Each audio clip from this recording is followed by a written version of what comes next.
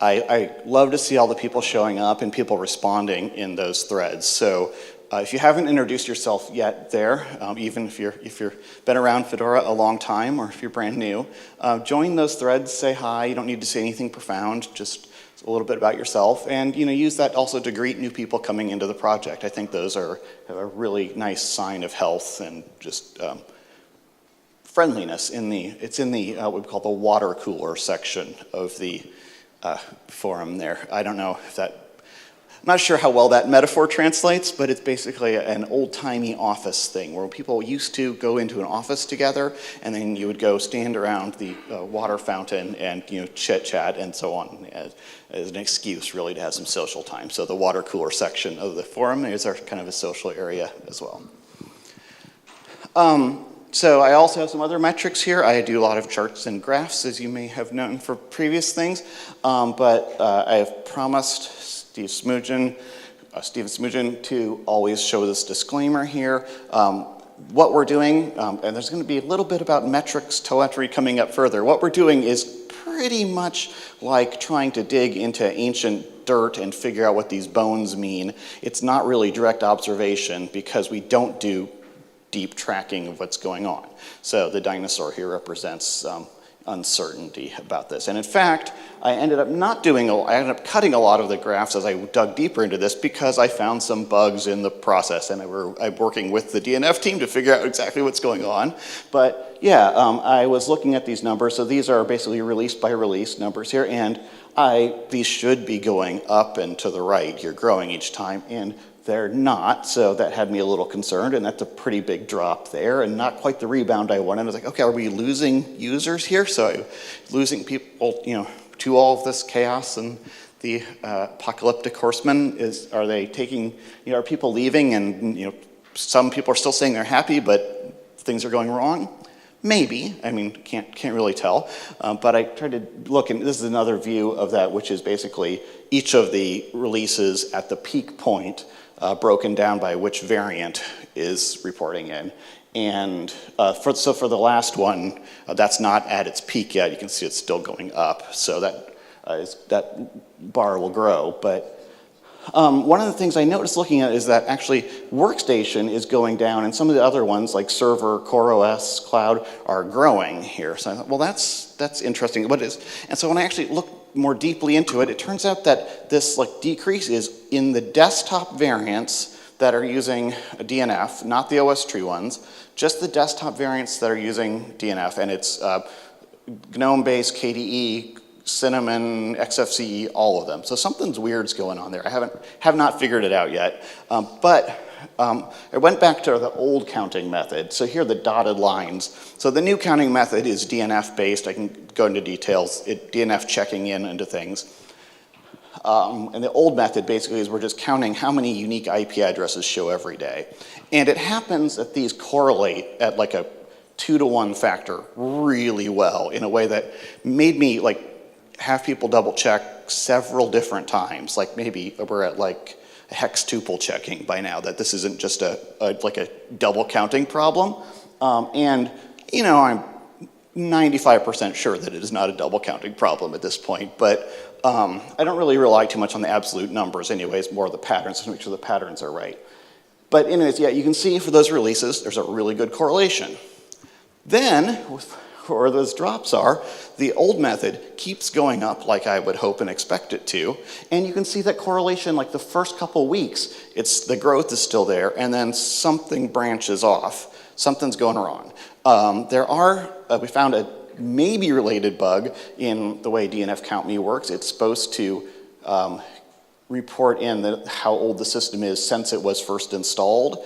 Not very granular. It's a first week, first month, first 6 months older kind of thing. So we didn't really want to we didn't want to be able to track people. So we would use these really big buckets. But everything's getting reset back to the beginning every time someone upgrades, which was not the intent.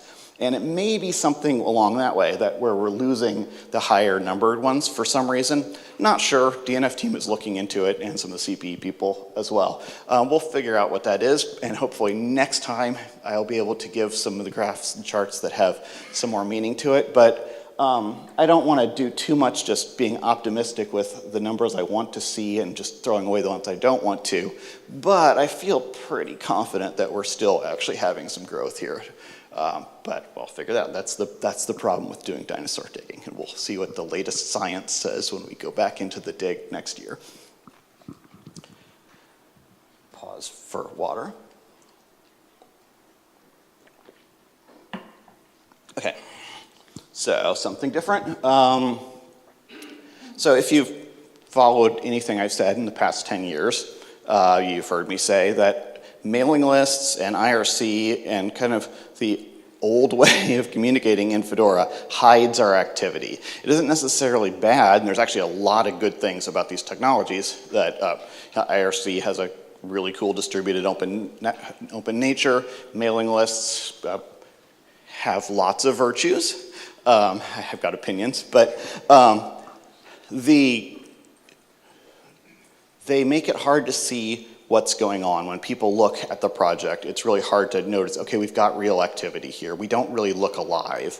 And for a lot of people, especially signing up for a mailing list is incredibly intimidating, and IRC is really hard.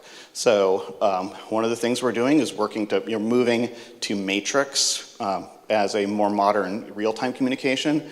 And I've been pushing for Discourse, the discussion.fedoraproject.org, to be our primary asynchronous discussion platform instead of mailing lists. I made a proposal to move the Devel list and all the Devel list conversations to there, and as a first step in that, to move the discussion about our change proposals. I thought we will get more engagement there. We will get more people involved, more people seeing what's going on, more feedback. Let me bring out another ancient curse here. We had, this is just a screenshot here. I think I maybe should have added some fire or flames to this to make it really exciting. But there was almost 1,400 posts in less than a month, and most of those were the first week and the first weekend. And a lot of people here came to this. So. And a lot of people came in pretty upset. So because we were exposing this to a lot of new people, a lot of people who are not used to our process came to this discussion. And there are a number of things we could have done done better to maybe prepare people for how this was going to go. We could have maybe adjusted the language in the presentation. We could have maybe coached the person who was making this proposal on how to interact more gently with some of the people who had strong objections, things like that. But largely, people were coming in and people were assuming that Red Hat had made a backroom decision that was already done. And this was the announcement of it. Yes. Oh yeah, I'm sorry. Yeah, right. Even IBM, which honestly, I would love to blame IBM for everything stupid that Red Hat does, but it turns out, companies can be stupid all by themselves. Or, smart, whatever. Backroom deals happening, but, that's not the way we work. Everything is transparent, and so this was the first time most people in Fedora were seeing this proposal. I had happened to have seen it before, but most people in Fedora leadership, didn't really review this or anything. This was the proposal. This is the start of it. People aren't used to that. People are used to having companies make, anti-user decisions, and the way you deal with that is you come into their forum and you just light that up. It's not really a matter of what you say. It's how much you say it and how angrily you say it and how much you are persistent with it, and you're hoping that the weight, the volume, just the fury of it is going to change that bad decision. That's not what we were doing. And even through that, even people who didn't come in with quite that mindset were upset that this was even proposed. How can Fedora even think of such a thing? And honestly, that upset me, but in a very different way. Is because Fedora, and hopefully most of the people in this room, I am preaching to the converted here already, that people already have this feeling, but it's important enough that I want to say it. We're a big collaborative project and we try new things.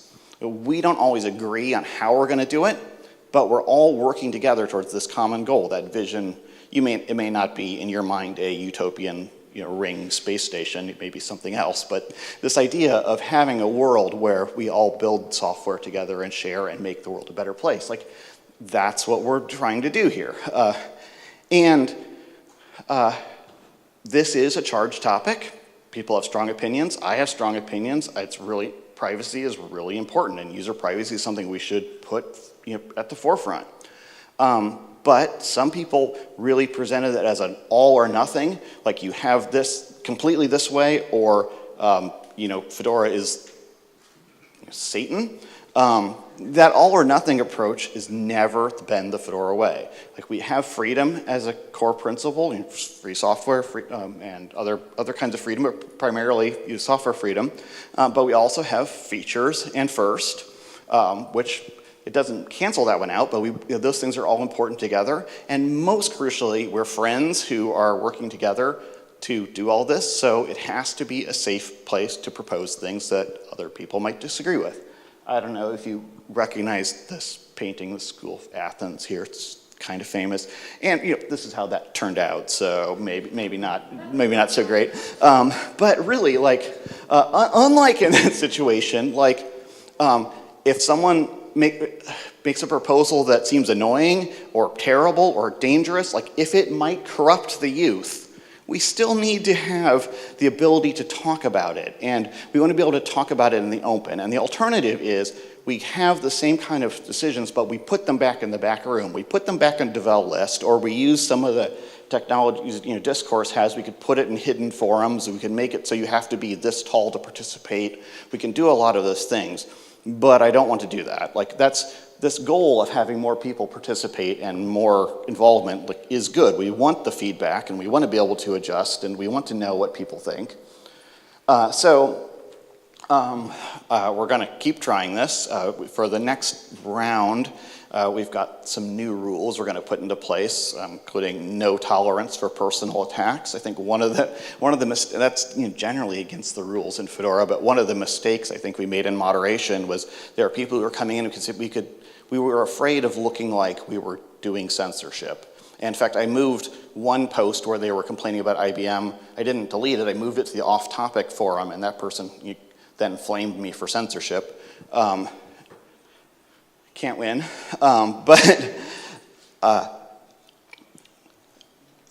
we made the mistake of saying, okay, people are angry, they've got some point about privacy. Yeah, they said it in a bad way, but we're going to leave that there because we want to make sure they don't feel like we're shutting them down.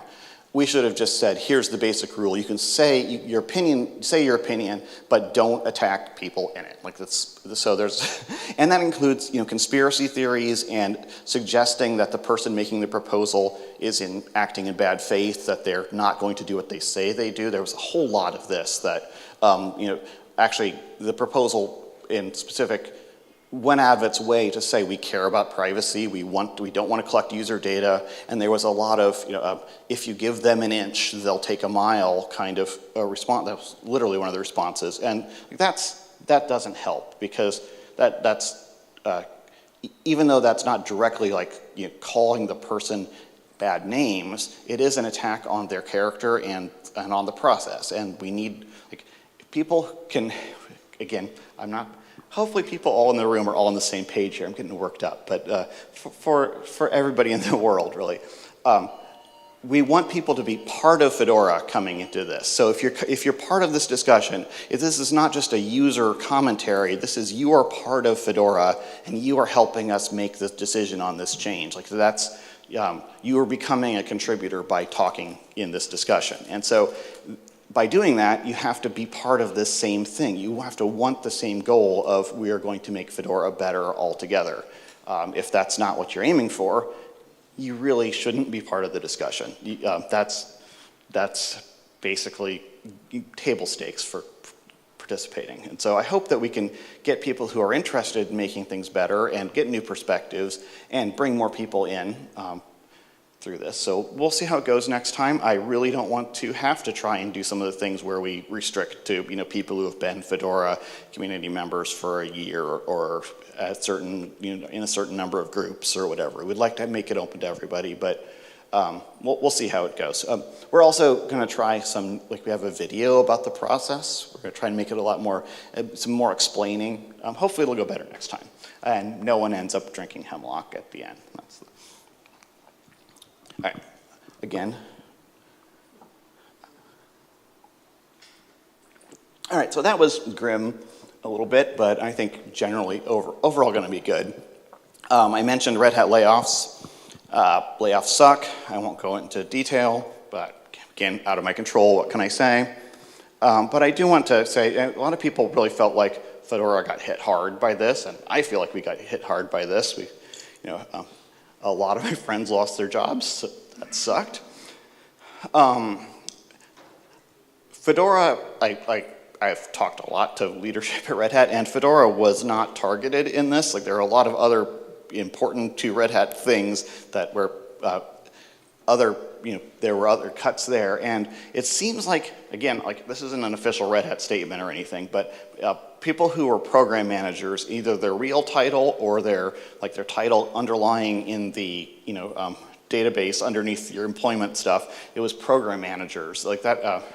Marie Norden, her job working on code of conduct stuff was somehow coded as a program manager. So I don't know, bad metadata causes bad problems, maybe. But Fedora has always counted on having a program manager role. We wrote it into the council charter. It was kind of an assumption that this would be a funded role, and Ben Cotton, who was a former program manager, has a good explanation of why this really needs to be a paid position. Obviously, we run a lot of Fedora on volunteers, and even people who work for Red Hat do a lot of volunteering in Fedora in the things that they care about. But there are some things, Ben talks about flywheel theory, which is making sure that someone is there to carry the momentum. And so when people are volunteering, an essential part of that is you don't have an obligation.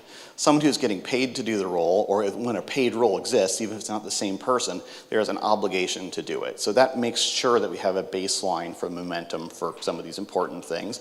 You may notice some of the things that Program Manager used to do not happening in Fedora right now. That's kind of a problem, and no one has stepped up to say, oh, I will do that, and that's because nobody has to.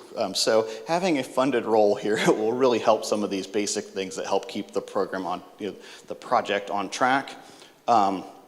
Fundamentally, you can't make volunteers do things, so we need somebody that the project can make do things. So Mike McGrath, who's in my management chain, actually went to bat to get a new position created, which is very hard in the current climate. That is, you cannot replace a role that was cut because there's a whole bunch of legal paperworky things and they would be bad. But Mike said, what would this job look like if we put it in an engineering role? What would this be? Because people like Ben were really doing pretty deeply technical stuff. It wasn't just one of the kind of an observational, is this going red, green, or yellow, what's the status this week kind of program management. Is very hands-on, knowing what's happening, not a coding role, but something that is pretty deeply technical. So we are creating a new role. We are tentatively calling it the Fedora Operations Architect for reasons that are, naming things is hard, but it can't be called Program Manager. This role has been created, the rec is open soon, and we will hopefully be hiring somebody into this position to work full-time to make sure that we have that flywheel and backstop for a lot of the program activities that we will now not call program activities anymore in the project. That will be coming up soon, and I'm really looking forward to that because, we need that on the team. Also, not coming from Red Hat, speaking of paid roles, if anybody else has a way to get a diversity position funded on the council, I've been asking Red Hat for this for 10 years, and it's not happening. People who work for, I don't know, some other large companies, Meta, Amazon, like, it doesn't have to be a Red Hat employee. I would like to have that be a funded role because it's very important, and it's one of those other things where volunteers are doing amazing things, but I want to make sure we never lose that momentum and that we have that backstop. Okay, so yeah, the past, the present, the future here. Where is future going? Now what? Or where's Fedora going? So our last big strategic plan was called Fedora Next. It was almost a decade ago when this shirt was brand new. So it's time for a new map. To have a plan, you need to know what we're aiming for. It's difficult to make predictions, especially about the future. Anyone who knows where technology is going to be in 5 years needs to go back and check with Socrates about the possibility of knowing things. You really can't. I think what's happening in technology right now with all the large language models and those things, 5 years ago, no one would have predicted, like, maybe people would have said that AI is going to be important or whatever, but like how things are playing out, no, anybody who predicted that got it by luck. And 5 years from now, anybody who knows what the big thing is going on is going to get that by luck as well. So we picked a guiding star for our strategy, which is we want to double the number of Fedora contributors who are active every week. That is not double the number, still here, double the number every week. That would be impossible. But it's actually really hard to write this in writing in a way that doesn't have that ambiguity, but I can say it out loud. Double the number of contributors who are active every week. Anyways, no matter what technology the future holds, having an active, strong, healthy community, a growing community, will be ready for that, and we can adjust. So with that in mind, well, first, we had to talk about what a contribution is exactly, and I'm not going to go in super detail here, but I came up with a working definition. This is on the Fedora discussion forum. If anybody has a different definition that they think is better, you should fight me for it. I think this is pretty good. That's the basic thing. It's pretty broad, and this is the framework. I've talked about this before. How do we get from this high-level ideal thing, a guiding star principle, to something that's actually practical? Again, this is a whole talk to talk about this, but basically we start on the right, that right, with the high-level things, which are outcomes, impact on the world you want to happen, but that you can't do directly. And then on the left side, there are actually the more tangible things, and it kind of goes from that abstract down to the tangible and back, and I find it a very good process. And so we're in the process of basically making a very big chart, filling these things out. We can go through the themes here, but I think better to just highlight them here quickly. These are the basic things we've picked. Again, honestly, the specifics aren't as important as having a framework we're working in, a goal, and things that we can actually, that seem meaningful and that we can adjust as we need them. But in going through these themes, I had hoped to present, here is our filled out logic model, here's the plan at this conference. A lot of those rough things that came up, we kind of lost momentum in the middle of this. And ecosystem connections, includes, working with CentOS and our downstream distributions, Rocky and Alma Linux and, everybody else. So, given that things suddenly changed in that front in a way that wasn't under our control, maybe it's good that we didn't have a big plan worked out there and we are leaving that for figuring out. That's okay. We want to be able to adjust, but and there are some other things that came up that maybe we should add that didn't end up getting fit into these plans at all, but we'll talk about that. So yeah, we want to get this restarted, but I want to make sure we do it right. I heard recently that anything worth doing is worth doing poorly, which I liked. There is some amount of, we don't want to put it off until everything is perfect, so we do want to move forward. But we also want to make sure that it's not something that's dropped down on the community, like here's our plan. So there's going to be a lot of work here for the Fedora Council and for everyone else. I had a schedule for this. I'm going to rework this. I think probably you're going to target a presentation around FOSDEM with everything really in a neat package. Hopefully a lot of stuff actually done much before that, but that's kind of the next big milestone date. So we'll have a Fedora Council election in the meantime if you would like to work on this, have ideas. And additionally, one of the other ways to participate in the Fedora Council is through Fedora initiatives, which we used to call objectives, and the documentation needs to be updated, but maybe we'll make the new person we're hiring do that documentation updating. That'd be awesome. So anyways, we need to work on this as a council and as a project overall. If there are specific areas that you're interested in as you go and look through those things, you could, something you could work on or something you could be a leader in. We could really use your help as we try and get Fedora into this beautiful, glorious future. We need everybody.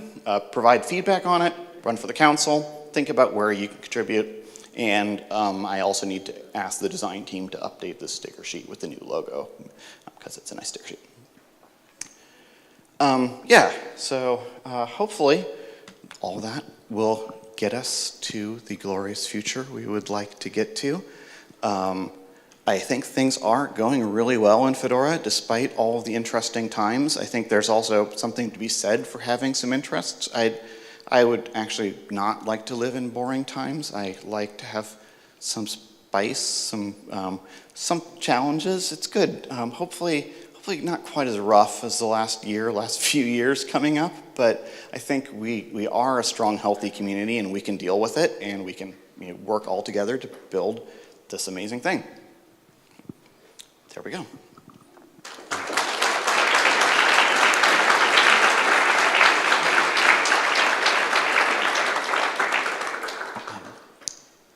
Does anybody have questions? Yes.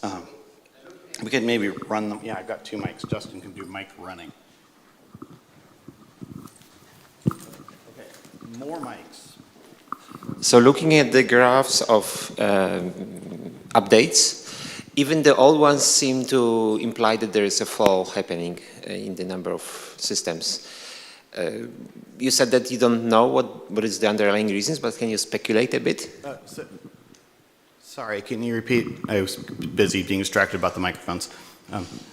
Yeah, it sounds not good, but maybe if I keep it like this, is it okay? Yeah. So can you speculate a bit on the reasons why the graph of updating systems seems to be going down even in the old method? Let me go back to the graph. Yeah, so it's hard to tell. There's a lot of, especially the IP thing is pretty sensitive to like how network topology is, and it also doesn't make any distinction between systems that are just CI systems, test runners, whether it's a container that pinged the system once and all that. So we can't really distinguish those very well. So it's really hard to make a guess. I don't know, I guess your question assumes things are going down overall. I don't know, I think the F36, the middle one there is up higher than the next one, but there's room for some variation there. I think one possibility is that around there, this is where RHEL 9 came out, and there could be, this is often a thing where we see a little bit of dip in Fedora usage because a lot of people get frustrated with enterprise Linux distributions because they don't have the updated newest software, and so they switch to using Fedora Linux, and then suddenly there's a new release of the enterprise Linux that has new enough stuff, and they're like, okay, I'm going to off-ramp onto this. So we sometimes see a little bit of a dip at those times, so that could explain some of this. I don't, it's also possible that, we were, for a little bit there, the darlings of the Linux enthusiasts. People were really excited about, is Fedora the new Ubuntu, was a bunch of YouTube videos and things like that. And now with the narrative being Red Hat is evil, maybe maybe that does have a little bit of a toll here, but I don't know. And I'm not so much just even that negative narrative, but just like a bump for people being excited about it, and now everybody's on to the next thing that's being recommended on all the YouTube channels this week. I'd like to get us back to being the one that's the recommended all the time. That would be nice, but that's not always possible. Is that?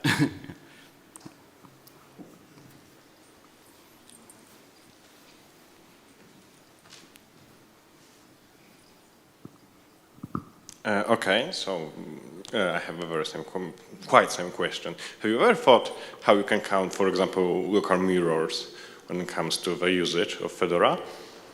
How we can count? Local mirrors. So, someone is mirroring the whole distribution. And in case of people I work with, when there is the big update, they just mirror it locally. Yeah. Then it will go naturally up, and then it will go down. Because there is the mirror only when there is they do it, for example, once a week or something like that. So right. So our Count Me system here relies on the mirror network. It basically is intrinsic to when you are updating your system, you must contact our servers. So there's already a network connection there. So we're not. There's a tiny little bit of metadata that's part of the Count Me thing, which you can turn off, but basically we're not collecting additional information in any way there, and which is handy, but leaves us blind to a lot of things that we could maybe otherwise observe, including if someone basically just copies everything to a private mirror and then installs a lot of systems from there. So the answer to that is we have to do something a little more active, something that is a service that reports in despite having the mirror. So actually the OS tree systems actually use something like that. They don't use it's not part of the updates, so they actually have a separate little service that runs and basically does the same kind of check just to say, hey, I'm here.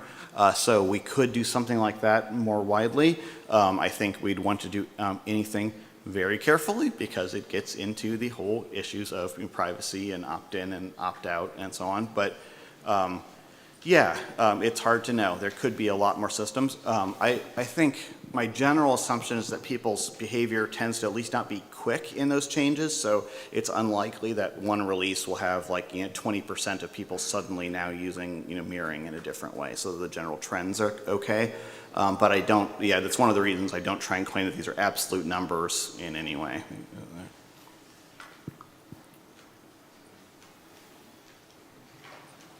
I would love a question not about the metrics, but that's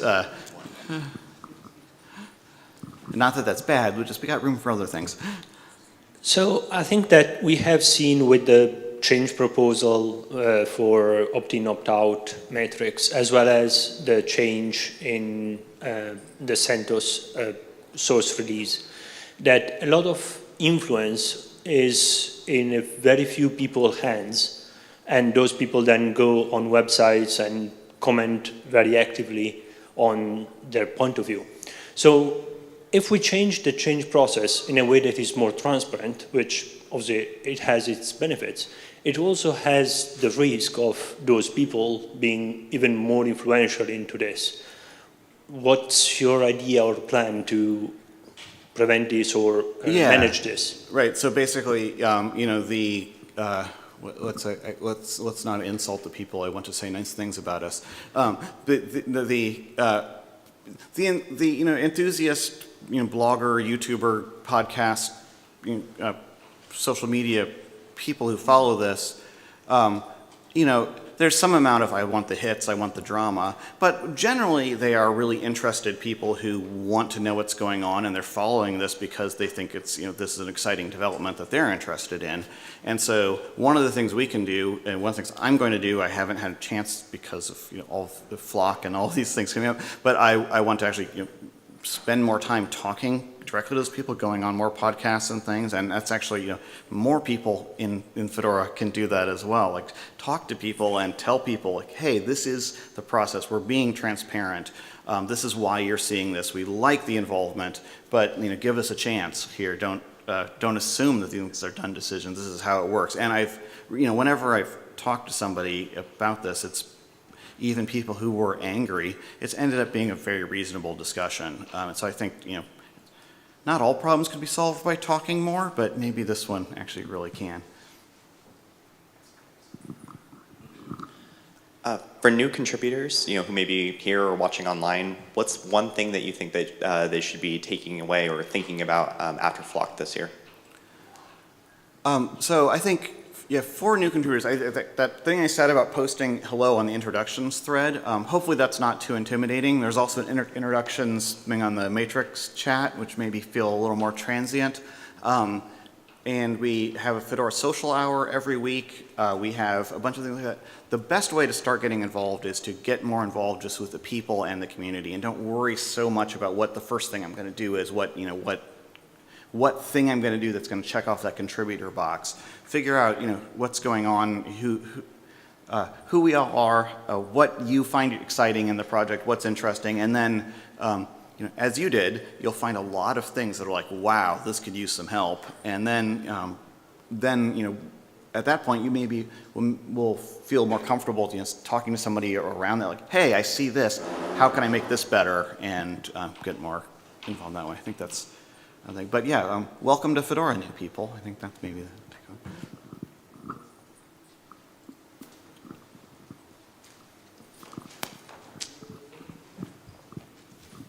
Hi, Matthew. My question is regarding strategy. And I know that doubling our contributors, and did you say what time period that was? It's nebulous. No, it's a 5-year period. That's 5 years, target, okay. Yeah. I was actually wondering about the artifacts we produce too, and like what the strategy is there. Because traditionally, for a very long time, as your charts show, Workstation is the most popular download. Do we have specific strategy that we want to aim for in terms of usage of the other additions and spins? And are there things we're looking to, or new audiences or new communities that we're looking to adopt Fedora? And I, of course, have my own agenda in asking this question, and I have opinions, but I'm wondering what yours are. And if the answer is we don't really have that yet, I'm wondering what we can do to get that started. Yeah, so actually that theme kind of goes throughout a lot of these. Now I've used too many words because they're called these themes. That theme goes throughout these themes. That motif goes throughout these themes. There we go. In this area here, where we're trying to talk about the Fedora additions and spins, there's some things about kind of getting the different desktop spins and the Fedora additions to have a little stronger individual marketing, a marketing story every release, so we can kind of talk about them better, where they fit, and who they're for. One of the big parts of this is Fedora SIGs and special interest groups. One of the problems is that the only deliverable we've given for, say, the design team or I'm picking on ones that have actually done this, so that like there's a computational neuroscience group, and the artifact is a bootable CD or bootable USB media that you can put on a computer, and then you have a selection of software that's tailored towards that. And this was a great idea. I know, Mo, you've actually taught classes on using open source software and design by going into a computer lab, booting up a bunch of systems, and there it's there. That's great, but those computer labs barely exist anymore, and this isn't really the best way for these groups to spend their time. But that's kind of the only thing we offer as a menu of things you could do. It's either that or whatever you want. You could do anything. It's Fedora. So we need to kind of have some ways for those groups, to maybe have a set of software that can easily be found and put together in the GNOME software or KDE's DNF Dragora, like the GUI things for there. Other ways to present sets of software, and it's kind of other things that teams can do as artifacts other than here's a dedicated version of the OS for your interest. So that's one of the things. One of the technical things that we are pushing for, moving more towards OS tree and having those immutable distributions be our primary offerings. So that's kind of more on a technical side, but it also kind of goes to where we want things to be in moving forward from the way we put things together in the 90s into a new way of putting together operating systems. That's, I don't know, we kind of, hopefully we can bring our audience along with that. And then one of the other areas here, also accessibility, making sure that we have all the affordances in the operating system and our tooling, our websites and docs, so that people, who need assistance in vision or hearing or whatever else are able to participate in our project. This is also actually one of the nice things I like about the Discourse software. They've put a lot of work into this, and it has it's pretty easy for people who have vision impairments to participate. And so I think that's a lot of our other tools aren't like that. So that's nice. We want to have more pre-installed systems. We're working with some more vendors, Slimbook and those two, to get more Fedora on more systems. I think that'll make it more available to people. And we also have a couple things about rebuilding our local on-the-ground communities in different parts of the world, in India and Mexico, and places where they've historically been strong, but we haven't really been giving the support that I think we used to, and we want to kind of rebuild those, and not just those places, but all around the world.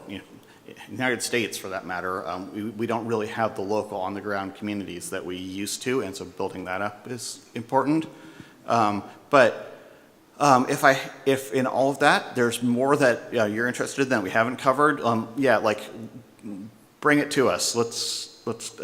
I'm kind of collecting a grab bag of stuff that didn't fit into these themes but is important. And I don't know how we're going to end up organizing this. I feel like the current structure is kind of a lot, so we might need to consolidate and cut some things down into what's practically achievable. But I also want to make sure we're not missing things that are important. And one thing I'll add on that, for the at 12 o'clock today in this room, there'll be a session on the Fedora Latam community around the Reaching the World Part 2.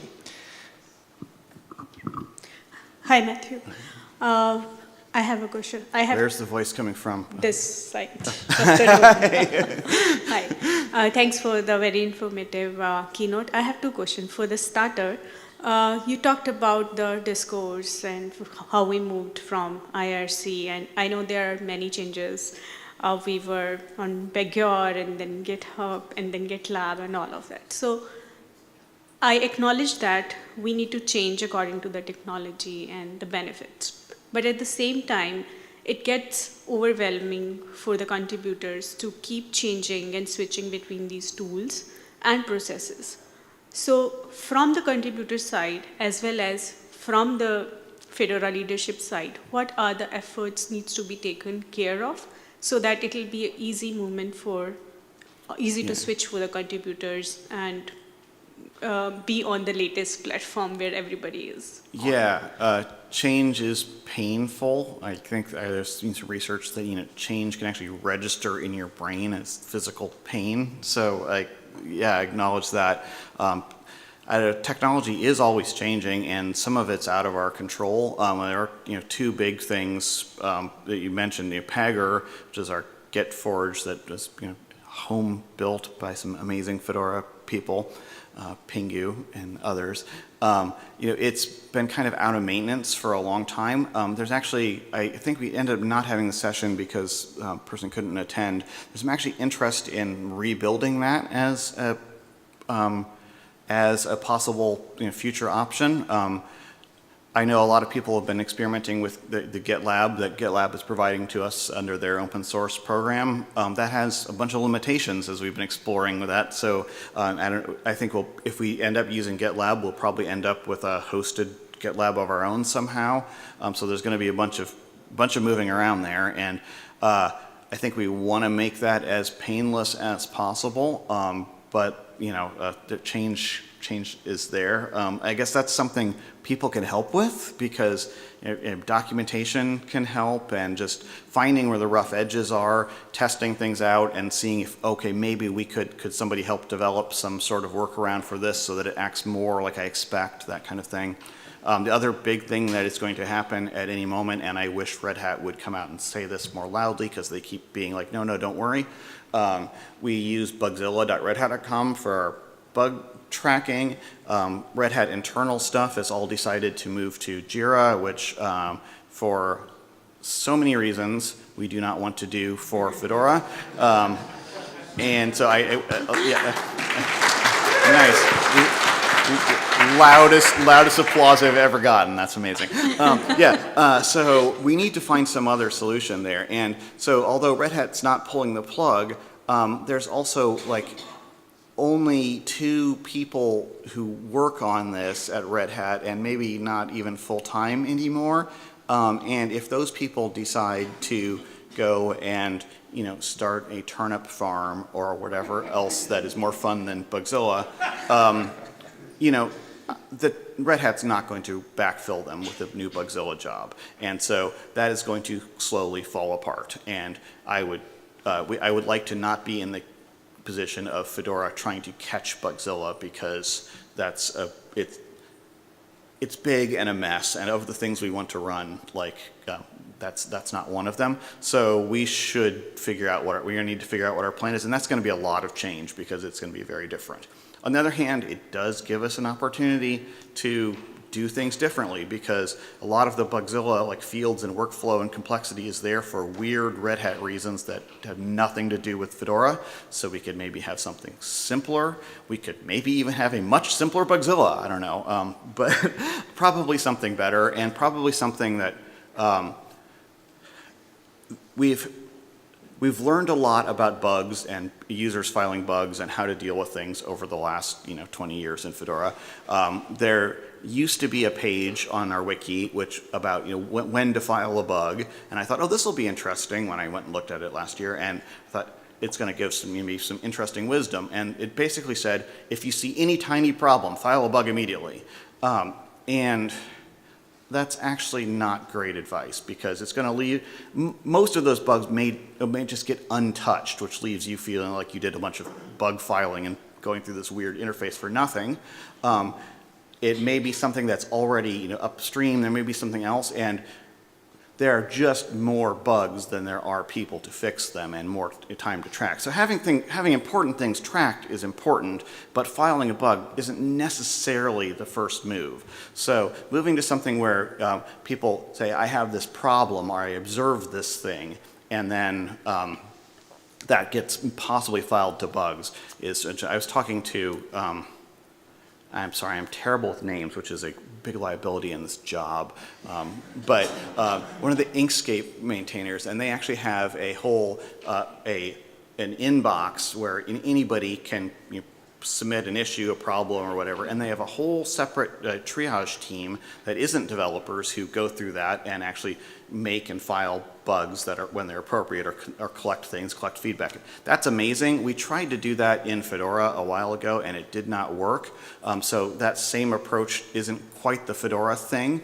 But we do have, again, I'm sorry that discourse is my answer to all problems, but that we have a really active community in Ask Fedora of people who are interested in helping people solve their user problems and their hardware problems and the things they run into.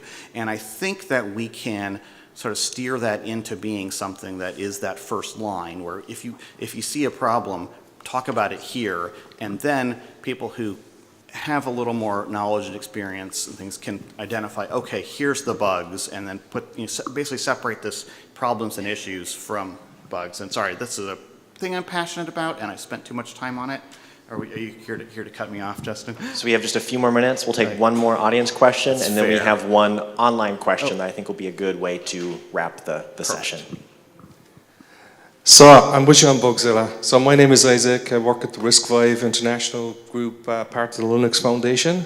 I'm a veteran Red Hatter as well. Great to be here in my native city, so I'd like to welcome everybody to Cork City, the best city on the planet.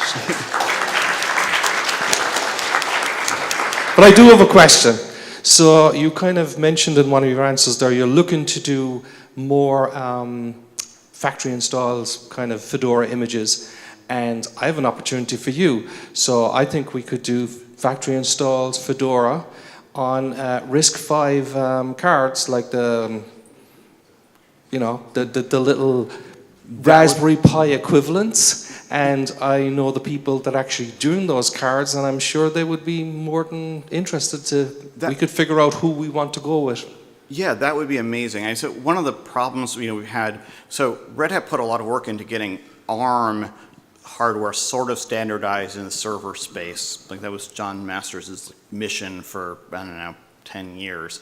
And that worked okay enough, I guess. But on the small devices, small boards, things like, basically Raspberry Pi ended up being the only thing you could ever rely on, because for every other little board, by the time somebody got it actually enabled with standard upstream everything, that board was no longer in production. So that's great fun if like little tiny,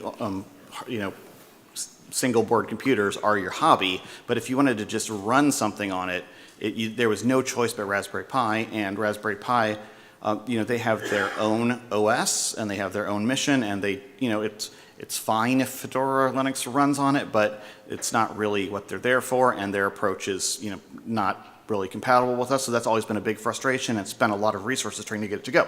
So this is a long way of saying I hope that RISC-V can be different, and that we can have, so we don't have to have a bunch of like enablement packages and bringing these boards up. So if we can have something where out of the box, upstream kernel Fedora Linux is just going to run, with maybe a little bit of tweaking, but not something that's a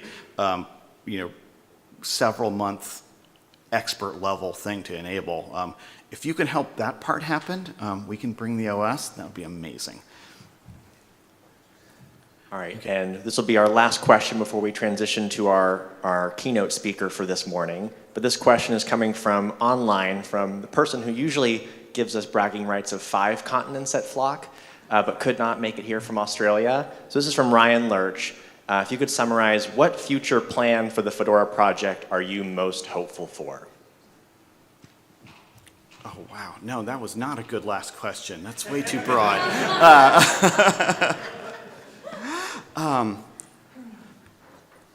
Yeah, I think, like I said about predicting the future, I think having any one particular plan of it is like you've got to have backups and be able to adjust.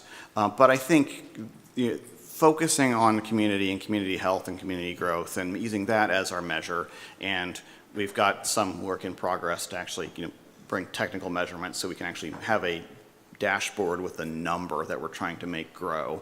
I think just that as a focus, and some of these ideas, like I was saying, about bring new people into the community first and the technology like that follows. I think that's exciting. And I think that's some I don't know, maybe innovation in how to do a project. I'm not saying we're the first ones to do it, but it's a good way to make software. It's a good way to do Fedora. I think that's exciting. All right. Thank you, Matthew, for the state of Fedora.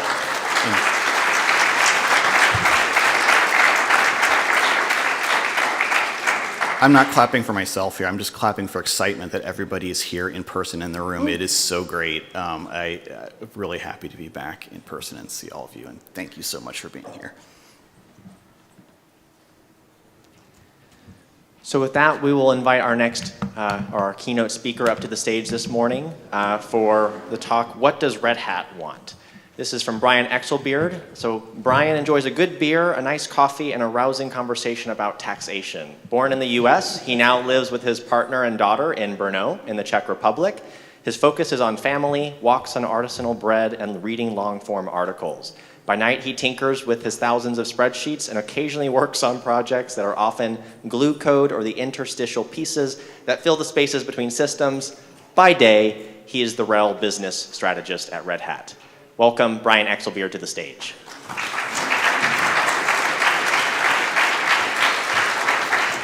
It's true about the tax conversation at dinner last night. He was a very, very passionate, exciting thing about how taxes have done. Yeah, I'm realizing that wherever he got this bio from probably needs a slight update. But yeah, let's go with taxes. I have no slides. No slides. Thank you. I would like you to, please.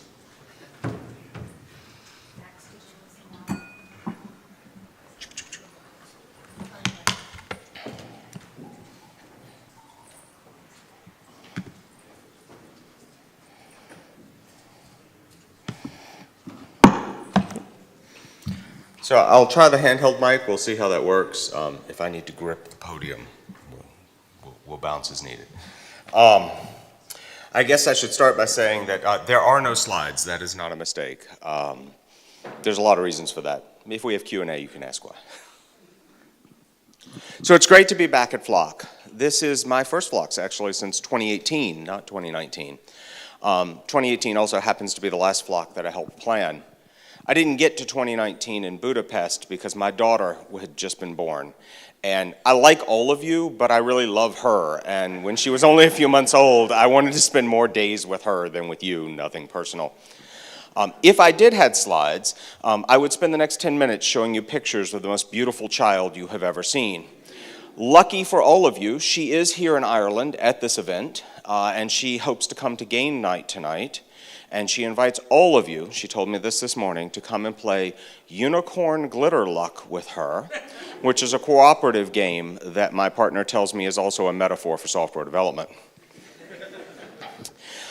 This is also great to be at a CentOS Connect. My understanding is this is actually the second event to carry that name. You'll notice a theme here. I also missed the previous CentOS Connect that was in Brussels earlier this year. This time it wasn't my daughter, though. It was an airline. I had been doing some personal travel right before this, and they canceled my flight home. So they trapped me on the beautiful island of Madeira for a week. So I was trapped in paradise, literally. And if I had slides, I would be showing you pictures of me being very, very grumpy in paradise. My understanding is that someone plans to circulate one of those pictures, so good luck. That is not a badge, but it could be useful. There's also a picture of me in cat ear headphones because I was trying to work with all of the equipment I had, including my daughter's headphones. Now, there's some debate about whether speakers should introduce themselves at the beginning of a talk or at the end of a talk. And either all of you got way fitter and way more beautiful, or there's a lot of new faces in the crowd. So I'm going to go with the beginning of the talk. I am Brian Exelbeard, and today I'm a technical business strategist for Red Hat Enterprise Linux in the RHEL business unit. I focus on what RHEL should be doing in like 18 to 36 months, so way out there. My specific area of focus is on upstream communities, developers, and something that we call the unpaid Linux market. And as a part of this work, I happen to work directly with the CentOS project as I sit on the CentOS board as the Red Hat liaison to that project. Prior to this, I was the FCAIC, the Fedora Community Action and Impact Coordinator, and that's why I had the privilege of planning Flock 2018 in Dresden. By 2019, this role had passed to Marie Norden, and now it's being held by Justin wherever he has run off to. And they are both doing amazing jobs, way better than I ever could have. This talk, it has a bit of a history. It's not always a keynote, that's unusual, but traditionally Flock, Red Hat has shown up to Flock, and the VP of Platform Engineering would usually stand up and tell Fedorans what Red Hat was thinking. And when my role was created, they gave the talk to me. This is also the first time that this talk has ever been delivered to the CentOS project. There's a little bit of debate on that, but I haven't been able to find any actual evidence of this talk having been given to the CentOS project. And because of that, I'm going to spend a little more time on CentOS project concerns because a lot of Fedorans have heard variants of this talk over the years. And as for the title, well, it is what it is. The talk has always been called the What Does Red Hat Want talk, and so for tradition's sake, I didn't change it, but I've tried to play with the format over the last few years, and I think you'll see that I've done that again. So before I get into that, I'd like to do what someone in my management chain, Gunnar Hellickson, calls some table setting.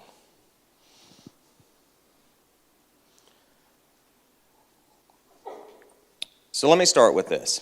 I work for Red Hat, and I am here talking on behalf of Red Hat. And that means that I am biased. I like RHEL, I like the outputs of the Fedora and the CentOS projects. Everything else is fourth place at best. At Red Hat, we view operating systems through the lens of the problems that the customers, potential customers, and partners face in the markets that we want to serve. We're cautious in what we say and in what we promise, because we expect to be held to those promises and we expect to have to back them up. So we don't casually use words like production or casually try to predict the future. And so with that having been said, to kind of give you a frame of reference for where I'm talking from, I want to start by comparing a few things. I want to compare code and community. To paraphrase my friend Matthew Miller, Fedora Linux is an operating system. It's bits. And Fedora, it's a reference to the Fedora project, which is the community, and that's people. And I'm noticing more and more that people are using the language of community to talk about bits.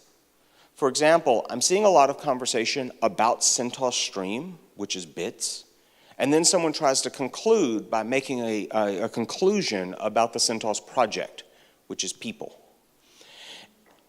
That's a problem. Something else that I've been noticing is that there's a lot of confusion about companies and communities, especially when the community project is sponsored by a company. And this is something else that comes up a lot when Red Hat's talked about, because we sponsor a lot of projects. And I'm seeing that some of our new enterprise Linux friends, they're having this same challenge too. So we need to think about the difference in those. You see, done right, and I do think Red Hat does this right, the community is held at arm's length. The community has the independence to be able to have a separate opinion on the same things that the company has. It means that they have agency, that ability to have an independent viewpoint or opinion. And I want to talk about agency for a minute because it's a very critical topic. Agency is that ability to act independently, and it is very important. When agency is denied, you will find that actors get carried along a path that they didn't choose. And open source is all about agency. The 4 essential freedoms of free software are about ensuring that users have agency. Forking is an expression of agency. Special interest groups or SIGs, working groups, spins and labs, these can all be expressions of agency. And Red Hat strongly believes in agency. When Red Hatters go to work in open source projects, they have agency. They're expected to act in the best interests of the project. They have things they want to do, for sure, but they have that agency to go and do it in the way that is best for that community, not just best for Red Hat. And that agency, it shows up in the community projects that we sponsor. Both the Fedora project and the CentOS project have governing bodies that are set up to govern through consensus. Red Hat doesn't have a magic veto here. Both projects have someone who's in a dual role. That person represents Red Hat to the project and represents the project inside of Red Hat. Now in the Fedora project, that person is Matthew Miller. I'm not sure where he has gone, but that person is Matthew. And in the CentOS project, that person is me in my role as the Red Hat liaison.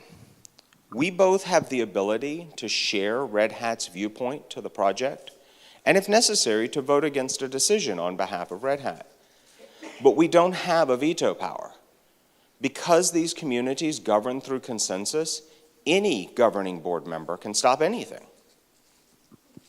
And so the agency that I'm talking about here that exists for these projects, it's demonstrated actually by how infrequently Red Hat has anything to say and how we haven't acted to deny consensus.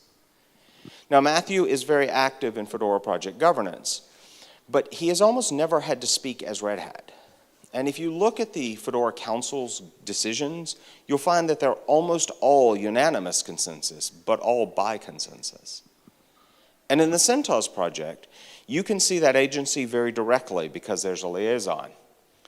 For those of you who know me personally, you know that I like to talk, often about taxation. But if you go to a CentOS project board meeting, you will find that I say very, very little. And that is because there I speak as Red Hat, and Red Hat doesn't have a lot of opinions, and we haven't needed to deny consensus. The Fedora project and the CentOS project have agency. There is not an interlocking governance structure that is shared with its corporate sponsors.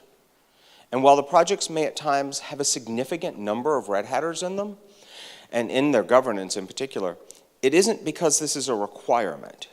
It's because those Red Hatters are passionate about the community, and the community has recognized this. And they've selected those Red Hatters through whatever the process that each project uses to select members of its leadership. they're not being selected because they represent or are acting on behalf of Red Hat. To put a very fine point on this, there are several Linux projects where the CEO of a company is also the project leader. And I like Matthew a lot, and he keeps looking up every time I say his name, which is great. He is a distinguished engineer at Red Hat, and I really believe he deserves this title, but he is not the CEO of Red Hat. And you have a lot of agency. You have the agency to start or join a SIG. You can build a new spin, you can land your code, you can go build a user base and bring them with you. And you should feel confident and safe in your ability to inspire and influence people and know that your work will help many. And I think the real message for this part of this is, if you think you're blocked by Red Hat somehow, come talk to me. I will be very happy to remind you that you're not, because you have agency. Now, before I tell you what Red Hat wants, I do want to spend just a minute talking about CentOS Stream in particular. So the CentOS project is a community, and CentOS Stream is a code base, and people need to stop confusing that.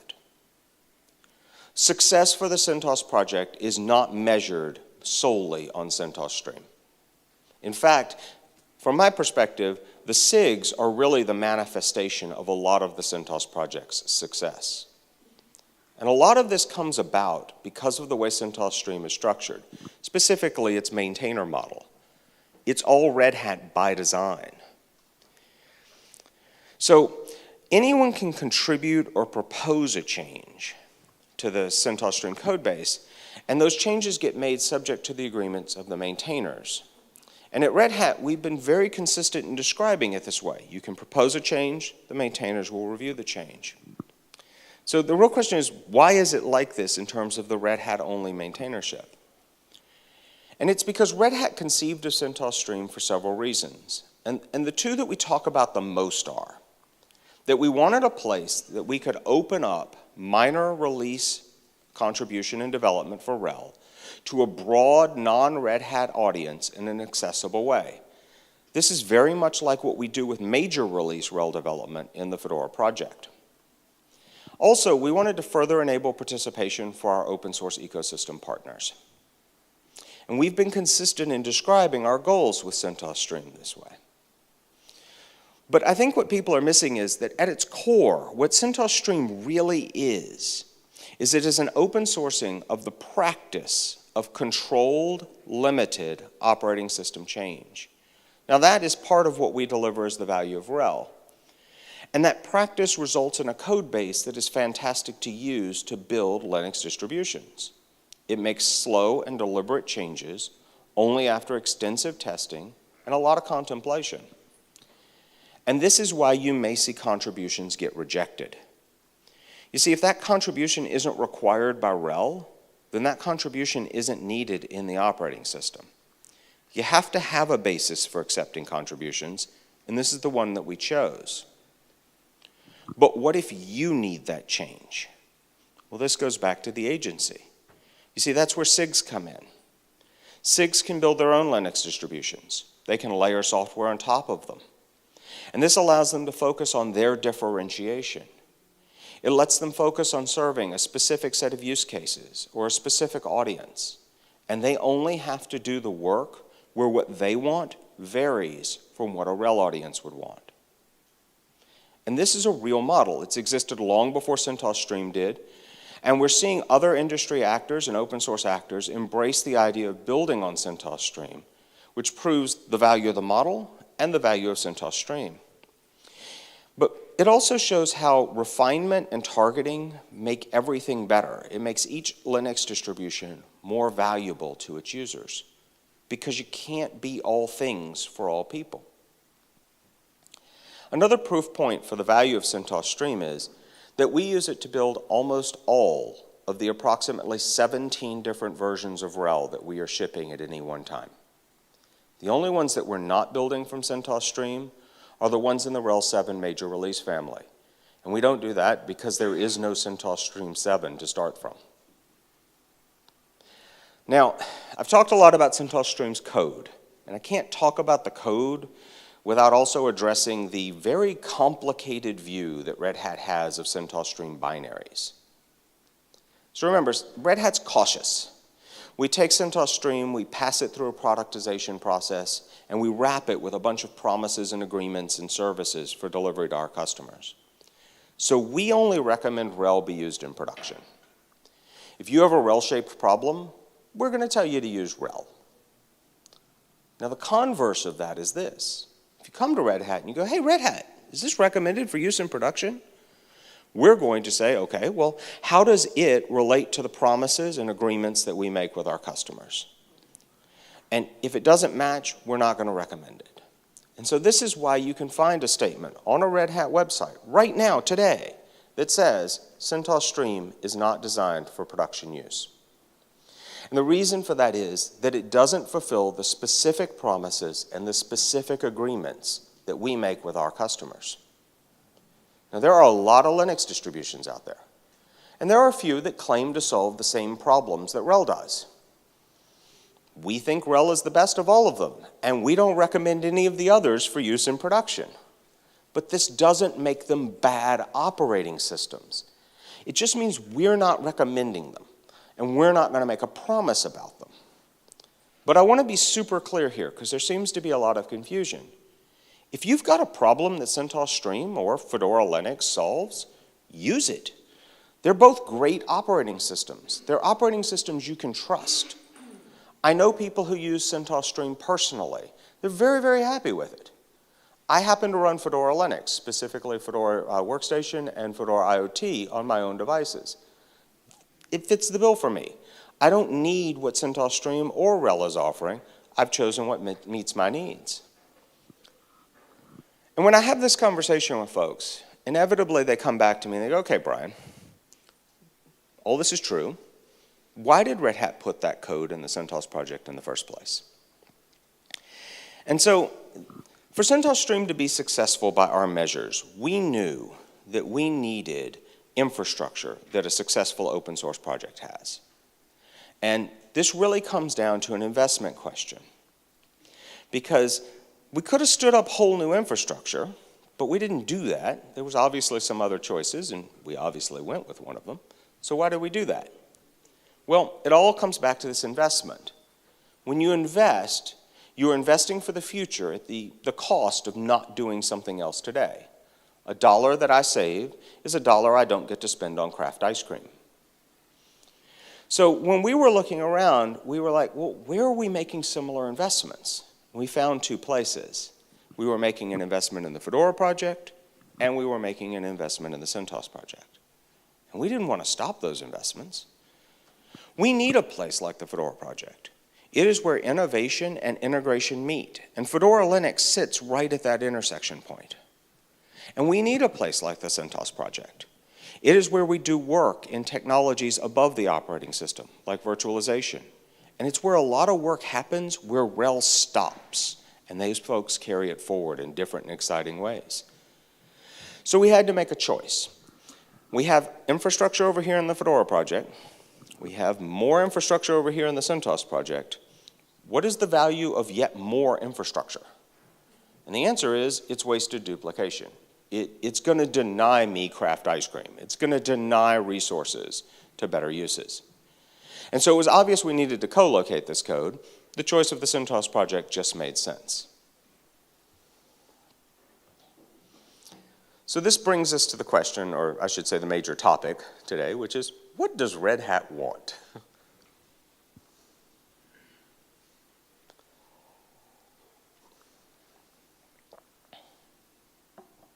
So let me start by saying this. Red Hat does not show up to a project and say, do this. That is not how open source works. Now, you will absolutely find Red Hatters from various teams all over the company who will show up on a project and say, hey, we want to do this. But they don't get to do it by fiat. They do it the open source way. They will discuss that, propose that change, they'll discuss that change, they'll make that change safe for people to consume in the community, and then they will do the heavy lifting to land that change. Those are not the teams or the themes that I want to talk about today. So I want to go back, similar to my CentOS Stream comments, and tell you that this is really an investment question. So we're making an investment in these projects to achieve some goals. And here are some of those goals. And I want to be clear, these goals apply equally to both the Fedora project and the CentOS project. We want to see fantastic open source communities. This means you're growing, you're active, you're vibrant. They're places where Red Hatters can go to engage the open source way. And we know that a part of having functioning great open source communities are that people are using your outputs. And so we want to see your outputs be specific. We want you to know, who do you want to serve? Why do you want to serve them? And how do you plan to serve them? We want the projects to have a voice. Be you. Red Hat is not going to be your proxy when you choose not to talk, and we're not going to show up and tell you what to do or what to say. We want you to fill in the white space in Enterprise Linux. White space here is a reference to all that place that, like, it's in the background. It never seems to get looked at. And so an example of this is actually in the desktop operating system space. Red Hat and RHEL are deliberately not in that market. We chose to exit that market. We're not there. We do offer a workstation. Workstations are very specific kinds of hardware doing very specific kinds of work, not general purpose desktops. The very confusingly named Fedora Workstation is a fantastic desktop, and it is doing a very good job of filling that white space in Enterprise Linux. Related to that, we'd like to see cross-pollination between the projects and within the projects. That could be the projects working together themselves. It could be SIGs working together. We want to see you connect yourself where it makes sense. We want to be able to realize flows like somebody needing to make a contribution to Fedora Linux, even though Fedora Linux doesn't meet their consumption needs, and then consuming that contribution through either CentOS Stream or RHEL.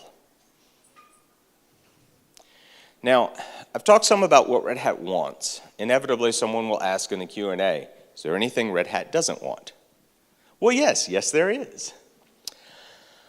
Red Hat does not actually want to monetize the entire market of Linux consumers. We're not interested in that. We know that there are people who do not ever want to pay Red Hat or may not ever want to pay for Linux. And that's great. Good for you. Have a nice day. And I want to be clear that within the market of folks that we do not want to monetize, there's a significant number of people who just don't want the things that RHEL promises and delivers. If you don't need RHEL, we're not going to sell you RHEL. And while I'm talking about this monetization concept, even within the part of the market that we want to monetize, there are significant segments that we don't want to. And you can see that in the RHEL developer programs for individual and teams. We're not interested in monetizing what we call the development use case. And there's a related point here, and that is that Red Hat's open source strategy is one of differentiation. Now, people on the internet have suggested that Red Hat might want to make products out of Fedora Linux or CentOS Stream. And I can't see how that works the way the people on the internet claim. Because if we were to do that, we would have to then go build all brand new communities to stand in front of whatever those things are now called. And the company that just told you that a third infrastructure was not a good investment is not going to go build yet even more communities that we have to invest in and stand up and help be successful when we already have two amazing communities. Besides, if we really wanted to somehow make one of these things a product, we'd just go create a derivative operating system, which is exactly what we're telling everybody else that they should go do.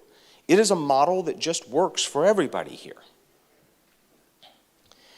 Another thing that we don't want to see is we don't want to see the Fedora project or the CentOS project try to deliver the RHEL value and promises. And the reason for this is because we don't see the projects as competition. We want to make sure it stays that way. But the bigger reason for that is that the projects shouldn't be trying to duplicate each other or Red Hat. Because if there's a legitimate reason why one of the projects feels the need to do that, we have a major problem in our ecosystem and in Enterprise Linux, and we need to go solve that problem, not worry about trying to duplicate each other. So, I apologize, I've lost my place in my notes. While I'm mentioning competitors, we're not worried about competitors. Competitors make a market stronger by bringing differentiated value. And the key here is differentiated value.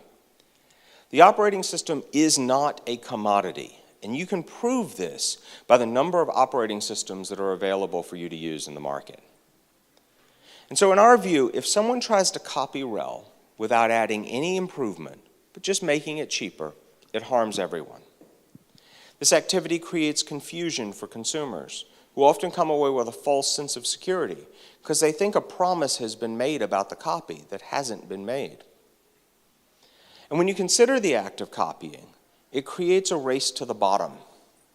It generally starts with a lowering of prices, which is because the copier has an almost zero lower bound for pricing. And all of the costs, they're being borne by the thing that's being copied. So this reduces the funding that's available to improve and grow the original. And the response in other industries is to start to cut it. You try to focus it more narrow and more narrow. In software, what you'd see is the code base would become more specialized, and it would meet fewer people's needs. Now, as an open source community, we like to think that open source is immune to this. We have the ability to contribute upstream, so none of this is going to happen for us. But if you start to examine this, what you'll find is those upstream contributions, they're not the thing being copied. What's being copied is the distribution, and the distribution is an opinionated collection of all of those upstream components. And that opinionation is the differentiation, and that's what's being copied. That opinionation, that differentiation, it's developed by product managers, by market needs. And if you destroy that market, you destroy that ability for that differentiation to exist and for a strong, healthy market of differentiated offerings to exist. Now, what I've outlined today is not new. Over the years, this talk has gone from generalities to specifics and back again. And in every version that I've seen or given, there is an underlying theme here. Red Hat really wants to build the best-in-class enterprise products for the problems that we want to solve in the markets that we want to serve. And critically, we want to do this through an open source development model. This model enables entire ecosystems to grow well beyond what we can directly address or even have an interest in addressing. And truly amazing communities like the Fedora community and the CentOS community multiply that even more. Now, we've stumbled along this journey at times, and every time we do so, we do it publicly. And every time this happens, we learn a lesson, often alongside or along with most of you. But we pick ourselves up and we keep moving forward. We stand by our decisions as a commercial open source company, but we recognize that these stumbles, they can cause some of you to have doubts or waver in your trust of us. But our commitment to open source and collaboration has never wavered. And when we say we want to collaborate, we mean it. So as we continue to walk this path, we're going to listen and learn and adjust. And we'll hope that you're going to walk this path with us to continue to improve enterprise Linux and the open source ecosystem every day. I look forward to seeing all of you in the Fedora project and in the CentOS project. Thank you very much.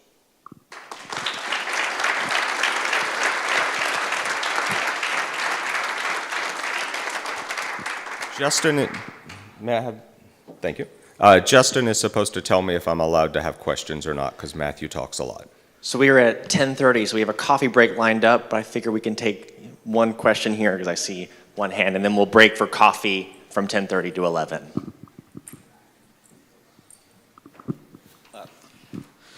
The speech was really good, but one thing I'm thinking of, as like a commercial open source project, there has been stumbles. When does like the business kind of take over? Like what's happened last month where Red Hat and IBM decided to make closed sourced. So what I wanted to ask is like, when does like profits like basically take away open source? I don't know. This is the first time asking a question, so sure. So a couple of clarifications just to make sure that I'm answering the question that was asked. Yeah. First, the decisions that were taken recently were all taken by Red Hat as an independent entity. IBM had nothing to do with it. And Red Hat's code is still open. It is not closed. However, the core of your question seemed to be, and please correct me here if I'm wrong, when does the business drive decision-making that from your perspective may or may not have an impact on open source, broadly speaking? Yeah. Okay.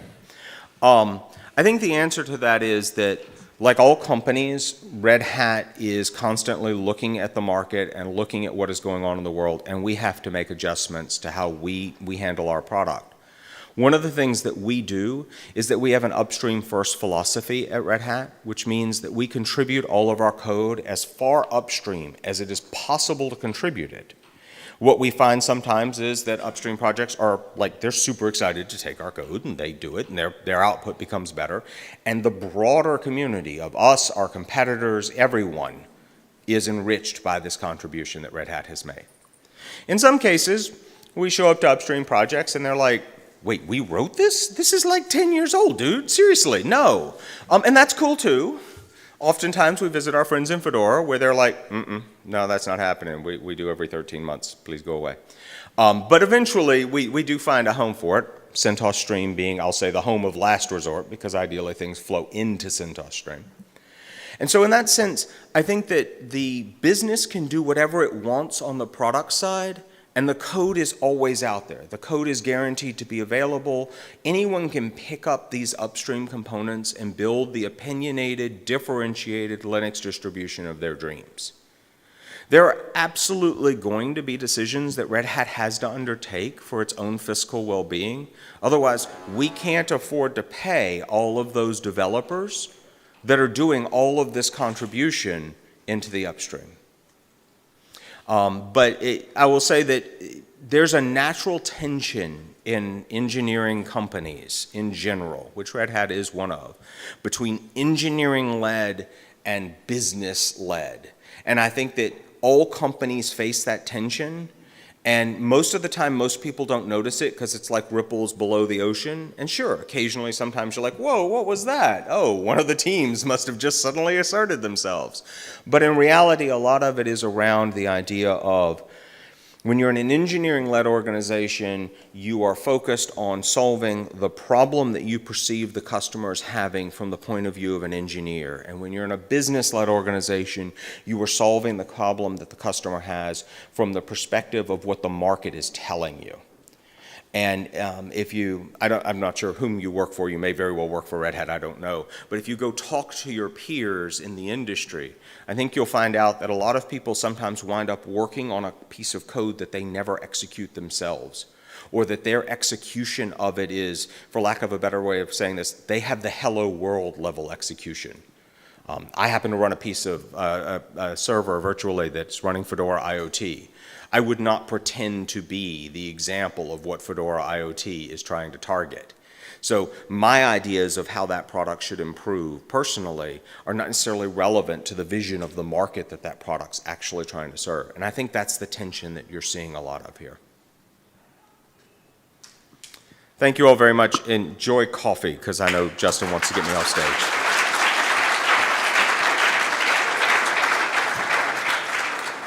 Thank you, Brian.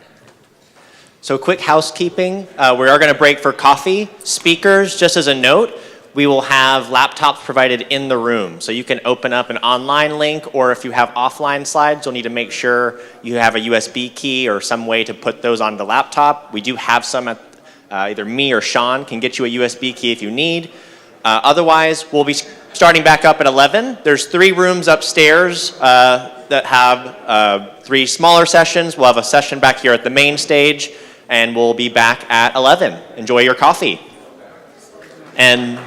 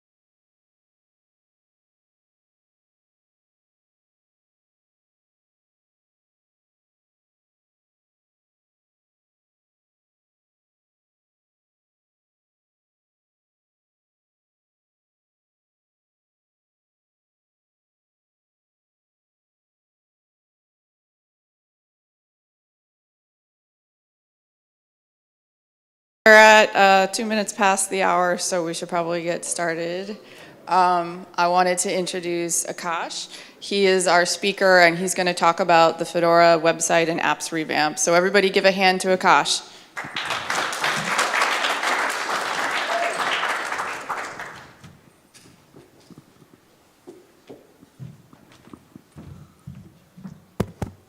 Right, so let's check if it's working. Can you folks hear me? Yeah. Perfect, thanks. Right, morning folks. Two folks who know me. Nice to meet you. Nice to see you in person again after so many years. A bunch of folks I met during FOSDEM, a bunch of folks in the CP face-to-face, and for the folks who don't know me, I'm Akash Deepdhar. I work in the Red Hat Community Platform Engineering team as a software engineer. That's my day job. Apart from that, I take part in things like mentorship, documentation, packaging. A bunch of stuff I do is about making sure that Fedora Workstation becomes a platform of choice for video gaming and stuff. Nice to meet you folks too. Right, so today I'm going to talk about the Fedora Websites and Apps Revamp Community Objective. That was how it was called back in the day. Nowadays it's called Community Initiatives. It's a place where you become a part of Fedora Council. You select yourself a task, a goal that you would want to achieve in a given time, and then you pick your own team, check if the things that you want to achieve with that community objective, does it really bring Fedora forward as a community. And this is a story about that and the things that we learned during the way while we were revamping not just the websites and applications. Like, sure, that was the goal, but what we really wanted to do was revamp the team while we were at it. So here's the story. It started off at December 2020, where we were like 4 enthusiasts who were working on Fedora Moat. It's, if you don't know, it's a meatpot logging application. We used to have, or we still have IRC meetings on Matrix that needs logging for folks to look back to, check through the records, and that's what we used to make use of for logging them. So we started off with that because the app was falling apart. It was in a sorted state, and the team of 4 was myself, Justin, Ramya Parimi, and Nasir Hussain. We decided that we'd start working with that, and we slowly started to increase that remit of websites and applications that we would take care of, because we totally could do a lot more than just that. The initially time the team was called DevOps SIG, but we quickly thought to not increase our remit that much because, well, that would include almost every application that's maintained in the infrastructure, and maybe that would be a bit too much. You know, jumping in the deep end when you don't know how to swim, not something that we would necessarily want to do. We were assisted by Marie Norden, who helped us, bring all those ideas together so that it does not sound as crazy as we made it sound like initially. And it looked a lot more achievable, a lot more quantifiable, and then it became a council objective when we proposed it to the council. Right, so we did start very humbly with a bunch of crazy ideas, a bunch of wide-eyed, crazy, starry-eyed people, but when we got our ideas formalized, we wanted to make sure that we really have a team, some calculatable, quantifiable goals to accomplish when we can say that, yeah, we are indeed making some progress. Otherwise, we can just go on and on about revamping our websites while not doing anything at all. So we drafted our mission and vision statement, the long distance thing, the 10K feet view of our goals. And one of the things that really helped us to get action items from those was the logic model. And it was really helpful because it was actually allowing us to move left from the goals, from something that we would want to end up doing after 18 months or 24 months back to something that you'd want to do right now. If it's code, if it's documentation, if it's making sure that you're able to onboard people onto the team as effectively as possible, it was allowing you to connect those goals to things that you could start off right away. And, well, we were helped with Ben Cotton to make sure that we choose really realistic goals and not something that's way beyond our means with both respect to the time as well as the efforts. And finally, this proposal was met by the Fedora Council with a universal approval, all +1s, no zeros or no -1s whatsoever, and then we really got up to starting doing things which were much more than one application that we started off with. That was Fedora Meet Potlucks.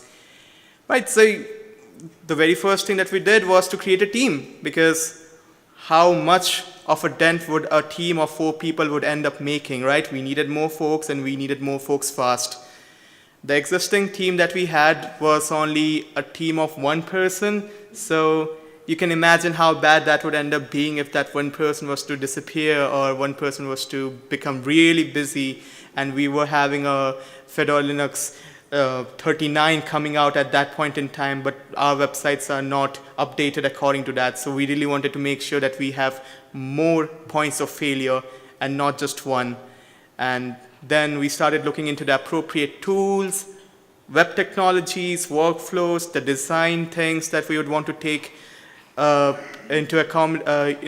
take into account while making our websites and applications. And this was around a time in June 2021 that I joined Red Hat as an associate software engineer in the community platform engineering team.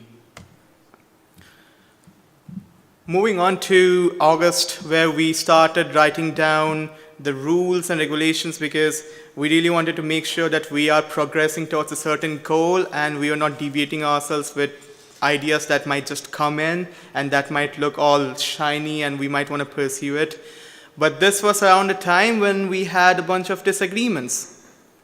A lot of disagreements, a lot of dissatisfaction within the team, because, well, admittedly, everyone was really, really enthusiastic about what they want to do, and it's almost like the purpose for everyone to do with the objective was a good one, albeit the way of achieving that goal was a lot different.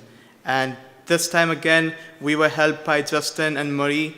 Unfortunately, this was again the time when Nasir had to leave the efforts for a while. And moving on, when we actually got back on track on October 2021, we acquired interns because we wanted to really make sure that we not only keep our instructions to ourselves, but, well, maybe we could onboard some interns, teach them about stuff, and who knows, we can have them as long-term Fedora project contributors down the line. So me and Francois Andrew was one of the contributors who worked on the Fedora Meetpot logs project, pushing it to the completion, while the Fedora websites, the general offerings websites, the place where people download ISO images from, let's just say, were mentored by Anurag Cesar and Michael Scherer. We continued on conducting regular planning meetings for the co-leads to make sure that we are really up to the task for leading the entire team, which was getting significantly bigger. At this point, it was no longer a team of 4. We had already become a team of over 20 people. At around December 2021, Ramya Parimi, who was a co-lead with me in the objective, decided to step down, and the Fedora Easy Fix project, a website where people could take a look at good first issues, to just get started with contributing to the community, it had to be abandoned because there was a lack of interest in the community to use that website. Again, not a good time for the community objective, and this was again helped by Graham White, who stepped right in as a co-lead, and he used the project management skills that he had to guide the project forward, guide the community forward into revamping our websites and applications. The interactive organization chart, the one that Marie Norden designed back in the day, which encompassed everything from council to FESCO to all little SIGs, was made interactive by Anurag Cesar at around this point. By February 2022, the revamp efforts for the websites was started off. It was proposed by Pavel Zelowski. Regular discussions with the stakeholders, which includes folks from the different SIGs as well as the ones from the infra team, marketing, you name it, were conducted from then on. We also acquired a couple of interns, namely Shubhangi Chaudhary and Ojong from Outreachy. And the efforts to rewrite meatbot logs and the Fedora graphs were enhanced just because we had more people on the board. Now that we had things really chalked out, the path really planned for us, we walked on that path to make some progress. So my focus, which was previously on engineering because, well, I love writing code, but I decided that, it's just me that I'm addressing and some more people who would work along with me. I would much rather write documentation to help people do the stuff that I do whenever I'm not around, let's just say. So my focus shifted on to writing documentation for both development of the code base as well as the workflow as to how teams should operate, how meetings should be run, stuff like that. We also continued to having active presence in events like Nested Fedora. In Fedora Linux release parties, we conducted a bunch of workshops. Ashlyn, Knox, and Onur Alpcesar again to thank for that. And we really used that time to convert a bunch of Fedora Linux users into Fedora project contributors because we used the time to tell them about the stuff that we have been up to and how they can be a part of it. Then this was again the time when the internships were headed towards completion. By June 2022, multiple outcomes of the objective and outputs were completed. It was again the time where we were checking things off left, right, and center because, well, we were making some good progress. The first mock-up was for the renewed websites for the Fedora workstation, which arguably is our primary offering, was designed by Maureen Duffy. She's over there. So the talks about the discourse about the Fedora badges, the fact that we would want to use something that's already there, that we are using for discussions, and to use that for Fedora badges front end was started by Matthew. Onur Alpcesar was elected as the mindshare representative for the team. So, moving on to August 2022, where we had the first in-person representation for the team in the Fedora Hatch Pune 2022. I met with a bunch of people from not just within the community, but also within Red Hat, who were not necessarily a part of the Fedora project community at that point in time, but just because they worked on web technologies, they were really interested to get their hands on to building something that they would find interesting with people that are not necessarily their colleagues, just community people, and have fun while doing so. The Fedora website's 3.0 manifesto was designed by me and shared both within the community as well as within Red Hat. The design mockup for the Fedora IoT website was created by Emma, and the rewrite for the Fedora Meatbot Logs 2.0 application was finally completed at around that time. By September 2022, the team enthusiasm was again reignited by the advent of Fedora websites 3.0. This is where we decided that we'd not only redesign our websites, but the navigation, the look and feel, using a newer set of technologies rather than just bringing along the old ones that was based on Frozen Flask. And Nuxt.js was selected for the websites, while Vue.js was selected for the web applications that were under our remit. The discussions for the long-term maintenance for the Fedora badges was started, and the third design mockup, that is for the Flock to Fedora websites, was created by Ashlyn. Moving on to October 2022, the development efforts for the websites were joined by a bunch of new contributors. A lot of those really stayed back for a long time that I really appreciate. Folks like Nico Dunk, Jefferson Oliveira, and Deepesh Nair. The design efforts were joined by Madeline Peck, Jess Cheetahs, and Don DeMarai. Effective collaboration was done, and it was not just the websites team by themselves, but they also started collaborating with people from Fedora infrastructure, Fedora design, Fedora marketing to better collaborate as to what should be there in the content of those websites and how it should be deployed, stuff like that. To progress along with the development for the Fedora badges, we really need to understand if the Fedora badges was something that the community really wants to revive, or they could simply use it in the state that it was in. So we started collecting testimonials from the community. By December 2022, Sandro and Erolskin, they volunteered to look after the Fedora Badges project in the state that it is in. The technologically feasibility investigation, basically we're just investigating what kind of technologies that we can make use of to revamp the Fedora Badges web application was done by me at around that time. The investigation was joined by Mikhail and Lenka, who are over here from the community platform engineering team. And the work on the Fedora Websites 3.0 project was, at that point in time, it was in full swing. The mockups that were made were actually implemented in the code base, and in the final phase of the community objective, when the badges technological investigations completed, we started writing code for it, and this was around the time when the code base for the Fedora Websites 3.0 stack, say the components or the tools we made use of, was nearly completed.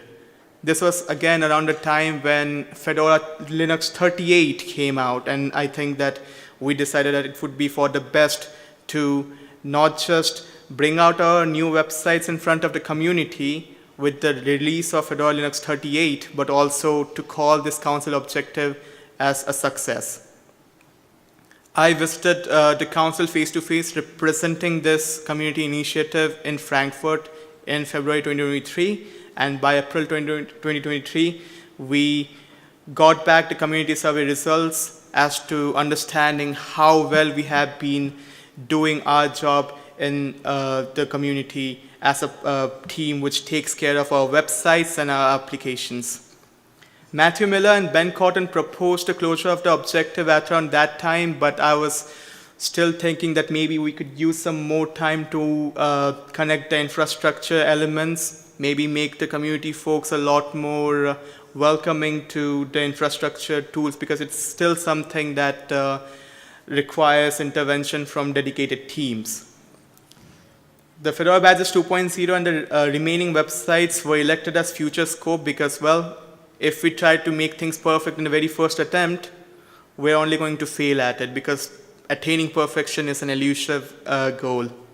And finally, we decided that, you know what, let's call this thing as a success, and everything else can be done down the line. And that is where we were able to call this thing as a closure, and it's probably one of the most recent community initiatives from the Fedora Council. Right, so sure, that was the story about how we started the rocky path that we took, the changes of the remit that we underwent, and the kind of results that we ended up having. But what did we end up achieving? What were our achievements? So in order to retain contributors that we onboarded, because, well, onboarding is easy, but in order to make sure that the folks that you have onboarded, they stay around for a while and they communicate actively, they contribute, we really needed to make sure that they were recognized for their efforts. And one of the first things that we did was to have a badge dedicated for folks working in the team, and it's called Rock the Web. We award it to anyone who participates in the team, and we do plan on creating more badges dedicated to particular websites or particular applications. Like, let's just say that it's the badges website that's being reworked on. So chances are that if people are to participate in that, they might be awarded with that badge. The next thing that we worked on was to give some tangible swags, and we have planned that. It's still something that we are having in process, but we really want to make sure that people understand that, yeah, we really, really appreciate their time, their effort that they have spent within the team, making our websites and our applications much better than how they were before. The next thing was about the ability. We wanted to make sure that people not only jump on the team just because they want to do something, but they also have what it takes to update these legacy websites and applications. Or if they don't have what it takes, we should provide them with a platform where they not only do stuff, but they learn stuff about it. They learn the technologies, they learn about the workflows that's required. And the team had been, and it continues to maintain a bunch of projects in its current state. a bunch of projects that we started, we thought we would be maintaining, but just because it became too big of a deal for us to do that, or maybe we had another team that was taking care of it, we decided to step it down from our remit and probably pass it over to some other teams. And then finally, there were certain projects that we could not maintain because of the lack of the community interest in that project. So we decided that, you know what, we'd just simply deprecate them. And of course, the deprecation happened only after we were able to get the community approval that, yeah, if it's something that people could really make use of. Finally, we really wanted to make sure that the information about maintaining these projects, because mind you, the ones who are maintaining it right now, they might not be maintaining it forever.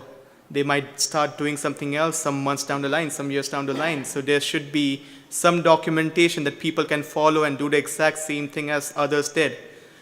We did document that as well. Then comes the regularity and responsibility.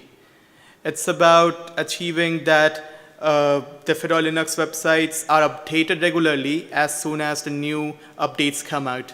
So we wanted to make sure that the team had what it takes, the technology was up to the mark for that to happen. And the responsibility means we had to really make sure that we were sizing it only up until the kind that we had the capability for, and nothing more than that. Then the knowledge of maintaining these websites and developing them, as well as the interest to not only create these websites, but also to onboard the newcomers so that they can find something that they would want to really work for very easily. And finally, mentoring them to make sure that they really stay back and they feel really welcome in the community, as well as us participating in a Mindshare community so that we not only represent ourselves, but we also get to understand what others have to say about us. Right, I'm going to take a couple more minutes for the lessons, and I'm going to be really quick because every lesson is just a couple of words. So we made sure that we'd start small and connect goals to the work that we wanted to do first, and to remain regular, because trust me, if you don't have that momentum, things are going to fall apart. And you can't do it alone, so you would have to recruit members, lots of them. Then finally, expect disagreements, debates, accidents. It's normal, it's fine, don't freak out. And document everything so that you get to come back to things later and it's not all alien stuff for you. And finally, recognize stuff, recognize people's efforts, their time, and communicate often whenever you are taking decisions. That's about it. Here are the links that you can follow to know more about the team. While the objective is complete, the team still stays and takes care of the websites and applications, so you are, by all means, welcome to be a part of it. Here are the places where our documentation, our chat platform, our repositories, as well as our discussions are done. Thank you so much.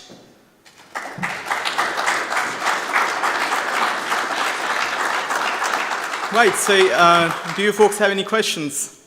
Yes. So I have a question. Hold on.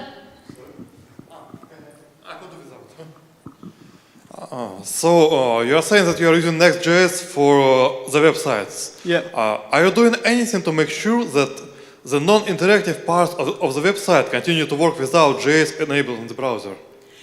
Yeah, we are. So we are in the process of minifying the JavaScript parts as much as it's possible to a point that a bunch of things minus, well, the things that require to interact with the server to get the ISO's, what's that thing called? The integrity checks, you know? So the hash keys are the only parts that require JS right now, but everything else works totally without JS at this point. We really made sure of that. Oh, well, it's just that a lot of people don't. Yeah. No, it was one of the design not ideas, by the though. way, because we really wanted to make sure that this is not just accessible to normal browsers, but also those which are, well, outdated.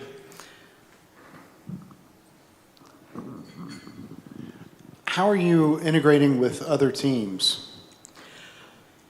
So it goes by the need basis. Certain times we of course started off with the teams that we really needed to integrate with. So if it's coming to deployments, so we really had to communicate with Fedora infrastructure. But we really did not want to limit that interaction on the basis of what we wanted to do with them. We wanted to learn how we can do much better at providing them something that's easy to deploy rather than just giving them a Docker file, And that's how we were also attaining that information to do a bit more towards that thing. Also, when it comes to design as well, I think a bunch of folks from the design team, they became a very integral part of the websites and apps team as well. So they were regular parts of the meetings, regular stakeholders who would actually help us decide things that would make sense, Yeah, I mean, I was one of those stakeholders, and I felt so very clearly, I felt included. There was no point at which I did not have an opportunity to express my needs or to listen and get more feedback. But there was a complication around participating in the regular cadence. And that's something that I would love to see, maybe an opportunity from the perspective of running another team to look at how we can maybe create an integration point. Duly noted. Yeah, one of the things that has happened very recently is we started dividing our meetings to two parts, something that's a lot more accessible to folks who live on the eastern part of the world, let's just say, earlier time zones versus the ones it's a bit late, say. We really want to make sure that there's a common time that's suited for everyone, but as time zones are difficult, yeah, it can happen. Thank you so much. Very fast. Do we have the time for it? I just had a very fast question. On the slides, you had 3 languages. Could you explain that? Oh, yeah. So the first one, the one that's in the larger typeface is English. The second one is Bengali. Third one is Hindi. And the fourth one is Irish. So really wanted to not just pay homage to the mother tongues that I have, but also to the beautiful country that I'm in right now. So, yeah, that's the rationale behind those. There seem to be quite a few extra rules in the Irish text. Sorry, come again? There were a few extra rules in the Irish text. Yeah, definitely. Cool. Thank you so much.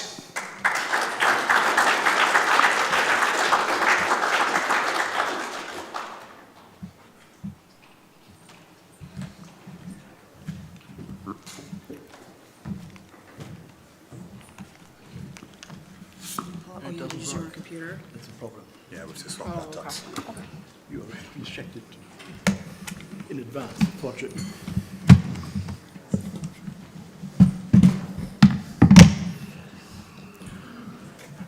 So up next, we have Peter Boy. He's going to talk about Fedora Docs, plans for the future, how you can contribute. We're just doing a little bit of tech setup here for his laptop.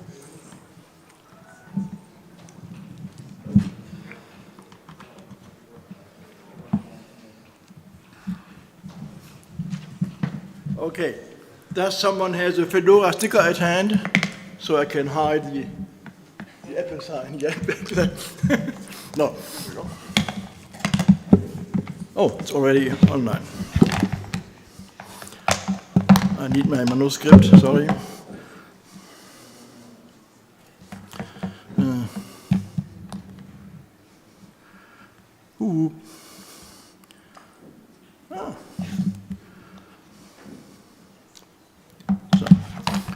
Yeah, well, I'm Peter Boy, you can read.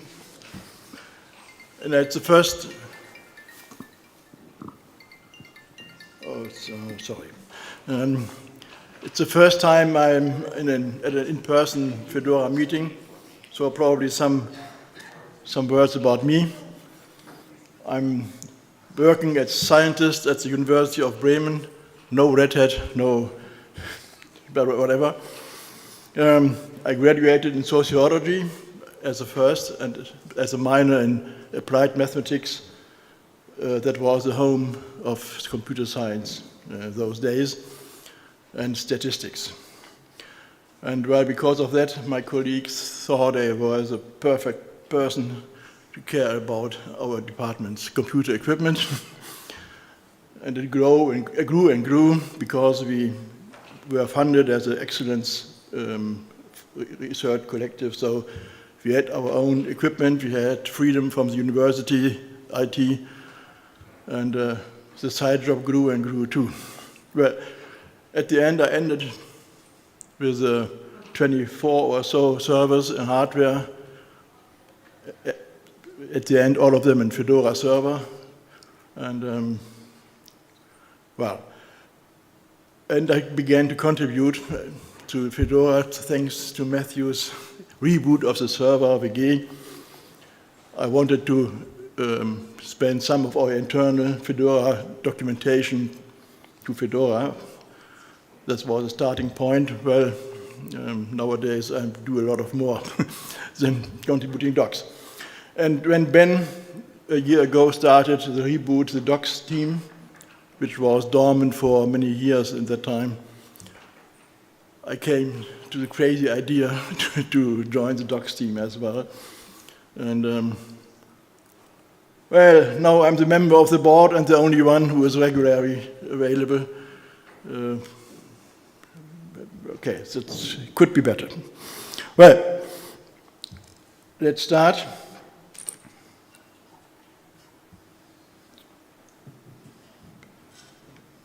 What's in it? Oh, God.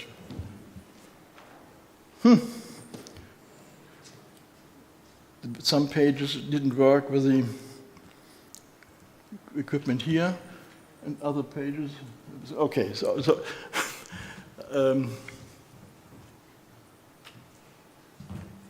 wonderful, the IT technology. Well, let's start with a short analysis where we are standing. It's not a secret. The state of the docs in Fedora, there's a lot to wish for, let's say it that way.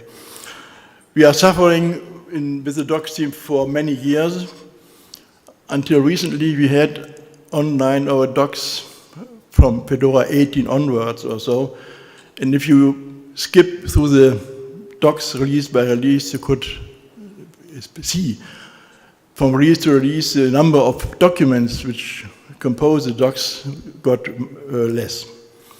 And sometimes, anytime it's ended with just 2, it was an installation guide and it was the administration guide.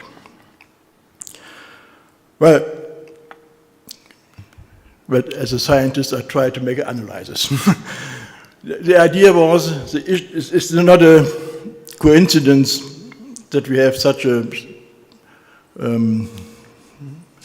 how to put it, not a bad state, but a state which has many open wishes. It must be a structural issue. And the thesis is we have a weak integration of docs into the Fedora project and into the Fedora development. There are several signs of it. Is it here? Okay. Oh, you may see and compare some starting points of several distributions. It is Fedora, it is Rocky Linux and Arch Linux, or how they are pronounced. And maybe you notice a difference between them, but we don't want to make a guessing play here. If you compare them, you see these quite successful distributions have all a document link in the main part of the website.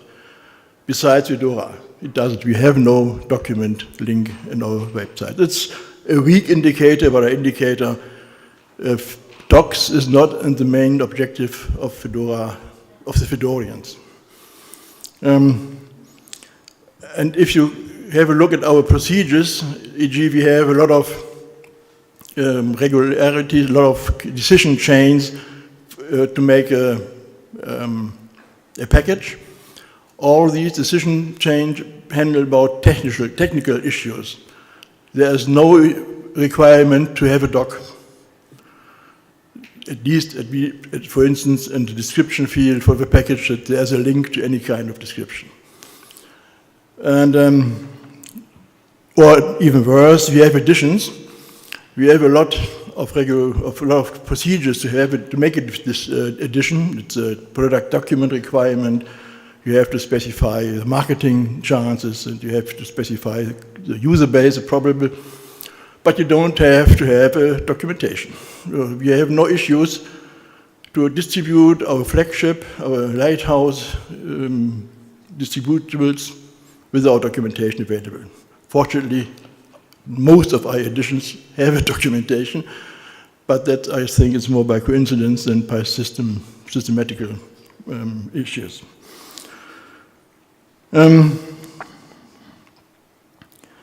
Well, the problem is this weak integration. I think we can't. It's a long-standing, more than a decade. We can change that in the foreseeable future. And as far as I know, Matthew can talk about it. Documentation was no topic in the current next Fedora discussion, I suppose.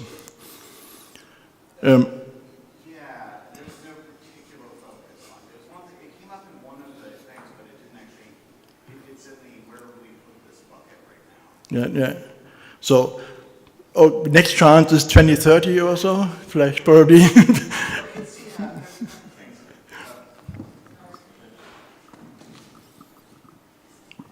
I was saying, we had documentation as one of the points somewhere, and then it ended up falling out in one of the reorganizations, but there's kind of a bucket of here are the things we didn't know what to do with, where should they go? That's going to be part of the that conversation. But yeah, you're right, it's not been a focus, except there is one section, like the accessibility documentation has a call out, but that's kind of about the documentation we have already rather than making it a specific focus. I have to hurry. Well, the state of our documentation has some, I suppose, not fortunate effects of our distribution as a whole. For instance, we are hiding all our excellent technical capabilities because without documentation, nobody sees it. And many Fedorians want to, for instance, set up a web server. They don't find any documentation and start with documentation from Debian or whatever they are finding and wondering because why it doesn't work. And the thing is, okay, Fedora doesn't work. Or Fedora is rated as difficult to use, and some decide then to switch to another distribution. That's a negative effect in the long run, among others. I think we could fix it without too much work. The minimum could be to change our package guides to include some kind of documentation. It's new for packages. Oh, no, it isn't new. We are used to do that with change proposals. I had to read double time or three, but yes, we have in our change proposals a section about documentation and to explain our users what to do. So our packages are not so unused to documentation. Maybe in the long run we have a chance to improve the situation. Well, that's the general consequences. We have, well, that's the gist of it. We hide all our excellent engineering results because we have no documentation, no one finds it. Well, and we have an effect of our documentation tools themselves.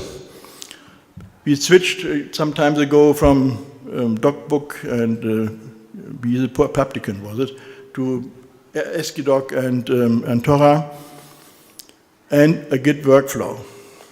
And the problem is that is a workflow that is fine for developers, but not fine for those who are dedicated writers.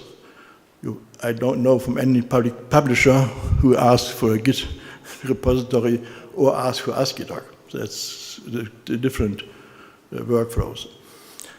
And the workflow has a lot to desire because, for instance, At the moment, we have no preview tool, so you are writing docs without having see the presentation of the content. And unfortunately, if you are writing docs, there is interdependence between the content and the presentation of the content. And so our tools are missing a very important element of writing. Well, and we have a kind of quandary at the moment. We have a workflow which is perfect for developers, and we are in urgent need of developers who write documentation. Or we have people who want to write documentation and have a huge barrier in form of the Git and workflow with the pull request workflow, which is quite unknown to them. And this is really a problem. After Ben started the reboot of the Docs group, we managed to get 8 new contributors over the 1 year. Well, currently the 8th one is a 0 again. So we are, after 1 year, nearly at the same point as we started a year ago with Ben's initiative. I don't know the exact reasons, but involved in all cases were issues with the workflow and with the GitLab user interface, which is nice and powerful, but 80% of is unneeded for documentation. And we have no options at the moment, as I got to know, to simplify for docs. So we have one barrier dropped and have built a new one. No, nevertheless, we cannot wait until we have a better integration. We might have to do some things in the time we have. So we started, or I started, to evaluate how we can improve documentation with the circumstances as they are. And well, we took the 2 ways. One way is to fix document structure. The most problem with the document structure was it was perfect for Fedora 10, but all the changes we made with the last Fedora Next to create the editions didn't went to the documentation. We had the unified installation guide, which should be valid for all our distributables, but it wasn't. So, sorry, this is schwierig here. Well, we changed the docs homepage, and I wrote a blog post about the change we made, and we adapted the structure of our documentation to the structure of our distribution. And well, we resolved some documentation problem with that.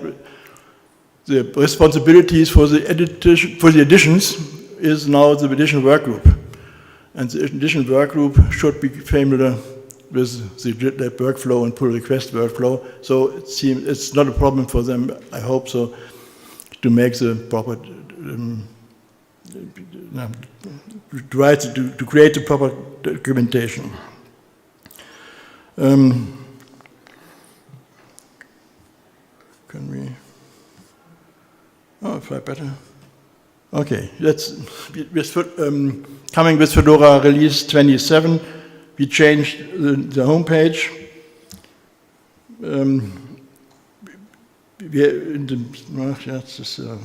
Wait a moment.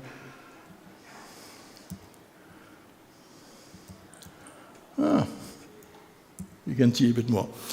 We have just an introductory first part at the top, and the center of the page are our editions, or editions to be case of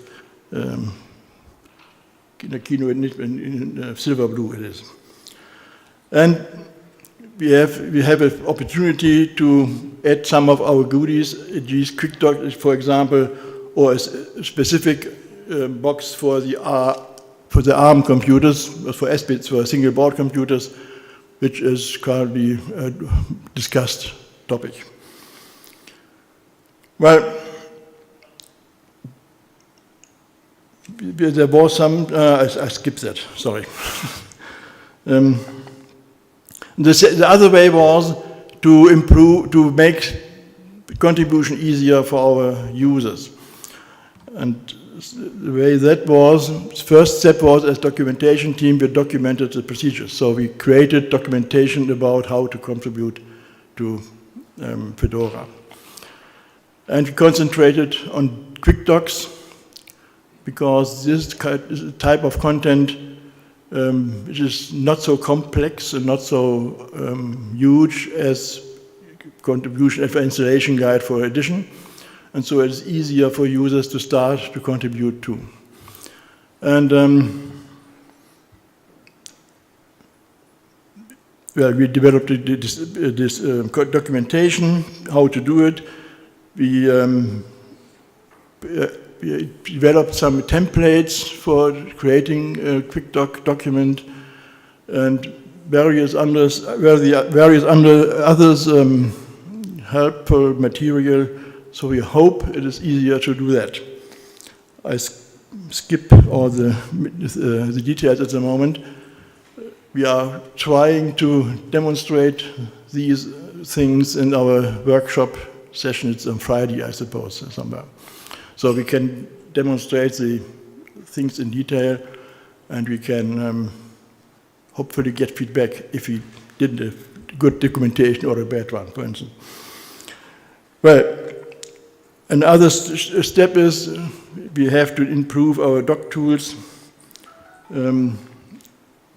Specifically, we need a text processing option for ASCII docs documentation with a preview or a WYSIWYG interface. The only one I found at the moment is ASCII.fx, yes. And well, we need developers to develop our documentation tools, and that's a long-term goal. It's not for the next 2 Fedora editions or so. But what we already have in work is to automate the generation of our release notes. So release notes suffer from the same issue as our usual documentation. From release to release, the percentage of changes which were included in the release notes are going down. And to help, therefore, we are going to automate that, probably not with the next, but with the overnext. Okay, that's a short overview with some technical issues. And yeah, but we have time for questions, I think.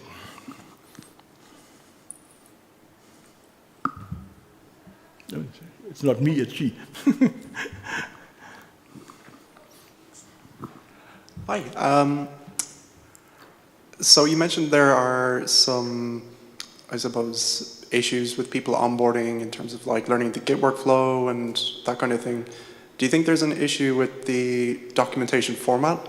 So ASCII doc over something like Markdown, which is a bit more ubiquitous? No, not ASCII doc. It's a tool issue. A tool and a workflow issue. All of these, well, were users without development experience, but some of them were dedicated writers. So the problem was not to make a text. The problem was to get the text in our documentation, and it was additional work for them. That's the problem, and well, it was not attractive enough. I'm not. I'm zuversichtlich, what is the German word? I think we can fix that, but it's additional work, well, on our side or on my side. Oh, well, just a little comment on the workflow. So I've been involved in publishing lately, and the process that people use, like the professional writers, in air quotes, without Git, it's a living hell, to be fair.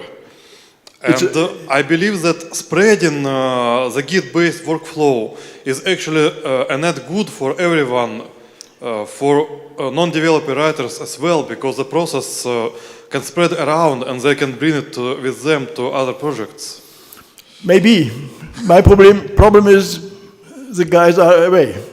I would like to have it. And all of them struggled with the workflow and the additional work. That's, my goal at the moment is to make it easier for them, to provide better guidance. For instance, we are planning virtual shared writing sessions where we have someone attend during the session who can fix problems or can explain them. But we have additional work to do. Okay, so I have no problem with the Git workflow. I do that myself in our projects. That's not a problem. But the non-development defined users are not the problem, but they have the problem. So. Well, it may be a bit of a shameless plug, but in iOS, our distro, so when we switched from MediaWiki to Sphinx and Git, the community of documentation developers actually exploded. So sometimes I wonder if it may be just an issue of marketing that workflow to people or attracting the right kind of people. Yeah, I think, well, if I read what they have written, it were the right people, content-wise, at least. And well, I'm quite unhappy, what is it, sad, to have lost them. They weren't able to write qualitative high-level documentation.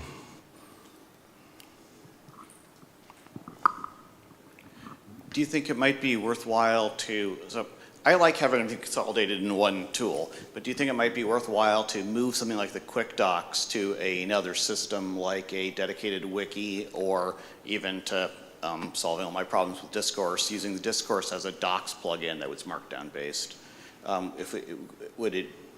Might it make sense to have a different, like easy format docs that people could use, or would you think it's better to keep it all in one place? There were some people who proposed to go back to Wiki. I don't think it's a solution. We should have a unified system for normal docs and quick docs. We have to refer back and forth.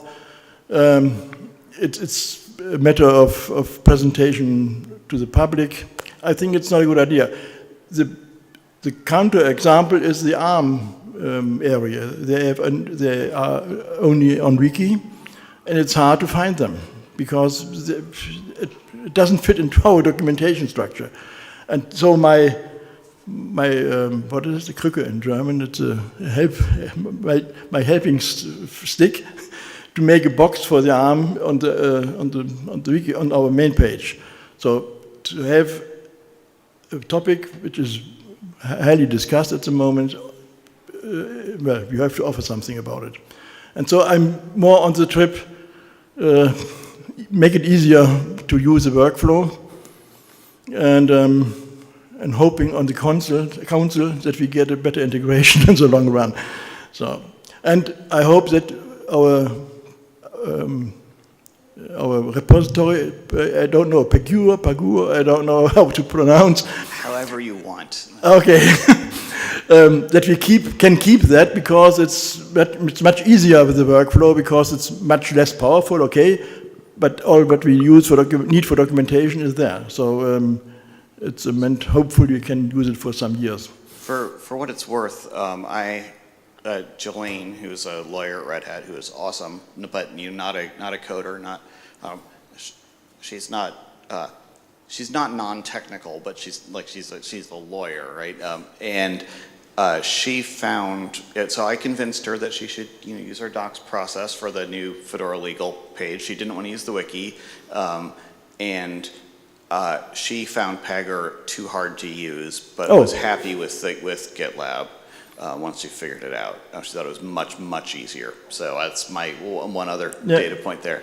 I think also if we had a dedicated GitLab, we could configure some of it to turn all of that stuff off, so we could have a much simpler, like at least a section that's much simpler. But we have to figure out how to get to something like that. I'm sorry, I'm throwing stream of conscious thoughts at you here, but there's a stalled thing in GitLab where they are looking at having an ASCII doc preview in addition to the Markdown preview, which would probably help, but that doesn't seem to be going anywhere. But maybe that's something we could invest in working on as an open. Well, there is this Java program, ASCII doc FX, is it?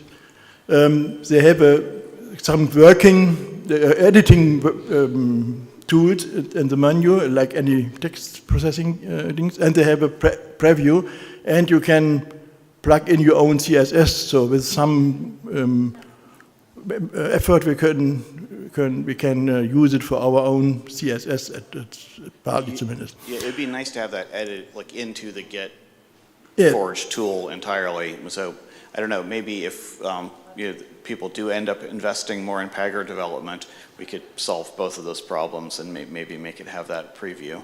Okay. But yeah, I don't know. Well, nevertheless, before we go, I'm still on the trip to make documentation in Fedora better and to try hard to get it done. So, although sometimes I'm a bit desperate about, I have to sleep at night and then it's okay. Thank you very much.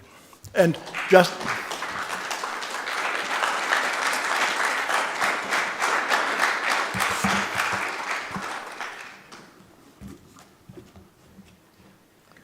Jetzt habt ihr das auch nicht richtig. Super, so. Das ist kompliziert.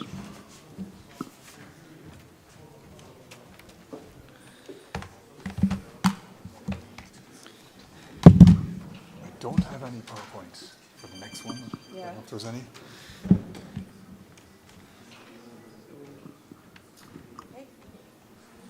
Do you need to use your computer or can you use the slide? I think my computer is I have the presentation in the Google Drive. Oh, it's So you want to use your old laptop? Yeah, I was okay.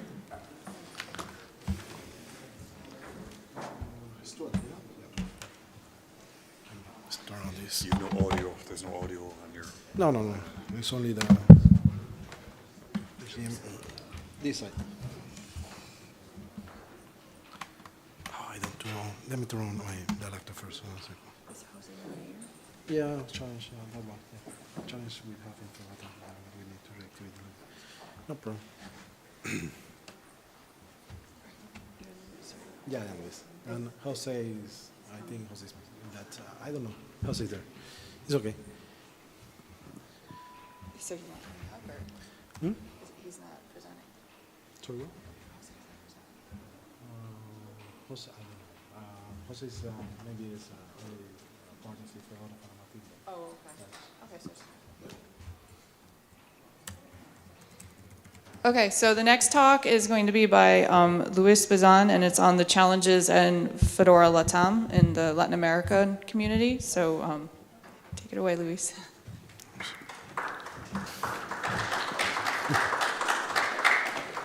Just a second. Open the. Plug in again.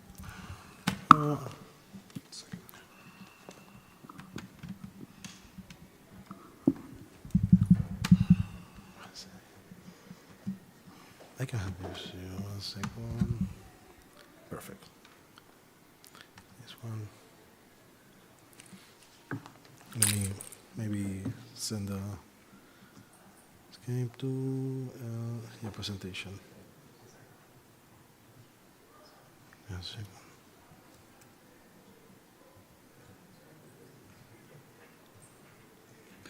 Just try Windows.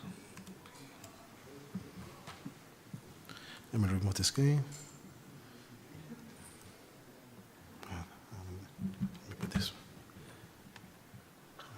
Set this. Let's go check this. Set this. Two. No problem. What is this thing? Okay.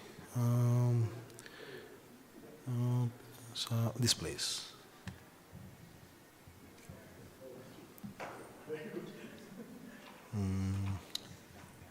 What? Yes, just not detecting an external display. Yeah.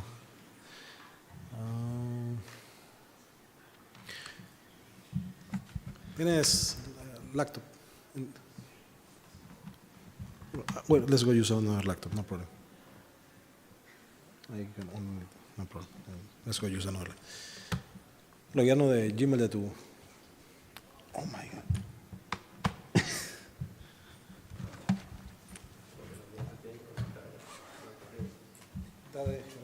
Tienes a corre, creo. Vamos a loguear el Gmail y.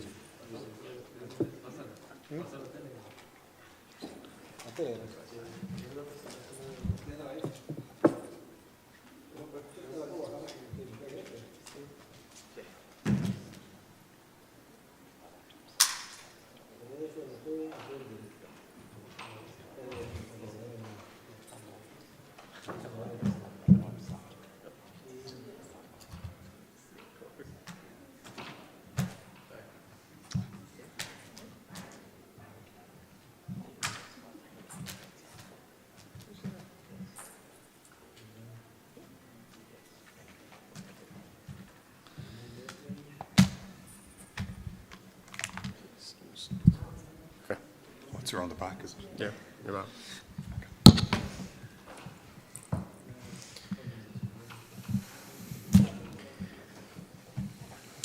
Sorry for the delay, team. The next talk is about Fedora Latam. One moment. What we need to reactivate the region.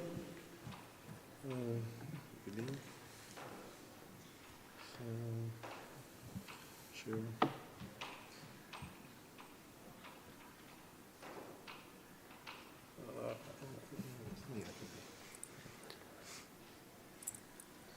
Voy a mandar a Sharp.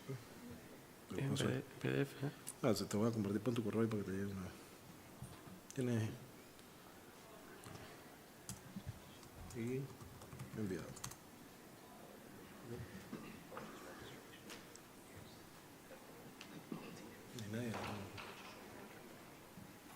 Justin, I think we need Latam people in this side, Mexican people. Or maybe you can sit in that side because, you are one of the guys, important guys. Yeah, let me start. Ya está Alex. Alex. Hey, Alex.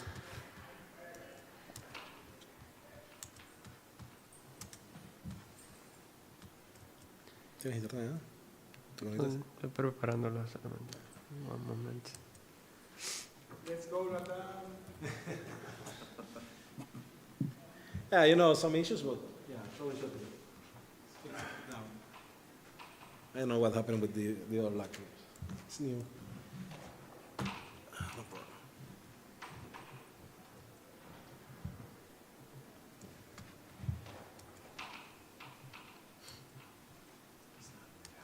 Ready?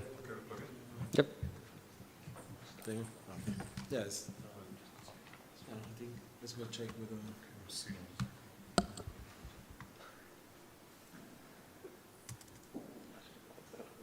Yep, here, nice. Extended desktop anyway. So you want to duplicate your desktop. Yep. Aquí si quieres ya la tienes presente.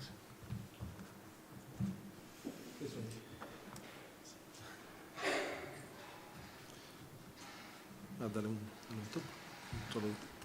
Yeah, perfect. Hey guys, the next topic is about all the challenge we have in Fedora Latam and what we need to reactivate this region.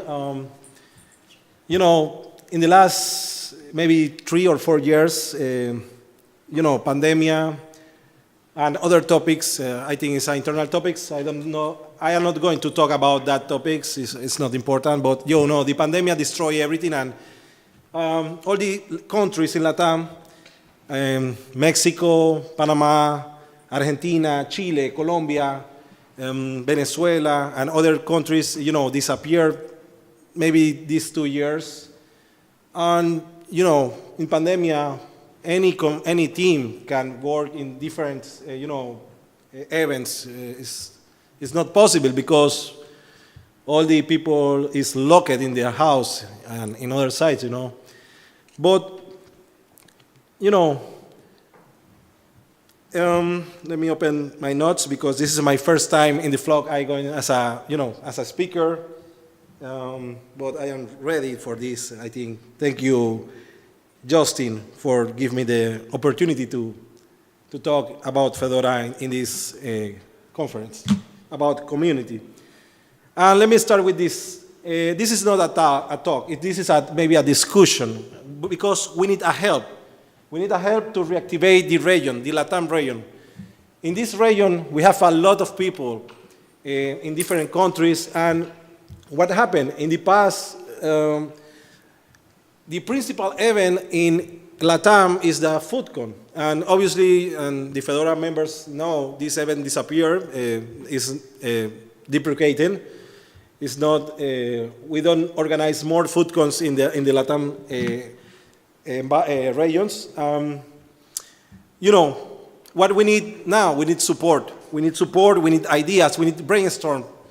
And this is why I coming with this topic in this session, because we need help from all the people, Mexico, NA people, Justin, Red Hat, because one of the goals is, in my mind, one of the goals is talk with the former ambassadors in these regions and try to come back with these ambassadors to reactivate country by country. I need I need talk in private maybe or in other sessions with all these ambassadors about what we need to reactivate this, country by country, because all the events disappear and the community extinct, I think, in the Latam side. This topic was born from seeing how the Fedora Latam community has been disappeared, and we are almost extinct, and I miss my Latam region. I miss that. I want to talk with my people in Peru, Argentina again, and Chile. And the last week, I talked with a former ambassador. One of these guys, I think, I talked with Alex Callejas, I talked with Jose, I talked with Alejandro Perez in Panama, Abdel Martinez in Panama, Luis Segundo in Panama, other guys in Peru, Alex Oviedo. And my question is, give me a feedback. What do you need to, what is your feedback to maybe to reactivate the region? Because I am not the only member of this team, of this community. And, I need the feedback for all the ambassadors. And this is what I get back, I get back these answers, I get carry out workshops. The people say we need more workshops in Latam, packagers workshop, documentation, translators, localization, because the people need motivation. In Latam, the people need motivation. I don't know in the other regions, but I can talk about Latam. In Latam, if you don't give a goal for the people not, don't feel, I need contribute to translate, but what I receive back, this is a volunteer role. You are a volunteer, this is a contributor, this is free, but maybe the people contributing to the community, but maybe want to receive something back, maybe a motivation. And I have one idea to this motivation. What do you think if take the people in the country A and send to the country B, and the people in the country B send to the country A, as maybe per event. Send people to Mexico from Panama, send people Mexico to Panama, Panama to Argentina, and maybe create these workshops with this ambassador. Not send all the people, obviously, the budget is important, but send one ambassador the next week or the next event to Mexico to talk with the Mexico team, and maybe learn about how the Mexico community, grow these 2 years, because Mexico congratulations Mexico, because you have a big community in your side, and maybe the next talk is about that. And the questions is how are we going to do it? How can we reactivate and improve our communities? This is 2 questions. One second. And the answers. Let me list the answers in the screen. You know, the answer is carry out workshop packages, return to large Latam events, such as a FIRS. I mentioned FIRS. I don't know if Brazil continue organizing this event, but I mentioned this because in this event in the past, Fedora put stands and talk and networking with a lot of people, thousands of people in Brazil. Brazil is a big country.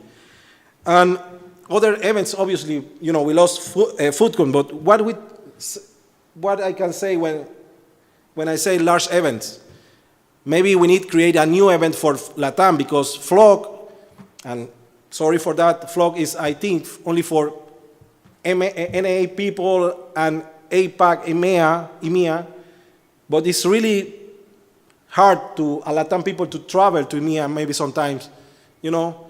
Maybe we need to create a new large event for Latam to, you know, to meet with all these people. You know, this is the answers, the feedback from ambassadors. I think this is the most important answer from the ambassadors in Latam. We need to create a presence. Again, generate noise in all the countries. You know, we need more noise in all Latam countries. With universities, I don't know, students, public events. In Panama, we have maybe per month some events in universities. We need to reactivate again maybe ambassador program is there, but you know, we need to reactivate again these ambassadors, because the ambassadors disappear, I think. I don't know where is the ambassador now, but it's not in the countries disappeared totally. I don't know. We need to talk with all the ambassadors. Some people mention other countries, Colombia, República Dominicana, and other sites. I don't know if you have the contacts for this site. Please give me to start the communication with these teams. And how can we start? I think I jumped all the slides talking. I misput, you know, clicking the next, but you know, I say this, we can start with me. I can contact each the former ambassadors to see if the world like to resume activities. But you know, what happens if these former ambassadors not like to coming back? I have other option, you know. The other option is, after listening, you know, the other option is if the ambassador not want to coming back because in the past he fight with the community, I don't know. We need to start communicate with the new guys in this Fedora community, because we have a new guys, but this require take them by the hand, you know. These people need help to grow and to understand how to create events and to understand other things, to understand the rules, the project, the code of conduct, you know. These new ambassadors need understand all these topics, and you need to explain this, because, you know, to don't break the rules, you know, and to create a good events in all the in the countries and in the universities. Obviously, we need swag, we need sponsors, we need maybe some budget. In the past, we worked with Fedora with a budget. Latam worked with some budget. I don't know in 2023 the budget of Latam. I don't know if Alex understands the budget of Latam. You have the numbers of the budget of Latam? No? I don't know. Today, Latam not have a real number to say, okay, we have this budget to work with all the countries. In the past, we have a budget. We have a budget to work with all the countries and say, okay, this is for this country, this is for this country, because we need money to create noise, to move events, you know, to create new events, and maybe to create swags, to create banners, etc. No? Now, okay, I think one of the next slide. Now, after listening to all this, tell me how you can help. In this room, I know, if you have any idea to give to Latam to reactivate the region, Give me the idea, send me in the channel, send me in the chat, ping me in any channel. I think I am on all the channels in Fedora, infrastructure meetings, Latam, Batch, Mindshare. I think I am in all the channels. Ping me, and I need these ideas because it's important for the community to reactivate this region. The region, we lost the region in the last 2 years, and we need to reactivate. And if you have the ideas to help or to reactivate the region, please give me. No problem if you are from EMEA, APAC, Latam, NA. You are welcome to start help to the community to reactivate the region. In the past, the people from EMEA and APAC and NA traveled to the food cons in Latam and helped with some workshops. This is important. We need external people to share all the projects from Fedora, because we have a lot of projects inside Fedora: documentation, website, infrastructure, applications, developers. Wow, we have a lot. And yeah, we need help to teach these people, because now we don't have maybe how we can start, because we need a start. Any question at this point, team? Yeah, please go ahead. Question or suggestion? Mirek Suchi speaking. I wonder, what I've seen is that you said, we need to be present on many conferences and start new conferences and a lot of stuff, and more money and more people, and it's like full front on, more people sending there, and still the same way. And I'm wondering, why? Do you have some data for that, or but just not criticizing or saying why. I can give example what we done in Czech Republic in Brno. Okay. Rather than having big conference, many of them, we have one big in Brno, but that doesn't activate the community there. We are doing a lot of small stuff. Okay. Git courses at school, coding stuff at grammar school and high schools, packaging workshops for the people from the community outside. You are outside for a Fedora, but you want to create RPM package, fine, let's come to this workshop. Summer camps, a lot of small activities which you can, groups like meeting in the pubs and speaking about Python, everybody buy their own beer, and this costs you literally nothing but your own time. And we can have, we have literally every week some activity which costs nothing, and keep people pushing. You don't have this time this week, so what about next week? What about next week? Come, this doesn't cost nothing, just your time. I think it's not a question, it's maybe a suggestion. For example, in Mexico, in the next talk, you are going to receive a lot of information of the Mexico community, but in Panama, I can talk about Panama. In Panama, we push the people, the universities, all the times. Obviously, we have some goals sometimes, because I want maybe some packagers. I try to recruit, some packagers, documentation people, translator maybe, because sometimes we need to translate the documents to Spanish or to other language. I tried that in Panama with Fedora Panama team. I think Fedora Mexico do the same. But what happened? And it's a good point. You don't need a big team. You need a small groups, and this group can broadcast, and diffuse all the information. That part is perfect. But what I need the same in Peru. I need the same in Chile, Argentina, because in the past, we have this team, these small groups, but this group disappears. Why? It's a large history. Sorry, Justin? Yeah, sorry. Yeah, thank you for that point. Lukáš, Czech Republic. I wanted to remark that the situation in the Czech Republic might be a little bit different because we are a small country. No.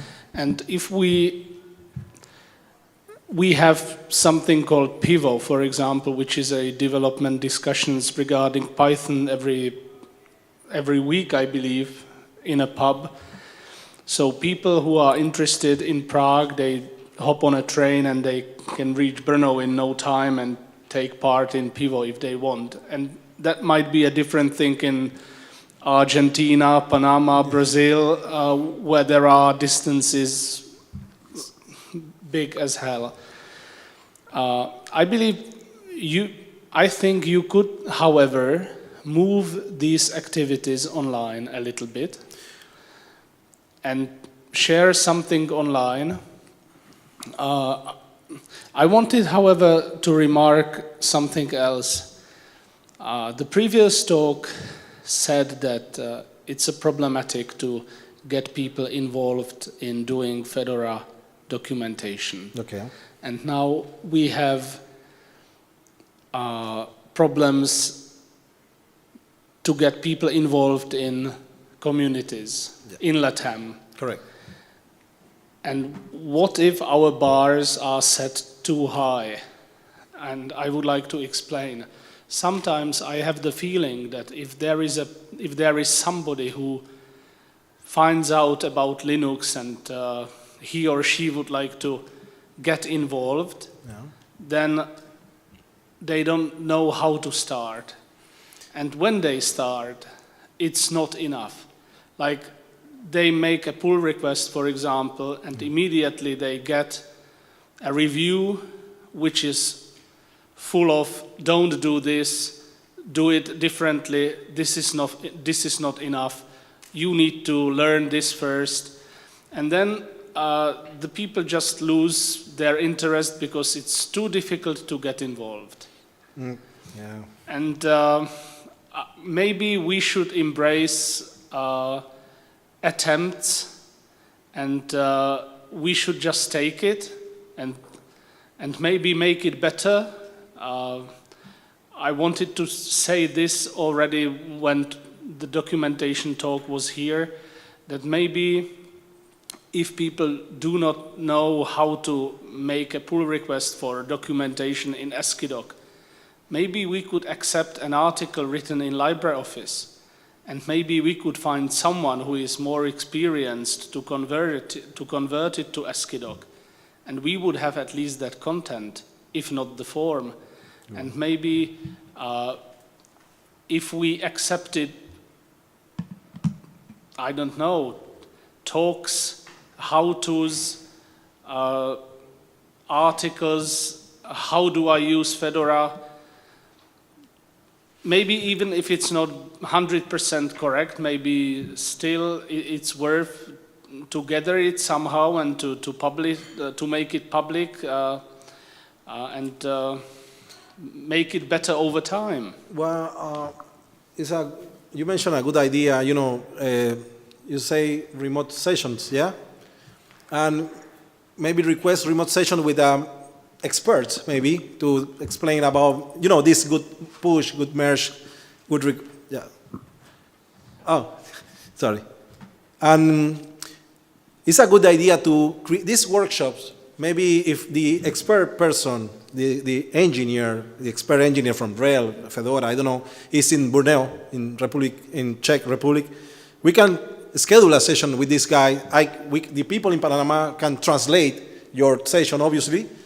And we can do this session about documentation, for example, and maybe motivate the people in the university to start documentation, start translation, localization, infrastructure. But obviously, we need the correct person to teach, to start teaching. Of course, it's always better when there is an expert teaching something. Yeah. but I was a teacher originally before joining Red Hat, and I think that for starters, it's enough when the teacher knows just a little bit more than those people. So experts are fine, but also helpers are fine, you know. Yeah. So, and I think the good point about communities is that that one expert could serve many, but the community can't exist without those helpers. And I think we need more helpers who just say, okay, I can help with this up to this point. I can't help any further, but then maybe it's not needed. Because those coming people, the newcomers, may be, you know, very intelligent people. Yeah, and I mentioned that, Justin, we have a time, or we have a time? 2 minutes, okay. Yeah, and I mentioned that, please, Jose, share what you're going to say. Oh, yeah, thank you. Fedora Latam, we must focus in people. O sea, connected with the people. It's important to pay attention to individuals and establishing connection with them. Maybe in this moment, no. Debemos conectarlo. Debemos contarlo. Sí. Well. Okay. Yeah.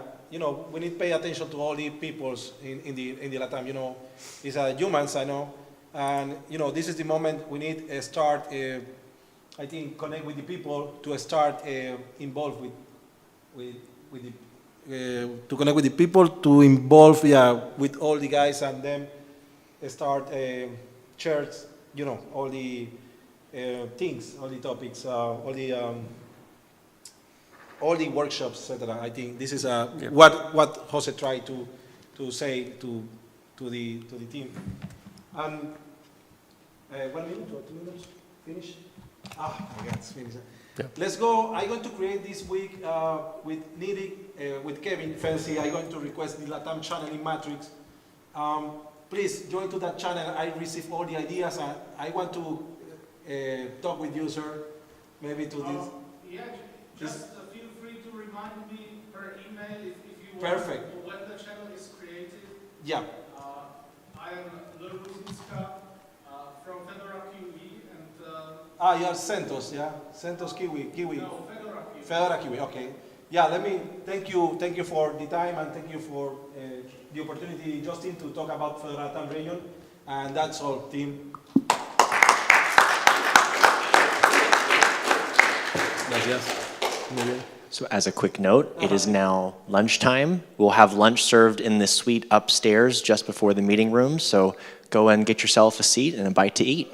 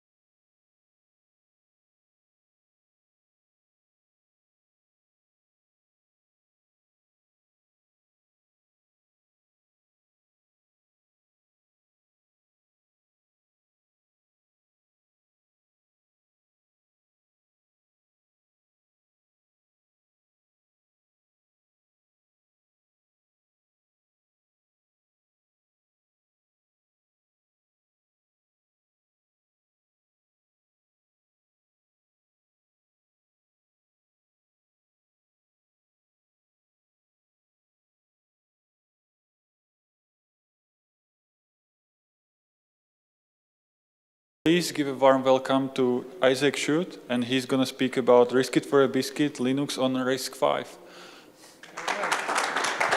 Cheers.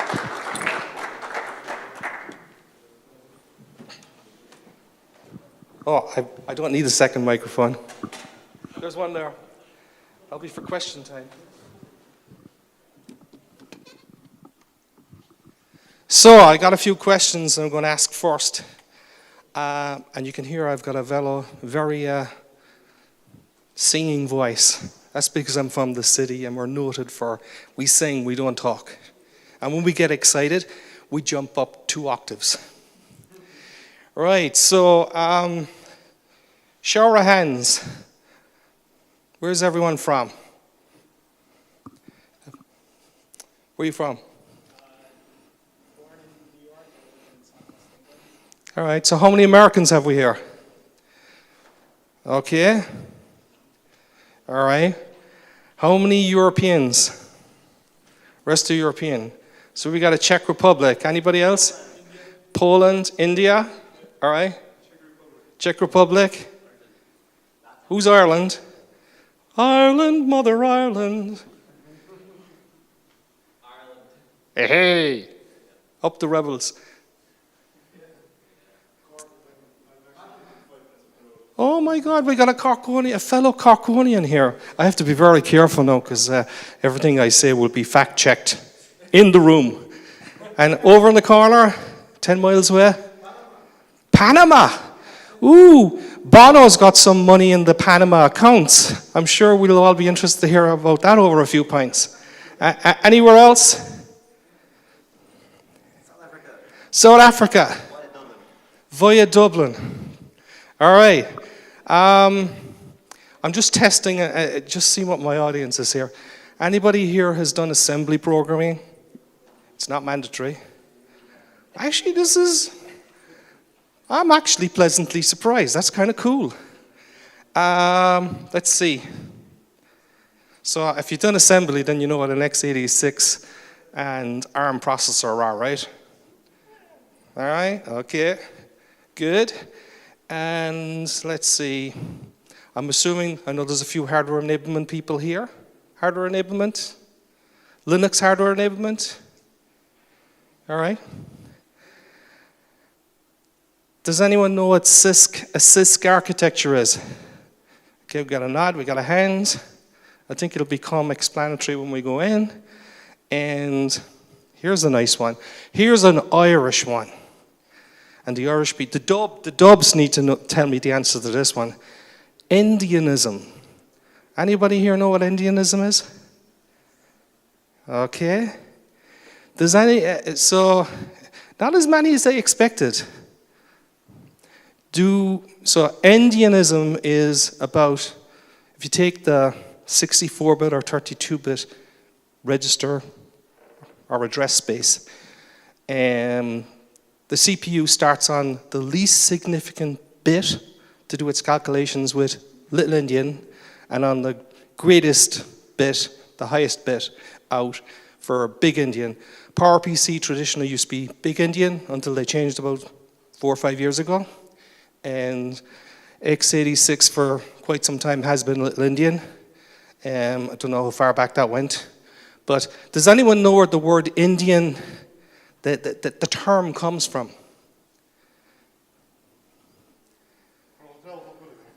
From? Hey, we got a winner chicken dinner. All right, you're going to get this. This is my only prize. It's a pair of RISC socks. I'm fashioning them today, and you can see. I mean, I'm on the catwalk. Right? Here's your RISC-V socks. Indeed, the answer is the term Indianism came from Gulliver's Travels, and there's an Irish connection. Jonathan Swift was the Dean of St. Patrick's in Dublin, and he wrote Gulliver's Travels, right? Okay, and amazing that the term turns up here. Another one I should say is, does anybody know who George Boole is? All right, we'll teach you about George Boole in a second. All right, we're here, we're in Cork, so it would be neglectful of me and my fellow Corkonian. What's your name? Aidan. Anna var fad a buchel. That was a few Gaelic words. I mean, we're here. We might as well use it, right? So, forgive me the people that are 10 miles that way, but it seems the majority of people are here. These are Cork local places that you should try and visit while you're here. The English market is a wonderful covered vegetables, meat market, fish, etc. Shandon is, if you look up the hill when you're downtown, you'll hear bells and you'll see it. It's worth a visit. You can go up to the top of it, and you can actually ring the bells. They have the tunes written out in numbers, so you can ring tunes on the bells. The Cold Quay is a very famous outdoor trading spot, like a flea market, and has been there since before my dad was born, and my dad was born in 1930. And you'll notice that it's Cold Quay, not Cold Quay. And when you go down to the water here, we don't call those quays, we call them quays. So when Paul Cormier and company call quay, they're mispronouncing the term, and that includes the guy that invented quay. It actually is key, and it fits in right with the whole docker idea, because a quay is where you dock a boat. Docker. Or should I say docker-like. Right? A lot of history there. Murphy Stout. I know we got a bit of time. Murphy Stout is our equivalent here in Cork. It's as good as Guinness, if not better. Right? So have a pint of Murphy Stout. Our favorite drink is Tanura. Isn't that right, Aidan? All right. Don't tell me you're a Beamish man. Oh Jesus, he drinks Beamish. Beamish is very, very bitter.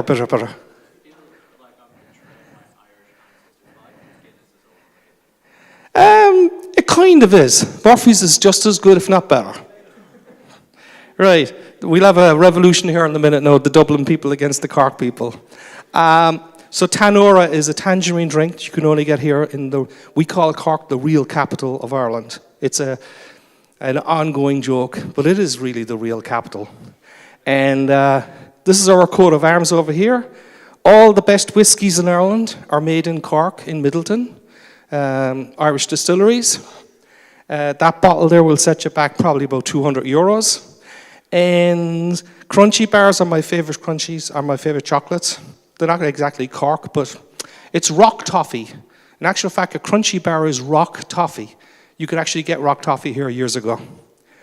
And here is George Boole.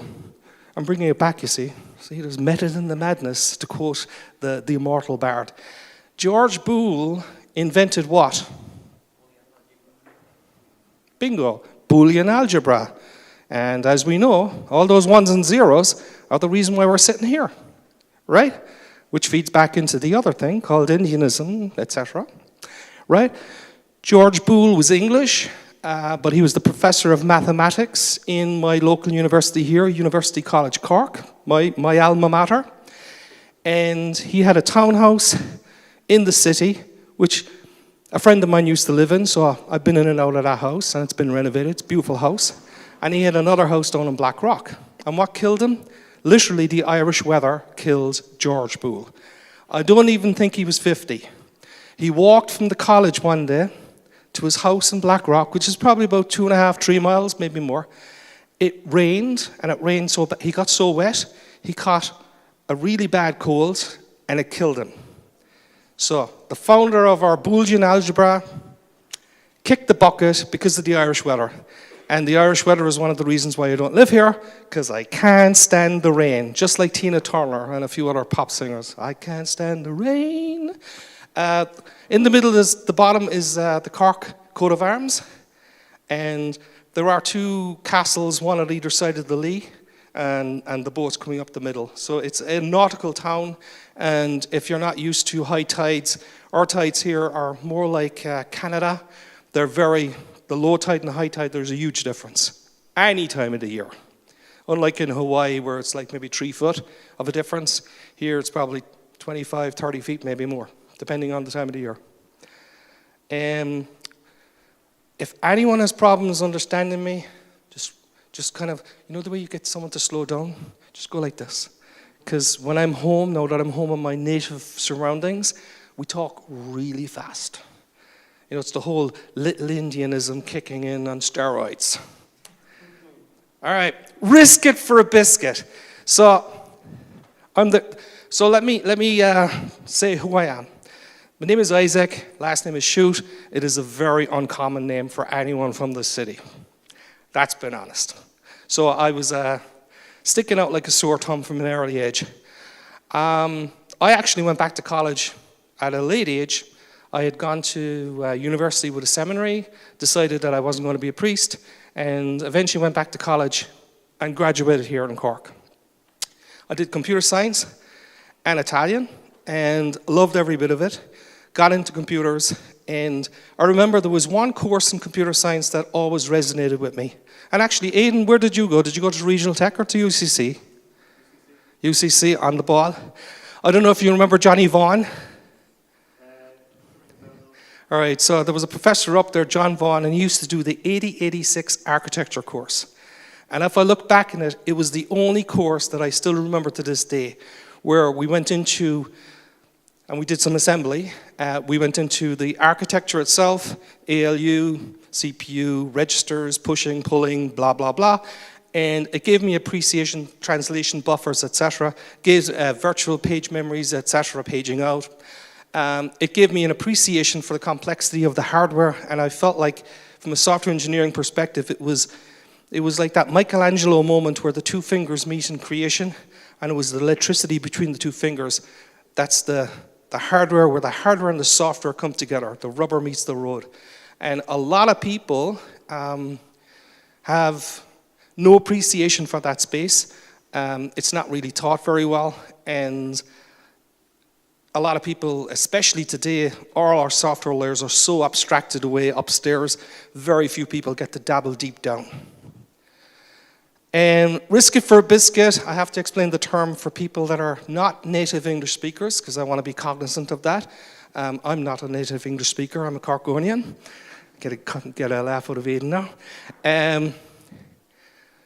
Risking something for something better. So take a risk for a bigger reward. And RISC-V truly is putting a bet on the table on something that's worth putting a bet on because it's going to pay off. And let's see. Okay, here's the complexity that we're faced with. Probably not what you thought would be the first slide. So for 11 years of my life, I managed the hardware enablement team.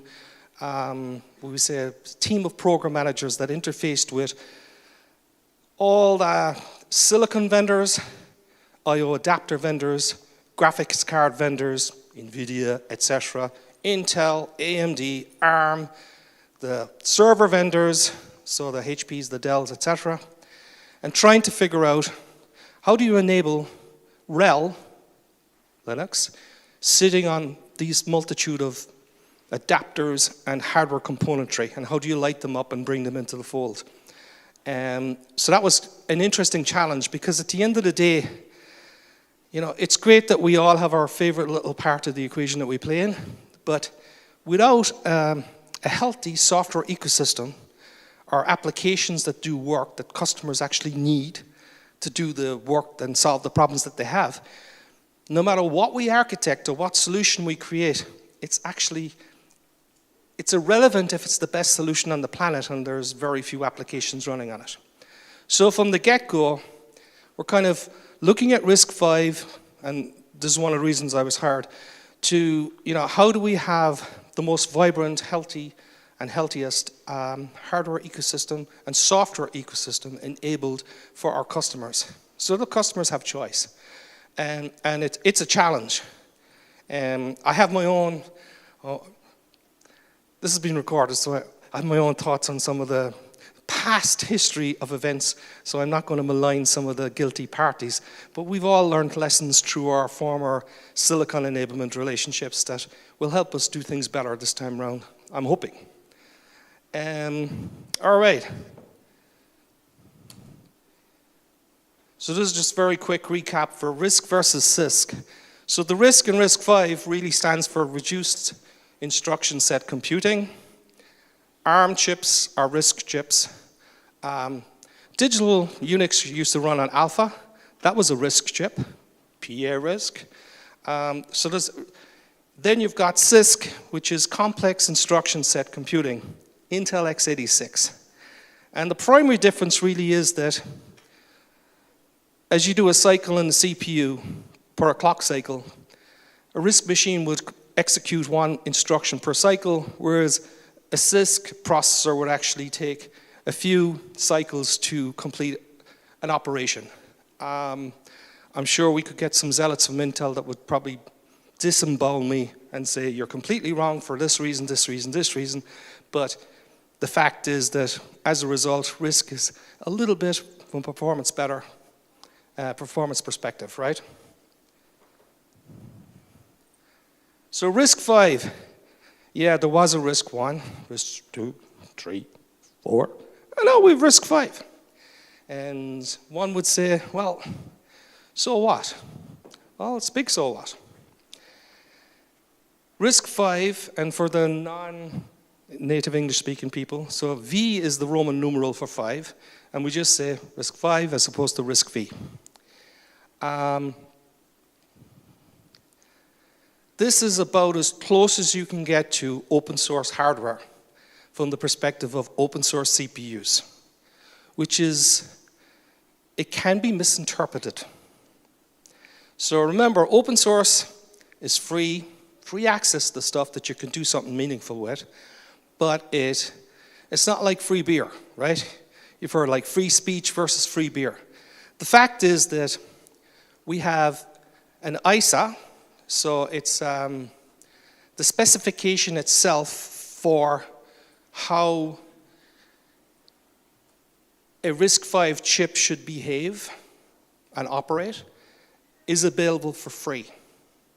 And you don't even need to be a member of the RISC-V International Foundation in order to create a RISC-V chip that's RISC-V compliant, as long as you adhere to the specification itself. Now, if you want to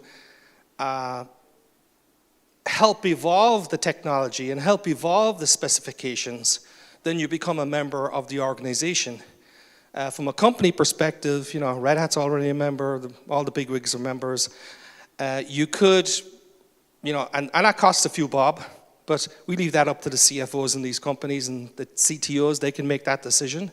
From a personal perspective, there's nothing stopping anyone being a member on a personal account basis. So it's an open source community from that perspective. And people can help correct, people can have suggestions, etc. And so unlike x86 and ARM and all those many, I won't say fails, but historical sunset CPU chipsets and chipsets,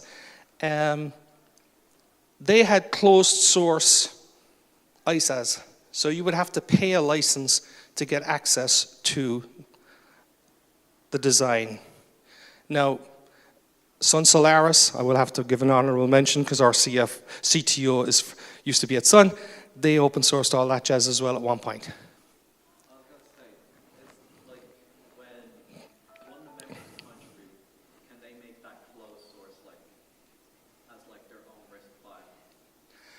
So this is where, so RISC-V, so if a member, can a member create something that's closed source for them to use?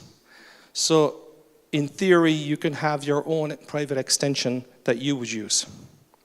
But then that's the onus is on you then to support that, and you need to get an operating system vendor to support that extension as well, right? From an embedded perspective, of course, you can do whatever you want. It's all self-support anyway. Great question.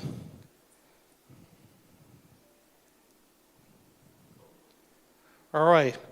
So again, if you were to go to ARM tomorrow and say, hey, I want to change the design, I want you to change this and change that, they'd say, I don't know if they'll do a private contract with you and do that change, but it's going to cost you a lot of money just for the privilege.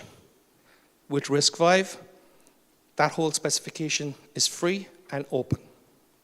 So again, here's where the free and open versus expense. If you're going to try and create a chip based off the specification and adhere to specification, of course you're going to have the infrastructure to do that, and you're going to have a contract with a fab, unless you've got a fab in your back pocket, which very few people have, other than Intel and TSM, etc. So the expense of making the chip is still there. So there's no free lunch in some respects. Yes, the code is available, the description's available, the specification's available, just like open source code.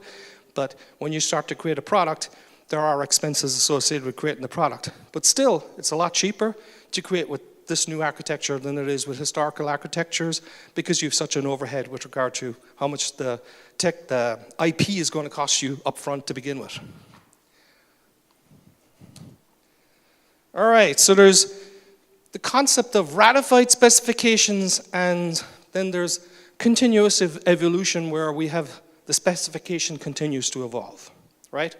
So we've got two primary specifications. One is, think of it as the unprivileged specification is for, user mode applications. And then you've got the privileged specification, which is for machine mode, supervisor mode, such as operating systems need, and hypervisor ISA, things like that. And of course, the privileged specification inherits a lot of the stuff that's already in the first spec to begin with. And there is a link in there. I will make these slides available so you can see that there's actually another deck available with regard to the unratified specifications. And will I say this on camera? Maybe. It's a very long, slow process to ratify a specification. But, people collaborate, create a specification around a specific thing. Then there's a window where that's publicly reviewed. Then it's frozen, and then that makes its way into the specification. Hey, this is the latest version of the spec.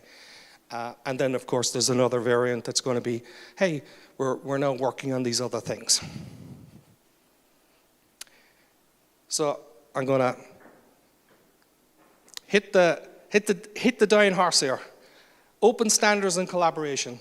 I mean, open, open, open, open. Just like open source software, this is open, open.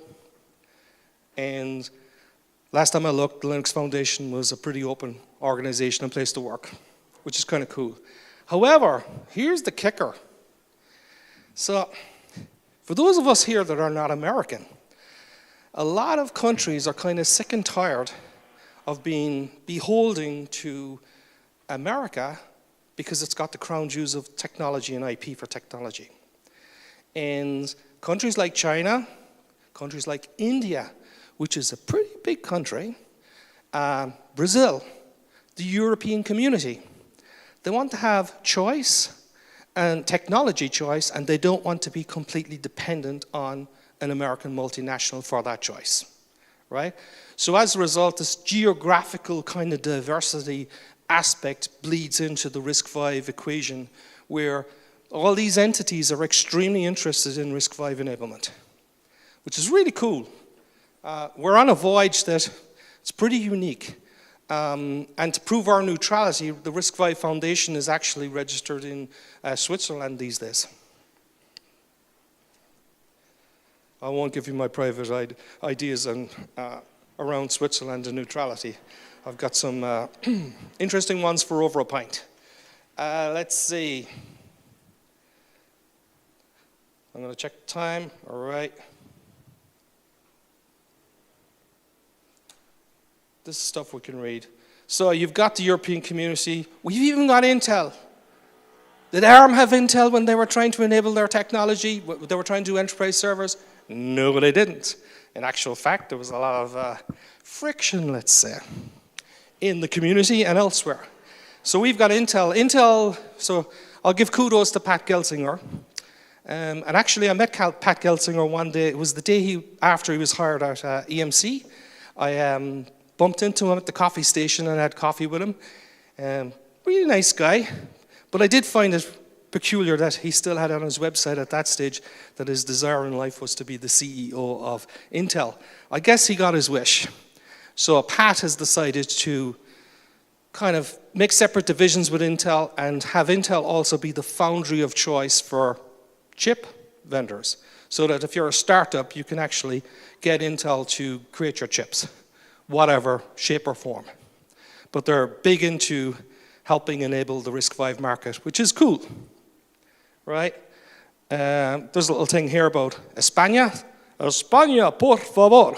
Ellos, they, are very much interested in this technology as well, as is Brazil, others. There's another project called RISE, and that's helping focus energy across multiple companies across the industry to enable the software ecosystem and accelerate the adoption of RISC-V, which is great. So we've got a lot of wind in our sails, so to speak. I think you can read this one. This is more of an architecture slide. I'll get killed for saying that, I'm sure. And like the open standards is a big thing for us. Toolchain's interesting. So when it comes to compilers and it comes to debuggers and libraries and tooling in general on the toolchain side, they actually need to be enabled with the extensions for RISC-V in order for that extension to be supported. So it's kind of interesting that it's not just the operating system supports the chip, it's like the tool chain itself, all the individual components of the tool chain have to be able to support the individual components of the technology in order for the operating system then in turn to take advantage of various extensions. So there's as you can imagine, there's a multitude of extensions, so there's a multitude of timelines associated with each of those extensions. Some are frozen, some are already supported, some are about to be supported, for instance, in GCC, and I'm actively tracking them and other people as well to see, okay, where are the gaps and how can we accelerate this? This is a really cool slide. I'm not a fan of architecture at times, but sometimes you get one and you go like, wow, gee whiz, Batman, this one catches the imagination. So if you look at the graphic and you look at the projection, they're projecting at the end of 2025 nearly 80 billion RISC-V cores shipped. That is phenomenal. It's daunting. Now, of course, when it comes to enterprise computing, this is like this is the edge of the iceberg, because they're starting with RISC-V in embedded type devices, small edge type devices, and then kind of bleeding into bigger and bigger and bigger as you come up the kind of hardware stack. Some performance benchmarking material, of course, performance is an important thing, and I would be, negligent or even misleading if I actually said, hey, we're the best performing thing on the planet. We're getting there. That's what I can say. We're getting there. And given my experience with ARM enablement in the enterprise compute space, I believe we're about 5 years ahead of where ARM was at this moment in its evolution within the enterprise compute space, which is, again, an interesting moment in time. This is a lovely slide. Lots of partners, lots of software partners, application vendors, runtimes, operating systems that are interested, kicking the tires. Debian came out the other day saying they officially support RISC-V as an architecture. Ubuntu already officially supported as well, canonical. Of course, we've got Fedora support as well. And over time, as boxes start to come along with these CPUs in them, enterprise servers, then the natural evolution is that Fedora then sent upstream and then into RHEL as we continue to kind of make progress. And likewise with OpenSUSE, likewise with Alma Linux, etc. Hypervisor support, extremely important. And I would add that, like from my perspective, the sweet spot is when will, and this is the question I'm sure Troy and others are asking, when will the technology be ready for enterprise compute? And it's a kind of a chicken and egg, because it's like, when will the CPUs be ready? When will the box vendors such as HP and Amazon and NVIDIA and others be ready? And what's that kind of moment in time where it all intersects? And you don't want to start the work of enablement at that moment in time. You want to start it maybe 3 years ahead of that, which is why I'm standing here in front of you today. All right? Another good slide. There's a RISC membership link here if your company wants to join the RISC Foundation, the RISC-V Foundation. There's some more information in there as well. And extensions. So here's a concept. So the only real mandatory extension is the integer extension. You know, can you add, can you subtract, etc. Everything else has to be kind of an additional extension. So there's a multiplication, integer multiplication and division, M. The atomics, A. You got the various floating points, F, D, and actually there was a quad floating point somewhere. It's on a different slide. And then there's compression, etc. These extensions are what which they extend the ability of the CPU itself, the SoC, to do additional things. And in theory, you can have a multitude of chip designs that will just do very basic stuff to very complex stuff, including all the memory management that we're used to at the high end from an enterprise compute perspective. But the fact is that you can actually design chips to do all of this very little or a lot. So you can imagine you can have customizable chips. We're not expecting RHEL to be running or Fedora to be running on those heavily customized chips with reduced instruction sets, etc. That wouldn't make much sense, and there wouldn't be much of a business case for that. However, we will expect all the distros, not expect, we hope, and we petition and request that all the main Linux distributions work with us in enabling RISC-V. There are distros sitting on RISC-V. Of course, some of that is working upstream with the Linux community itself, and then have the platform available so that the box vendors can consume it, and the whole ecosystem starts to build out. A little word on profiles. If you're not up to speed on profiles, it can be a little confusing.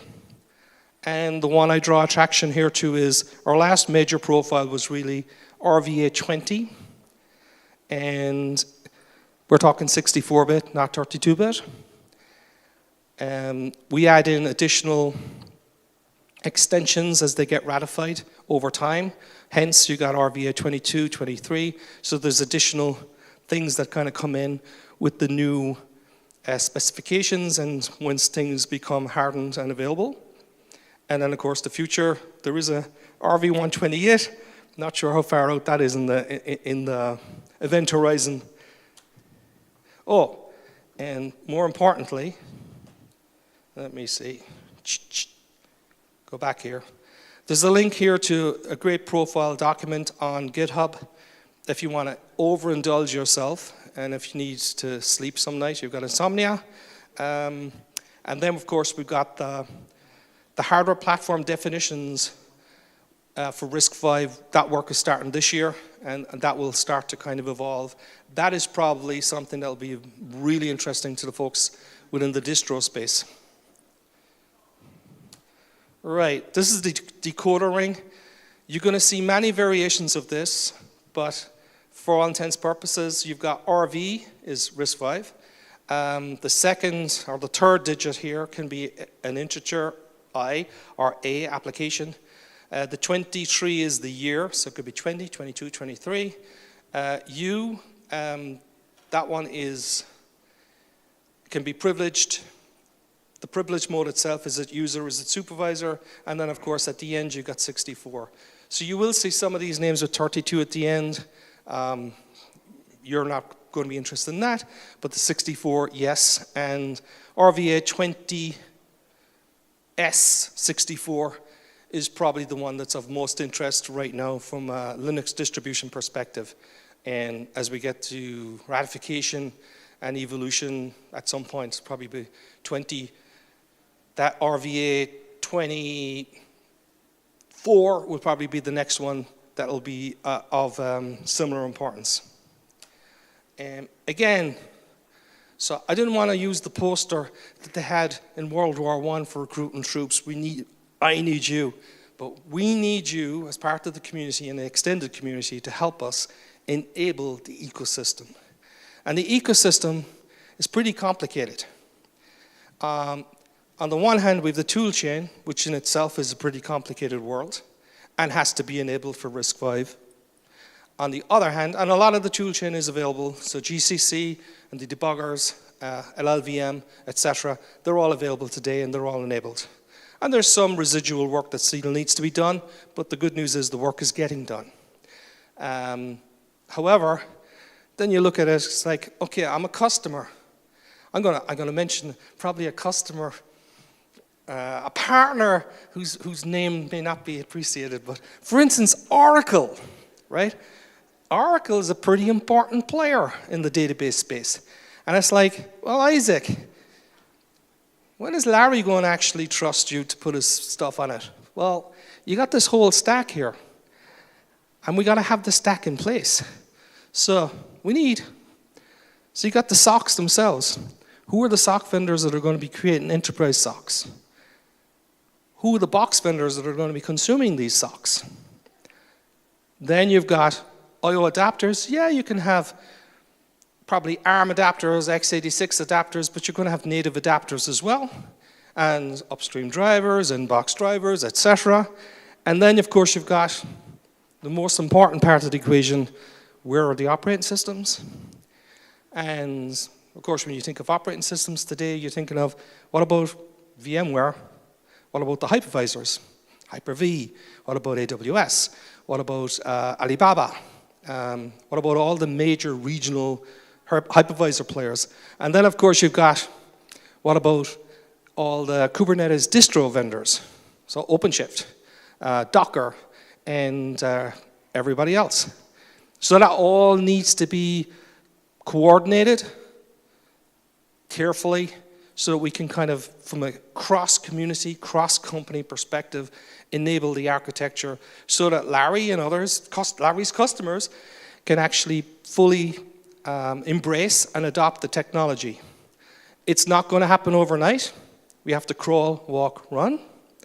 But the good news is that we're well on the way, and we definitely have the wind behind our sails right now. And there's as I said, I feel like we're 5 years ahead of where ARM was at this point. And I couldn't tell you where we're going to leapfrog ARM from a technological perspective, but it is going to happen. And it's a pretty exciting space, but we definitely need the Linux community's help. I mean, and again, RISC-V Foundation is part of the Linux Foundation. And, we want to give customers choice of platform, choice of solutions, give partners choices, and help enable a more competitive architectural landscape. So, let's see. This is just the life cycle thing. We kind of touched on that earlier. And for anyone that really loves eye charts, this one is the best one I've ever seen. It's the RISC-V reference card. This gets into the arithmetic, stores, loads, how memory management, and a whole load of other stuff, which is fascinating probably for John Masters, Redbeard, and a few other people, but for plebs like myself, probably a little bit too much. There was a song back in the late 80s, it was called "The Future's So Bright I Gotta Wear Shades." If I was in a country where the sun was shining, apparently global warming is making it the warmest time of the year. The warmest July on record in the planet in most countries. Well, Ireland just had the wettest, so there's no point in wearing sunglasses. But the future is so bright, I got to wear shades. RISC-V is going to grow up into all these environments that we've known and loved for so long, and we rely on everyone's assistance and help from a community perspective to help bring this out into the open, to birth this technology. And I'm looking forward to working with everyone on it. So, any questions?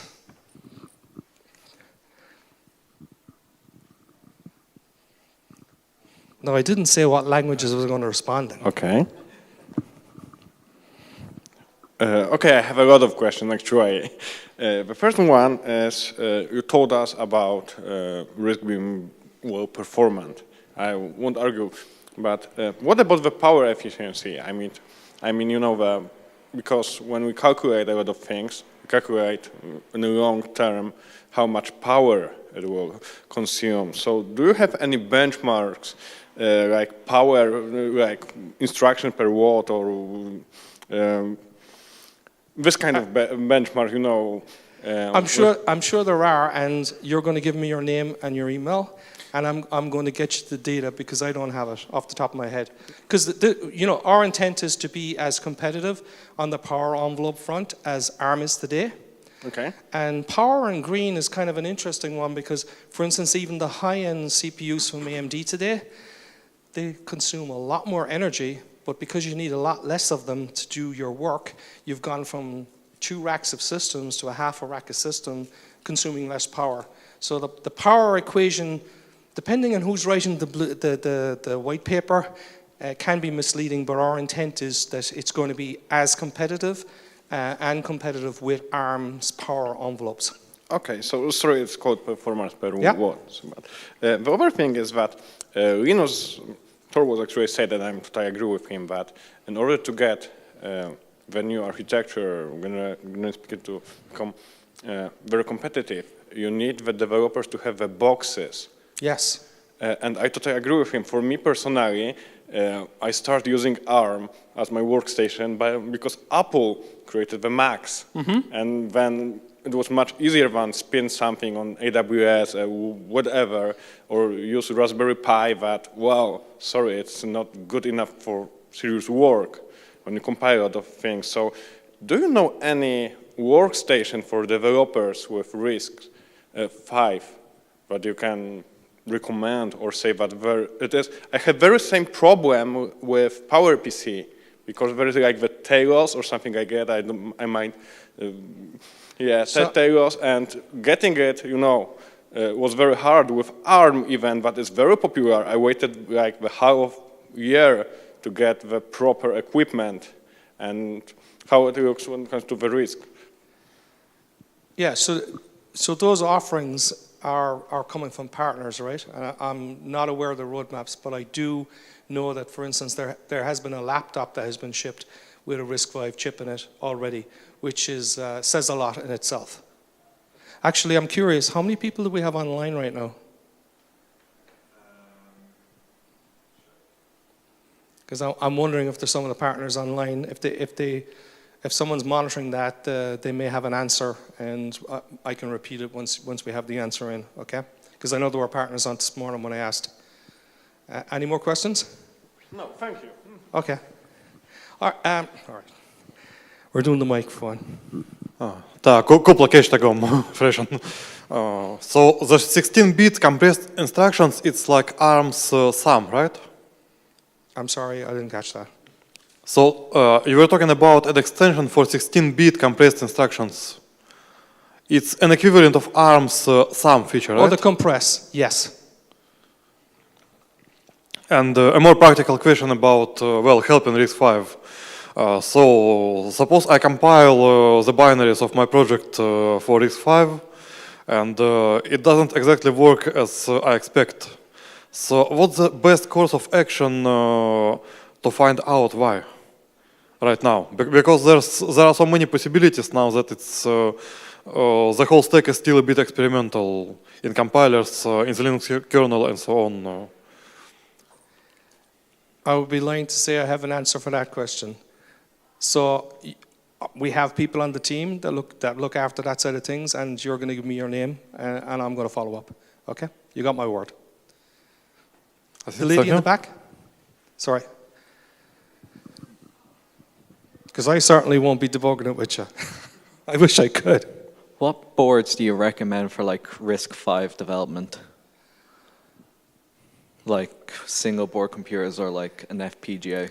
All right, so privately I could recommend boards, but because we've got to be partner agnostic, I kind of have to leave that up to people to choose from the existing ones that are available. And I'm not being flippant. It's just like I have to love all my children equally. I love SUSE, I love RHEL, I love Fedora, I love Ubuntu, right? So I can't suggest one over the other or choose one over the other. Come on. You must have a favorite child. What's my favorite child? Yeah. If you want to play around, there's some milk boards available. Yeah. I'm just going to search it up. Okay. And I'm doing this one-handed. Someone else. Tomasz.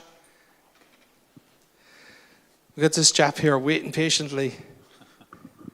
Thank you. I think I noticed that on one of the slides, but I have a question. Are there any extensions coming up from being ratified to accelerate cryptographic? Yes, vector crypto. And what about post-quantum cryptography? That one I'd have to check. But vector crypto has been heavily worked on right now. Okay, thank you.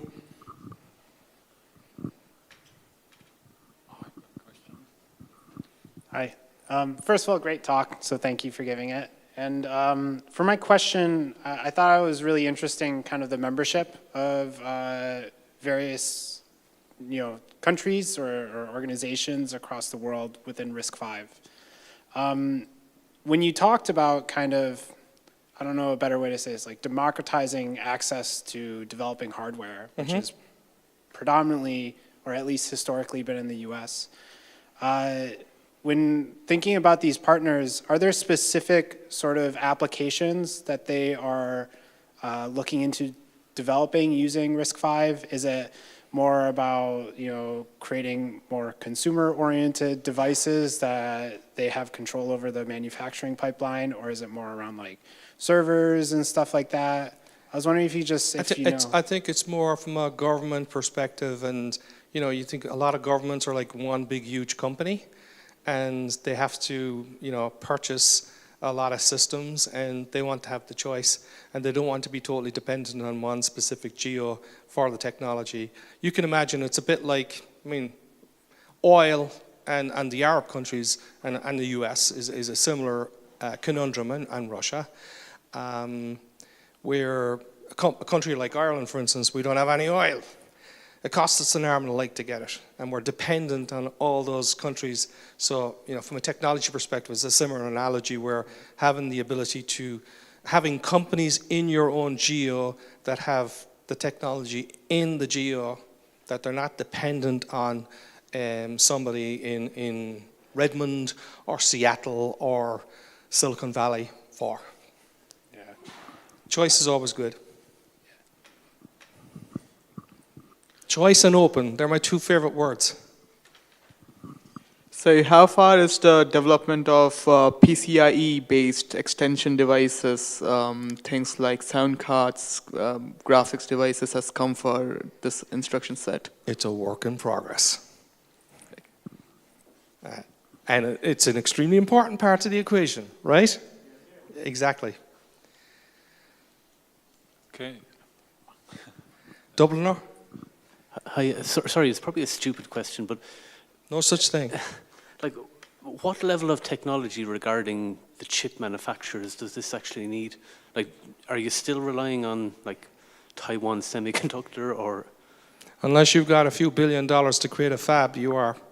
But you got to remember, like, Taiwan Semiconductor, they now own, I don't know, it's like 75% of those new lithographic machines that come out of that company in Holland. And Intel has a ton on back order, but they have nowhere near the same amount of systems. For anyone that's interested, yeah, you should look it up. I can't remember the name of that company in Holland, but it's almost like a photocopier with gas. That's the best way I can describe it. And it's able to, create the blueprint on the silicon, and they can do several layers and layer on top of it, which is just mind-boggling. Oh, the gas comes from Russia. I think it comes from Doyle. That's actually a local joke. There are politicians, a lot of hot gas, like every other country. Any more questions? So regarding PCI Express and so on, is there a standard like reference design of a South Bridge right now or not? Sorry, you're going to have to repeat. I apologize. Is there a standard design for a South Bridge for RISC-V? South Bridge? Yeah. Sound Bridge. South Bridge. That one I'd have to look into. I don't know. That's been honest. Oh, we got another one from the Yellow Submarine. Okay, last question. Chest. Yeah. Okay, so I had a problem, for example, that I needed a nested virtualization on ARM, and it came with one of a version, like 8.5 or something like that. It doesn't matter. How because right now I believe that there is no nested virtualization in RISC. If it will be, how would it look like, and how can I check if there is this kind of extension, or if it's in pipeline? You mean the hypervisor extension? But you have a hypervisor extension, but this is like the first layer of virtualization in most cases. But I need the second layer, and I like to have virtualize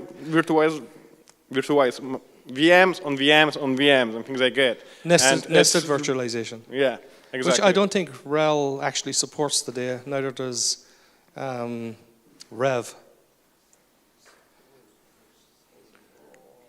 Depends on the hypervisor kind of, but generally so there are two virtualization theorems, and if the extension is compliant with the theorems, I can show you later, then nested virtualization is perfectly doable. And actually KVM inside KVM, at least in some cases, it works. But on RISC-V, it's of course the question for the RISC-V team. All right, cool. And ARM isn't quite there yet on virtualization. So the intent would be that we're going to leapfrog ARM probably on virtualization. Okay, last question. Anybody over here? All right, so just to finish, I'm just going to give you a quick bar. I'm a former opera singer. And this is our local song. Oh, how oft to my dreams in their fancy take flight, to the home of my childhood away, to the day when each patriot's vision seemed right, ere I thought that those days would decay, when my heart was as light as the wild winds that blow down the Mardyke through each elm tree, where we sported and played neath the green leafy shade on the banks of my own lovely Lee, where we sported and played neath the green leafy shade on the banks of my own lovely Lee.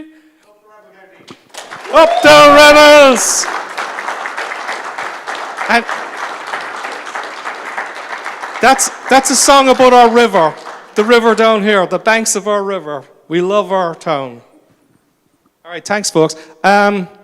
Those of you that I want to get names off of, names, badges, and serial numbers, I'm going to just come over here and we're going to write it down, all right? Thank you.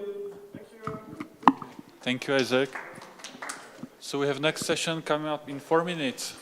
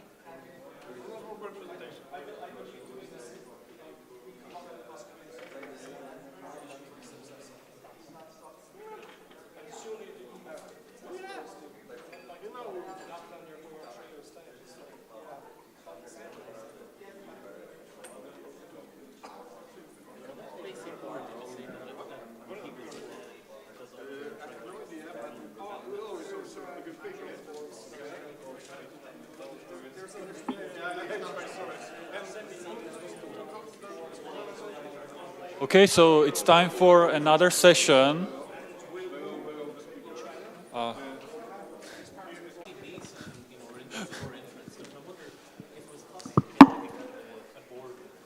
Okay, I'm serious. We want to start next session. Please continue the discussion, but outside. Thank you very much.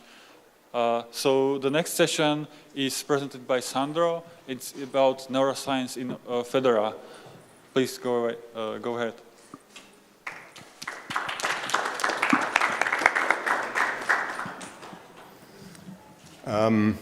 Let me correct that a little bit. I'm not a neuroscientist. Like many of us are not lawyers, I'm not a neuroscientist. This is a collaborative effort. The presentation has been put together by Ankur Sina. I hope I pronounce his name correctly.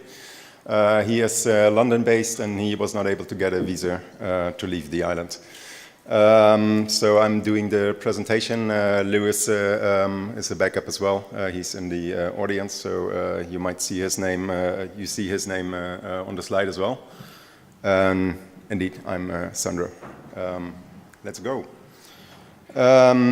This is a talk primarily about use cases of Fedora, and in that particular case, the use case of how to use Fedora for neuroscience.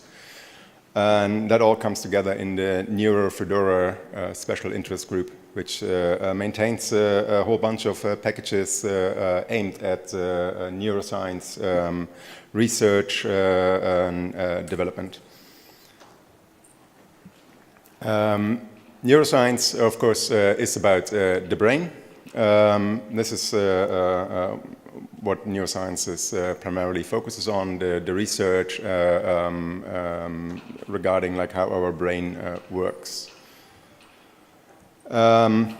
This is what you see now is quite an interesting picture. It has a lot of figures. It's mind-boggling to think about like how much is going on in our head and what we are able to do with it. These slides are from a previous talk in 2019, but they are here to remind us of the challenges that neuroscience is facing.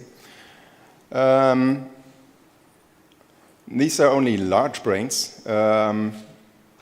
We now have a full description of some invertebrates like the sea, elegans, and the leech. Neurons are complex. Different properties give them different electrophysiological properties. For example, complex morphologies mean compartmentalization of current, different conductances, capacitances, and so on. And that's basically what the research focuses on, the conductivity of these things and stuff, and what to derive from that. Passive and active ion channels whose activity can depend on the potential difference across cell membrane. Inputs at different parts of the tree can cause the neuron to behave differently.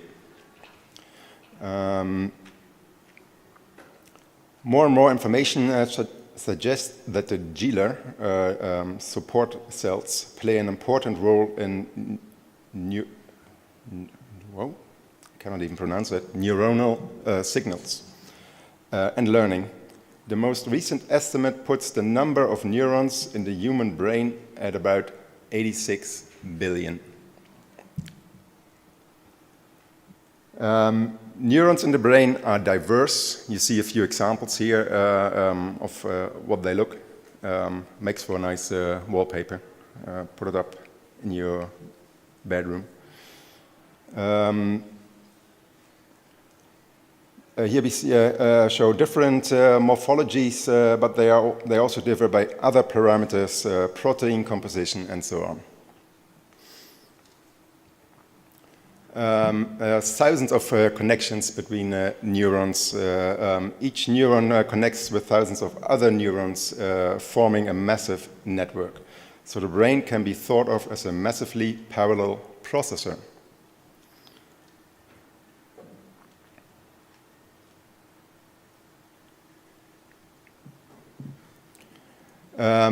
This is basically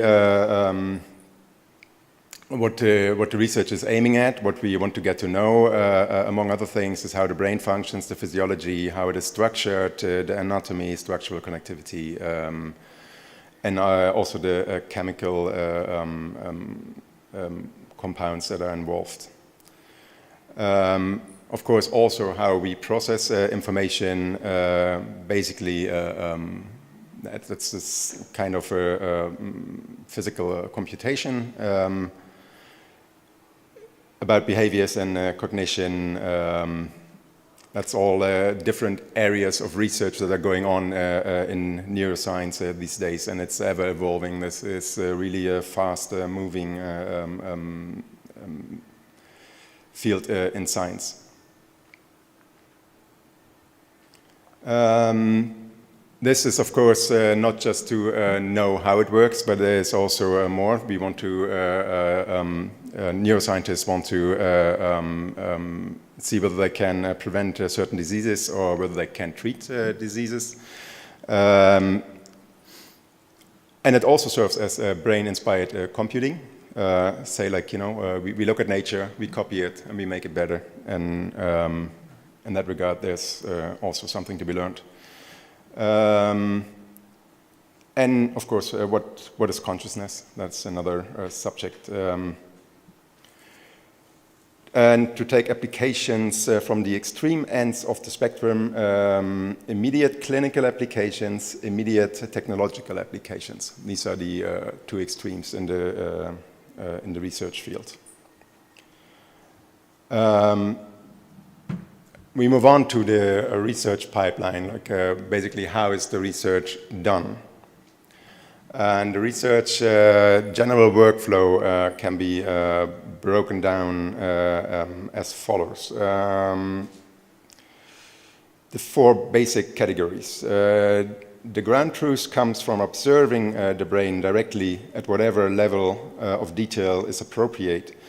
One can look at the synapses and synaptic vesicles, the microstructure of what makes a neuron, the channels, pumps, the mitochondria or whole detailed cell, or just the voltage difference or the current. Or a network of neurons firing or at high levels with EEG and MEG and other signals, and one can look at fMRIs, all at different levels.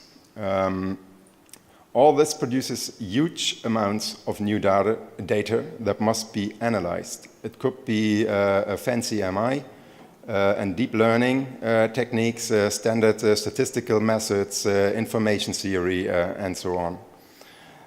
Experiments can't control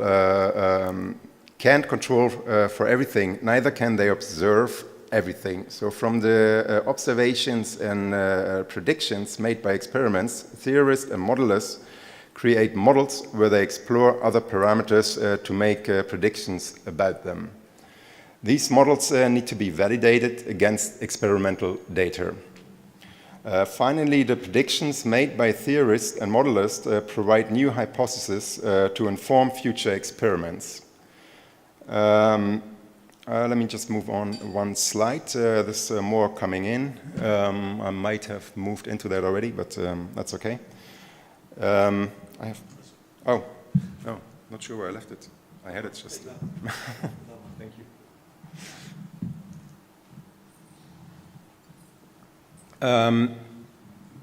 It's not quite a cycle, though. Usually we jump from one to another as required. But there's more. There's funding, there's collaboration and project and finance management. There's development of tools, both hardware and software and chemical and genetic, required to carry out all this work. And finally, the results of research studied must be peer-reviewed and published, and ideally disseminated to a non-scientific audience through sun markers, news, podcast, blog posts, social media, and whatnot. Labs can be thought of as small-scale, non-profit industries. So where does the free and open, as we know from the software, come in? There's a free and open science as well. It applies there, and it applies certainly to neuroscience. And this, I think, is the, at least for my part, since, as I said at the beginning, I'm not a neuroscience scientist, so I'm reading here mostly what Ankur would be much more suited to explain. But this analogy actually I find quite interesting. Free and open science means everyone should have the freedom to share, study, and modify scientific material. And in free and open source software, everyone should have the freedom to share, study, and modify software. Seems to me almost identical. And this includes all research-related activities, tools, and output, not only source code. And free and open science implicitly includes and relies heavily on free and open source software. These go hand in hand.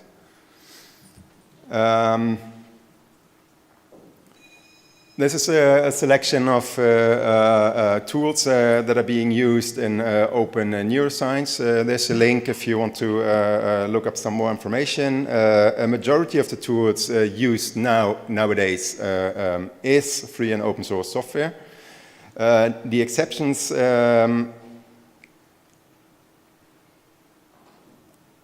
the exceptions is usually the hardware that relies on corporate patents and or tools such as microscopes which use lasers or lenses which are developed commercially, fMRI machines, and so on. So the hardware is not yet open source, but most of the software has meanwhile moved on to open source. That brings us to the question, what can we in Fedora do to help? There's various specialties, biologists, mathematicians, physicists, chemists, psychologists.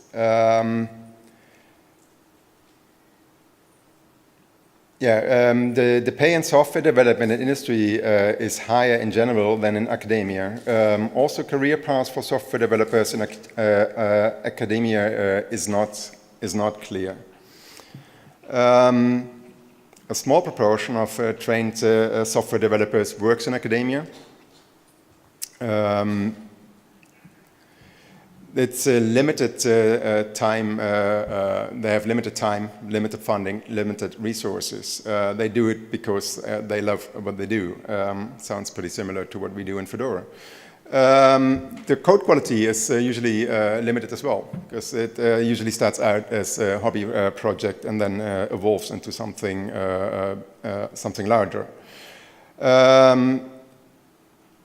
Therefore, the best practices are not always well implemented. Testing is not always carried out thoroughly. Maintenance can be flaky, depends on the type of software. Sometimes people lose interest and then the software decays slowly and stops working eventually. There's usually complex dependency chains. The software depends on a lot of other software, and then the cycle basically starts again. If one of these components is not being maintained, this could be a problem for some other software which stops functioning correctly or functioning at all.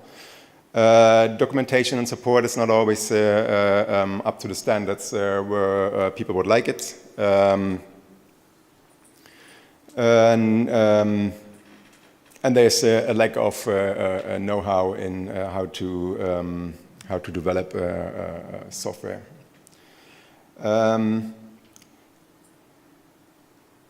This implies, and this is based on anecdotal evidence, that the software used in research is not the best quality. This comes from Ankur, who has experienced that himself in his research. This means there's a waste of time and effort. Software is not always up to date. You know, some of that is still running on Python too. I dare say, do we have that in Fedora? Yes, we do. I won't name it, but most of you are using, are still in touch encountering Python 2 software. If you picked up your badge today, then you made use of some Python 2 software.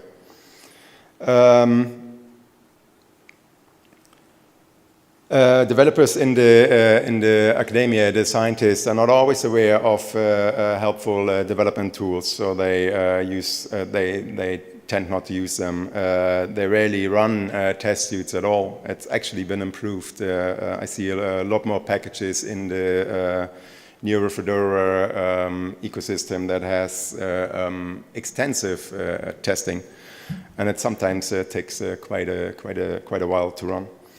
Bugs are not always reported, and patches are not always supplied upstream. And if correctness of a tool cannot be verified, how can the correctness of the scientific result be claimed?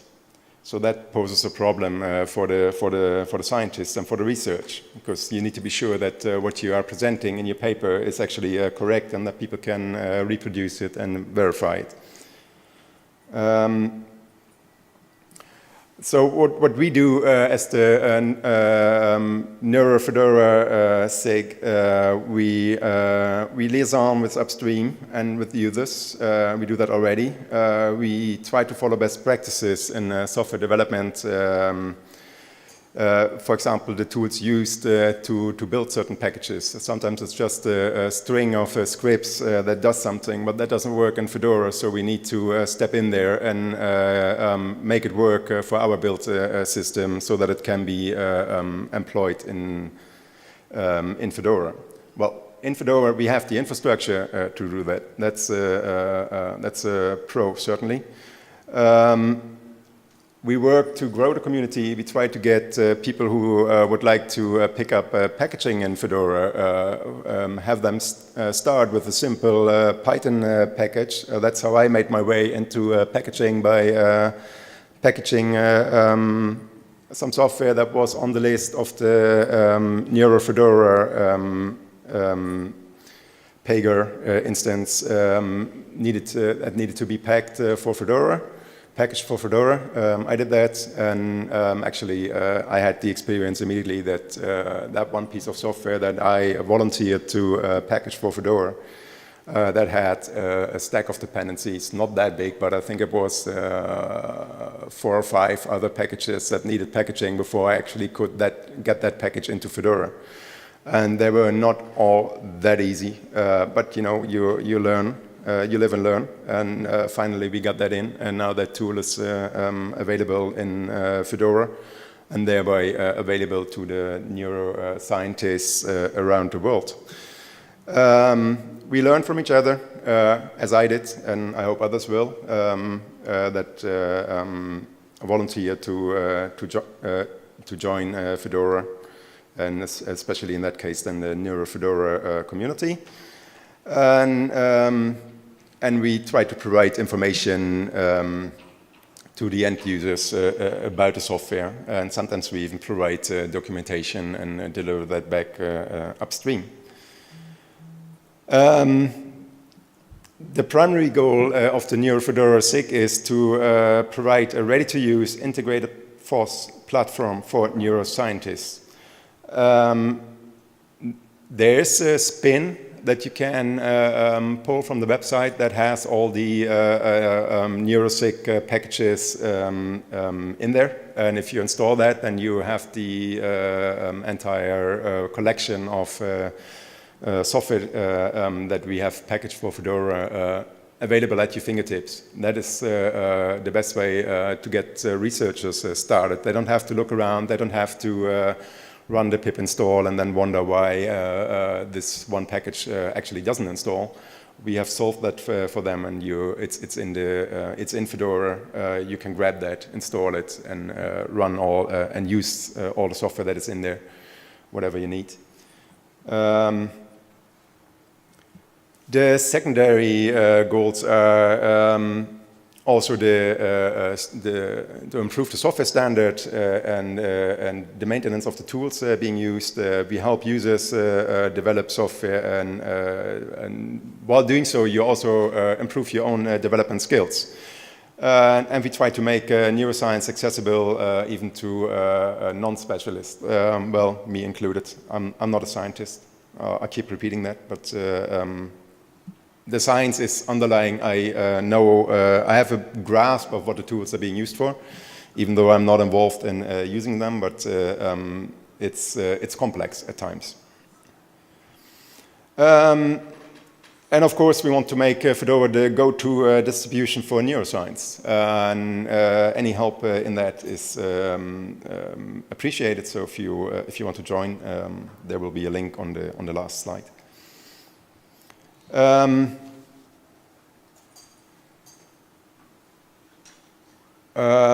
Yeah, that's what we also do. We are building basically on what is already in Fedora, like all the tooling needed for providing the software. Like some packages are just pure Python.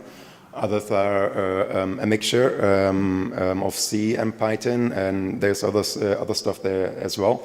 But we can usually leverage on what has already been packaged for Fedora, and which is already up to a high standard, which makes our work easier.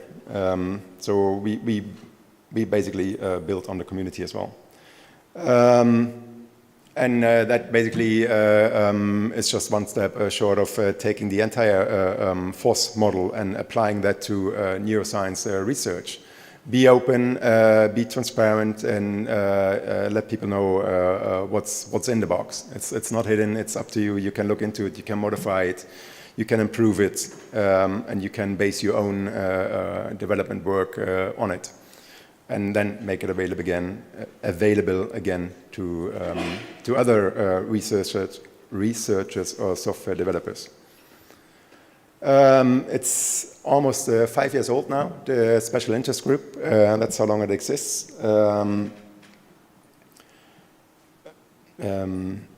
Yeah, we have about 40 contributors. The number of package maintainers has improved quite a bit. We started out with just about 10 a few years ago, and now we are 27 package maintainers. We also have newcomers from other sections, the outreachy and so on.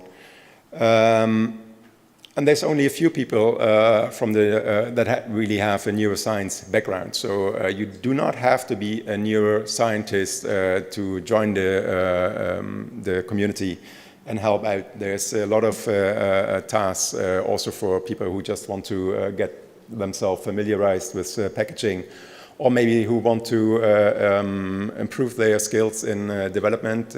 Python is, I think, by far the largest programming language being used in that software. So if you have an affinity with Python, then you should definitely look into Neuro Fedora. There's a lot of Python work waiting for you. We have about 266 packages ready to install. That was only 150 a while ago. And there is, the queue is ever growing. And of course, people choose what they feel comfortable with in packaging. Some packages we also discover along the way that you encounter dependencies which are patent encumbered, and therefore that's where it stops. We cannot put it into Fedora unless there's an option to leave certain parts out. There was the, need to scratch my head, there was, what's it called, Flare? No, it's a big Python tool that uses the GPUs for computation and whatnot, and there's an effort now to get that into Fedora somehow. Well, that has been, I forgot the name. That has been a big blocker for quite a few packages where that tool has been, where that is a dependency for the software. But so if that makes its way into Fedora, then we have a whole new list of packages. Hmm? No. It's I think it's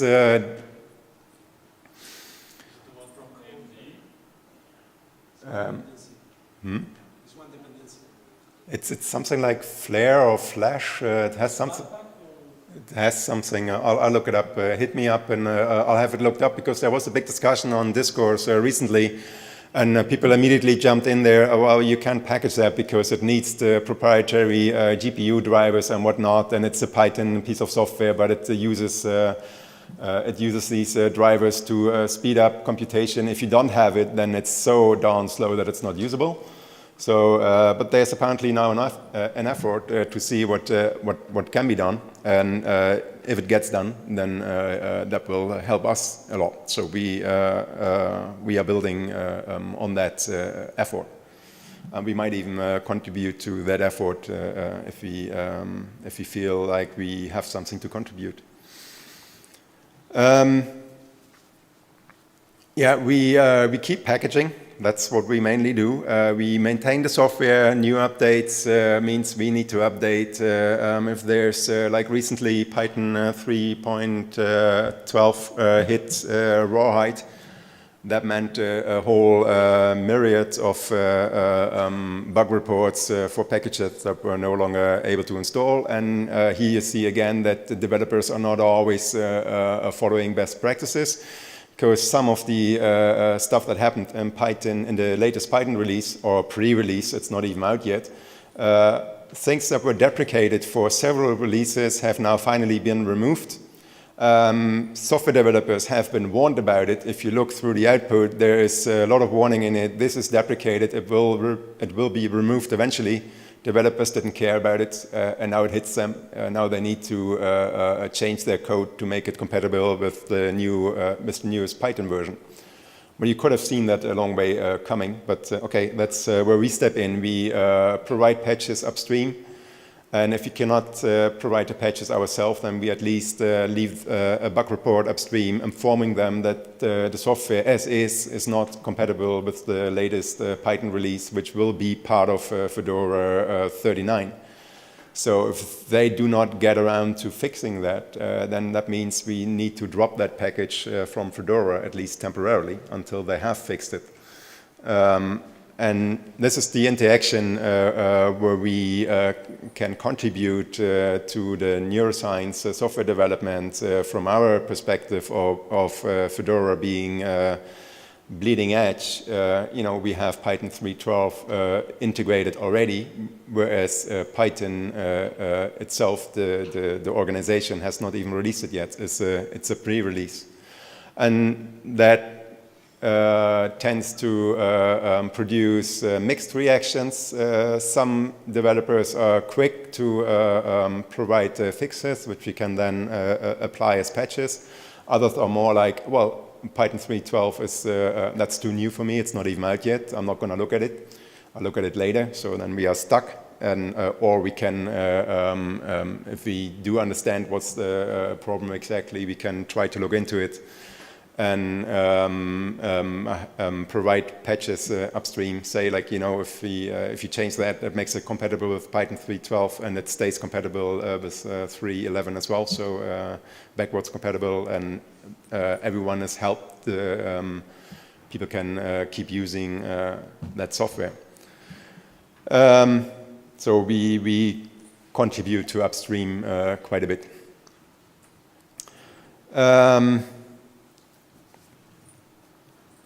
Yeah, that's from the scientist perspective.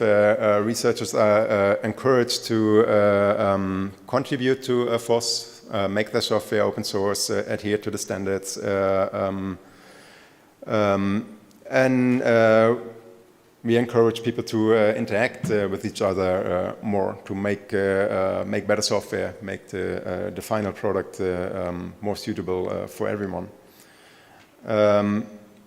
That's what we are continuously working on, so that's also that's why it's headed under future plans.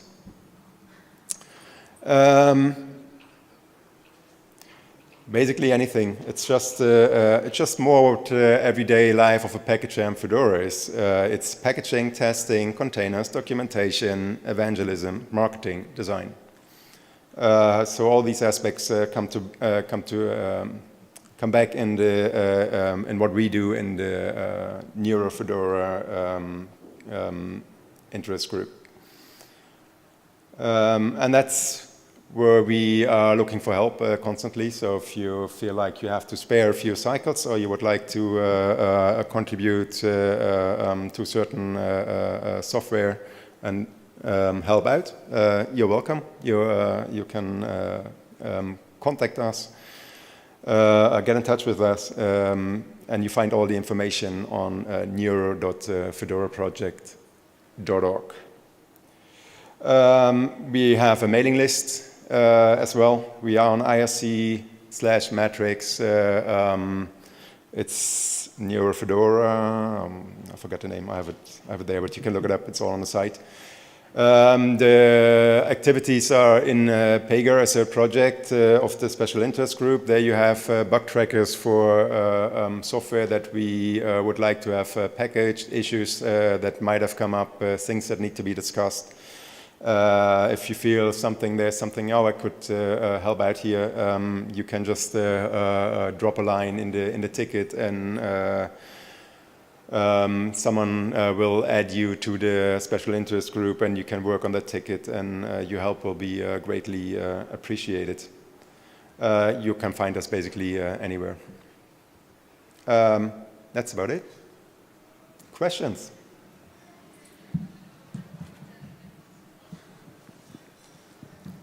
Take that. Thank you. Really interesting project, and I have like 6 or 7 questions, but I'm gonna only ask a couple. Let's start with one. Yeah, let's start with one. So I guess my first question is, you said you have just a few contributors that are like really neuroscience researchers, and I assume many other people might have come through Outreachy or maybe RSE or other disciplines. In terms of like the rest of the community, maybe not people like maintaining packages and stuff, what portion of that, like how prevalent is Neuro Fedora among neuroscience researchers as something that they use? I know many people use Fedora spins quite actively, myself included, but don't really actively contribute. So I'm curious your perspective there. Personally, I don't have that information available. I know that Ankur is very engaged in the project. He is a neuroscientist. He would probably be able to answer that question, but he is putting a lot of effort in there to make it known to fellow researchers, fellow scientists, and that the spin is available. And if you need software tooling for your work to get you started quickly, grab the spin, install it, and you have all these packages at your fingertips. Nothing else you need to do, you can just use it. But how many? That is a question I would need to relay to Ankur. So like a non-answer of sorts would be, I used to work as a postdoc in a lab that was using Fedora for neuroscience, and unless you were involved in close cooperation with the lab, there is no way you could have told this from the outside, because it's not like, you know, you advertise in articles that you are using this operating system or that operating system. So I think that in general, there's nobody who has any idea on a wider scale about different labs and different groups and so on.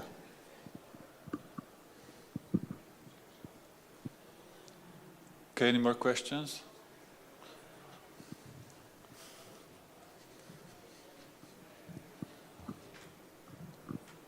This is a question that came in from the chat room that I am relaying. So there's a question about whether in the space there's any open source alternatives for diagnostic tests used around ADHD, autism, or other similar software in the Neuro Fedora software stack. Person was curious about, because there's usually closed source software used in this, and they were just wondering, I guess, if there was any open source software in this space, or if the NeuroSig is covering things like that. I'm inclined to say that since the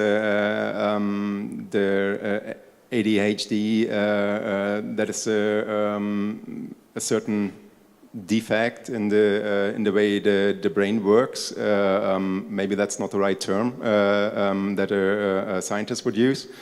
There's certainly tools for analysis of certain data, and maybe for producing charts or images, presentations and stuff like that, but specifically for the research of these defects, I'm not aware, but that's probably more because I'm not the actual scientist. That's unfortunately another question I would have to relay to Ankur. I wish he were here, but unfortunately he's not. But feel free to post these questions in the chat room. Ankur is very active there, and he's probably able to point you to some links. And you might even find some links on the website that is up on the screen. That has links to other stuff as well, so there might be something in there already. I'll just note he is in the Flock chat right now answering some of these questions. So if you are looking for those answers, just jump into Matrix. I wouldn't have expected any differently. So 6 more questions. Yes. Let's take question number 7, please. Number 7? Okay. Well, actually, I thought of 6 more during the last question, so we're only halfway through now.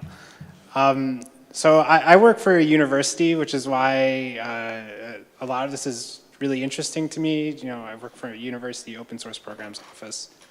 My question for you with the Neuro Fedora project, it's quite like, it's obviously a very useful software stack for an entire discipline. And certainly from my perspective, there's many organizations advocating for using more open source technology, having more unified software stacks for specific disciplines. And we work, you know, whether they're nonprofit foundations that provide funding for this, or in the US, a lot of government agencies are now really interested in seeing this sort of work, like the NSF and Year of Open Science and stuff like that. My question for the Neuro Fedora project and, you know, folks involved in that is, do you have like maintainers or community members that are working with these organizations? Is this something that you think the community, I know it's just a special interest group and it's like just a spin, so it's not like you guys have your own foundation or whatever, but is this something like interacting with these organizations is something your community is interested in doing, seeking funding and hiring people? Well, I think it happens indirectly, because a lot of the software that we package for Fedora is written by scientists themselves. So these are researchers that write tools they need to do their work. We package these tools for Fedora, and while we do so, and while they're developing, we interact with them. So there is the exchange of information and helping each other out in making better software and contributing back to the software that is used by other neuroscience. In the special interest group itself, I don't think we have, at least I'm not aware of any members that are actively involved in software development, especially for neuroscience. Maybe Ankur is, but I'm not sure, and there might be a few, but that I'm just not aware of.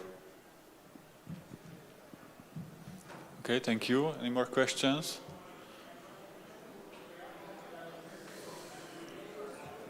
Okay, thank you for the presentation. You're welcome. You're welcome.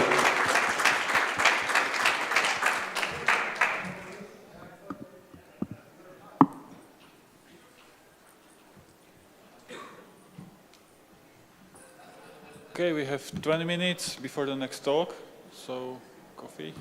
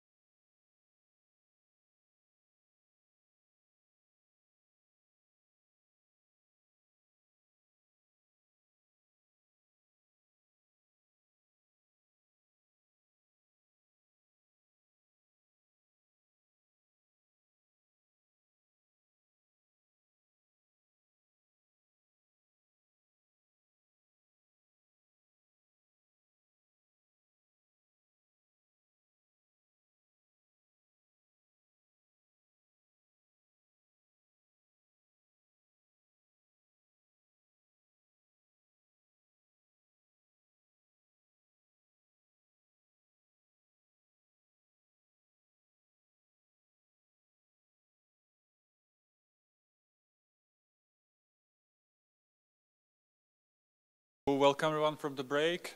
We have Neil and Davide here to speak about Asahi Remix. Floor is yours.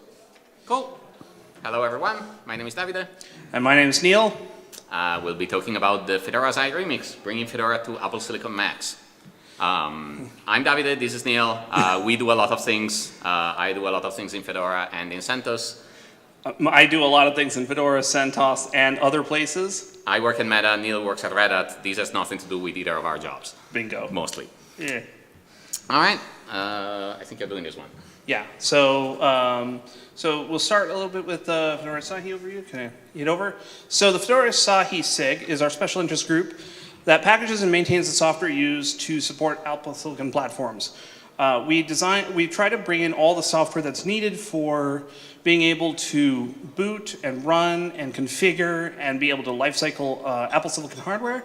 That includes things that are used for, like, say, doing rescue environments with iMobile device and or libiMobile device or whatever it's called, as well as like being able to have M1N1 for the stage 1 bootloaders and having custom things, managing the patch sets and changes upstream and sidestream for being able to handle the Apple Silicon platform. Next. And as our primary deliverable for that is the Fedora Asahi Remix. So this remix is a special derivative of the Fedora Linux that's optimized for Apple Silicon platforms. As I mentioned earlier, we maintain a bunch of software for the Asahi Linux platform, for the Apple Silicon platforms.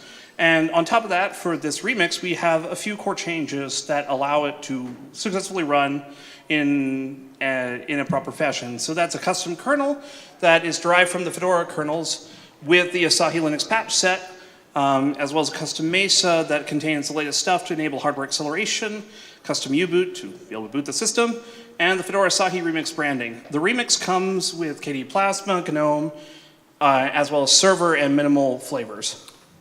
This Mac Mini is currently running the presentation, is running the GNOME flavor. That MacBook down there, which is a MacBook Pro, I believe, is running the KDE flavor and just running GLX gears in a loop to distract you. Mm-hmm. So the flagship experience for Fedora Asahi Remix is Fedora Asahi KDE.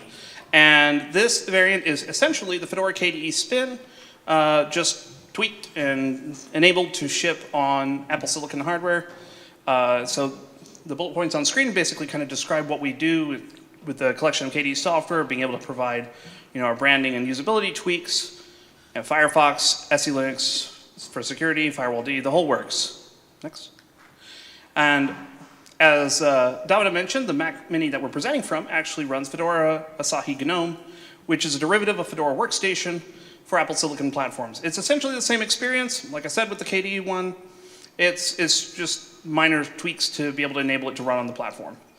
Next. And for the final bits, the server and minimal ones, these are intended for headless operation of Apple Silicon hardware. In particular, like the Mac Mini that we're running GNOME on, we could also use it as a server and be able to have the ability to do ARM64-based workloads in a server configuration with this using Linux rather than trying to do weird things with macOS. The minimal version is essentially the same kind of environment, but it's actually more stripped down because the intent is to be able to prototype for being able to eventually do something like putting it into Mac Minis that are running in clouds. Like if you've seen those various providers that'll like rack up Mac Minis for you and then give you them just in time. The idea would be hopefully to be able to provide Fedora Asahi in a cloud environment, or at least enable those people to be able to provide it if they ever figure out how to, deal with bootstrapping it. Yeah, if you use the Fedora Everything ISO, that would be the closest analog. All right, now let's talk about how we got here. Back in 2020 and even before, one of the things that Neil and I worked on was getting Btrfs in Fedora, and ultimately this led to a change for Fedora 33 to make Btrfs the default file system.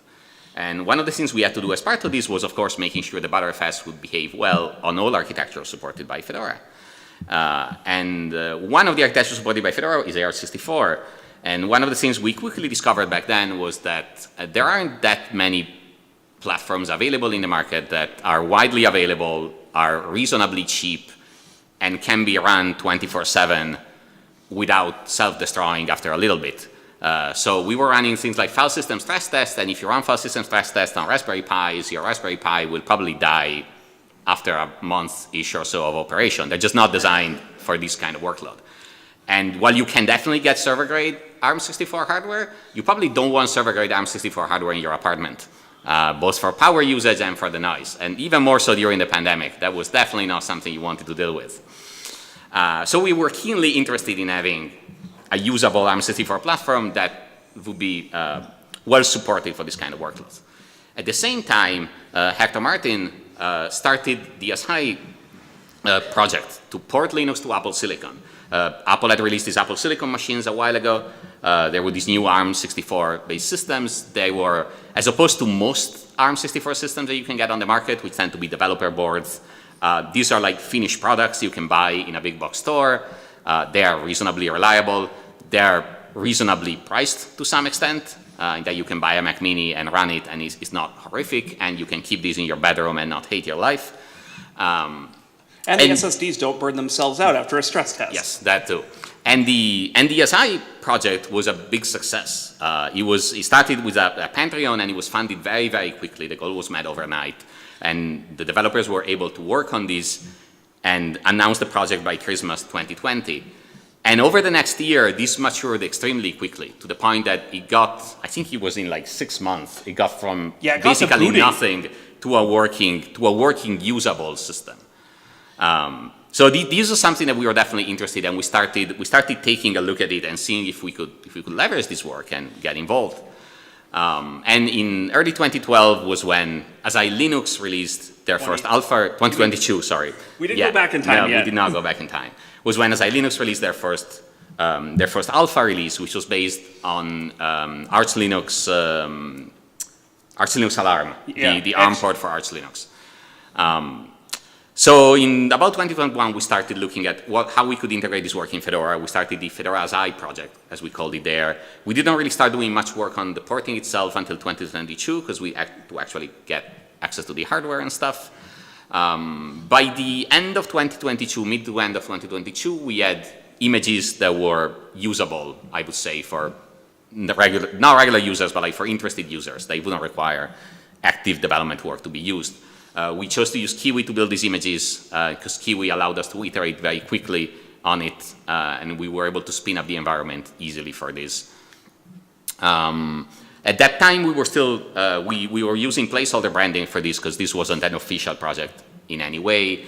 We worked with the Fedora Council to get trademark approval, so we could actually brand this as Fedora because we wanted this to be a Fedora thing. This was granted, so we were able to brand this as a Fedora Asahi remix.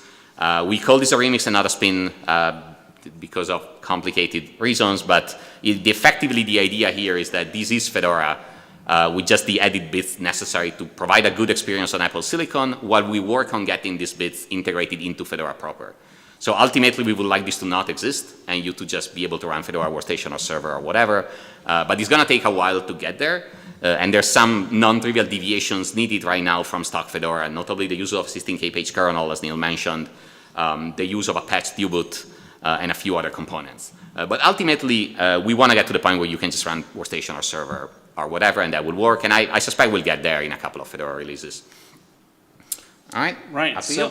So where we are today, we're what I would like to call slightly well-oiled. At this point, we have a process for being able to manage the derivative components that we need to build the remix with our custom kernel downstream from Fedora's kernels, as well as a Mesa build that comes from the Asahi project upstream. David has got patches, backports the patches on top of the Fedora U-boot, and he manages the infrastructure for the website. And we now, as of like a couple weeks ago, now have auto build infrastructure. So we're actually doing nightlies or dailies. I don't know what time we're actually running. We're doing dailies. And to be clear, the reason this has its own infrastructure and is now using the Fedora one is because we can't build Kiwi images on the Fedora Koji right now. Yeah. So that's the main reason why we're using dedicated infra. There's like some Rube Goldberg-esque thing that I spun up on AWS right now for this. But like long term, ideally we can get all of these in Fedora infra and not have to maintain dedicated stuff for it. Right, but now that we're at a place, and this is where the slightly well-oiled part comes from, we now are in a place where we are able to, with minimal human intervention, make sure we can make releases and pump them out as we make changes to the underlying components that make up the remix. Next. So the big part of why Fedora Asahi is kind of so special is that we did a lot of work actually upstream in Fedora too. So as I mentioned earlier, that the Fedora KDE variant is the flagship, and that meant that a lot of work needed to be done there to specifically make Fedora Asahi with KDE to be absolutely perfect, or not perfect, but absolutely like perfect for the hardware.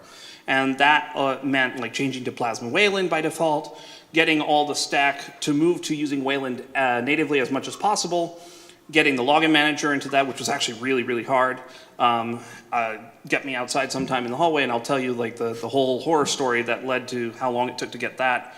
But also having Pipewire and these other innovations that came from other people within the project and their willingness to help us be able to support our hardware platform also allowed us to have a very streamlined experience for people that just wasn't possible on other platforms. So, and on top of all that, we did a lot of work for desktop-related ARM software because nobody else was really running them in any serious capacity, and we were seeing lots of little quirks and bugs and stuff like that, and we were capable of drilling into them and fixing them and polishing up the experience to the point where it's actually quite possible to use it in a semi-sort of kind of daily driver sort of scenario. If you're just doing simple stuff like a browser and some documents and whatever, right? Like most of the things are actually in a good working state. I use it as a daily driver for my work desktop at home and it's fine. Yeah. It's worth noting that all these changes don't just benefit this specific port, but they're useful for all the other systems that run on AR64. So if you have like a Pinebook Pro or a Raspberry Pi used as a desktop, all of these end up helping out there as well. There were a surprising number of weird hangs that were in like browsers of all things that caused that us narrowing down and getting those fixes and actually improved the quality of the experience for all ARM desktop platforms, if any others exist, like the Pinebook Pro and some others. Next slide. And today, I want to, the state of the hardware support with the Fedora Asahi Remix. We have good coverage on all M1 machines and M2 laptops. We have firmware support going up to the latest firmware at this time, which is v13.5. And as of a couple of weeks ago, we switched on hardware accelerated graphics by default. However, we do have a few things that are not supported yet. The speaker, the camera, and on laptops, the HDMI or DisplayPort connectivity is not working. There's much more details about the matrix of features and functions that are in development, working, not working, partial working, whatever, on the Asahi Linux Wiki. All right, now let's talk about what's coming up next. We are happy to announce that the Fedora Asahi Remix is going to be the next flagship distribution that will be used by the Asahi Linux project that's been developed together by Asahi Linux and the Fedora project. The tentative release for this is the end of this month. Thank you. Oh, yeah. So the tentative official release is the end of this month. We're working through everything. It's not quite done yet, but we're working through it. We're hoping that we'll have it done by the end of this month. There are development builds available that you can play with that we'll have a link later. Although, as Neil mentioned, this isn't released yet officially. So if the developer builds ET your machine, maybe think about whether you're okay with that.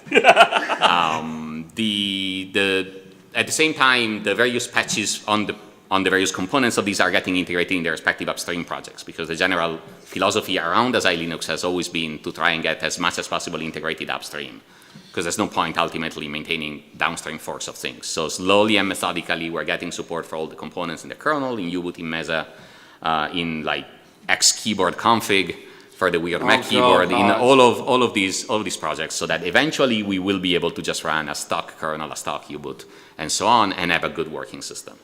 Yeah, and a lot of this effort, has been driven by Hector Martin, Mark Katernis, Alyssa Rosenzweig, and Asahi Lina. Sorry, Alyssa, if I didn't say your name right. Yeah.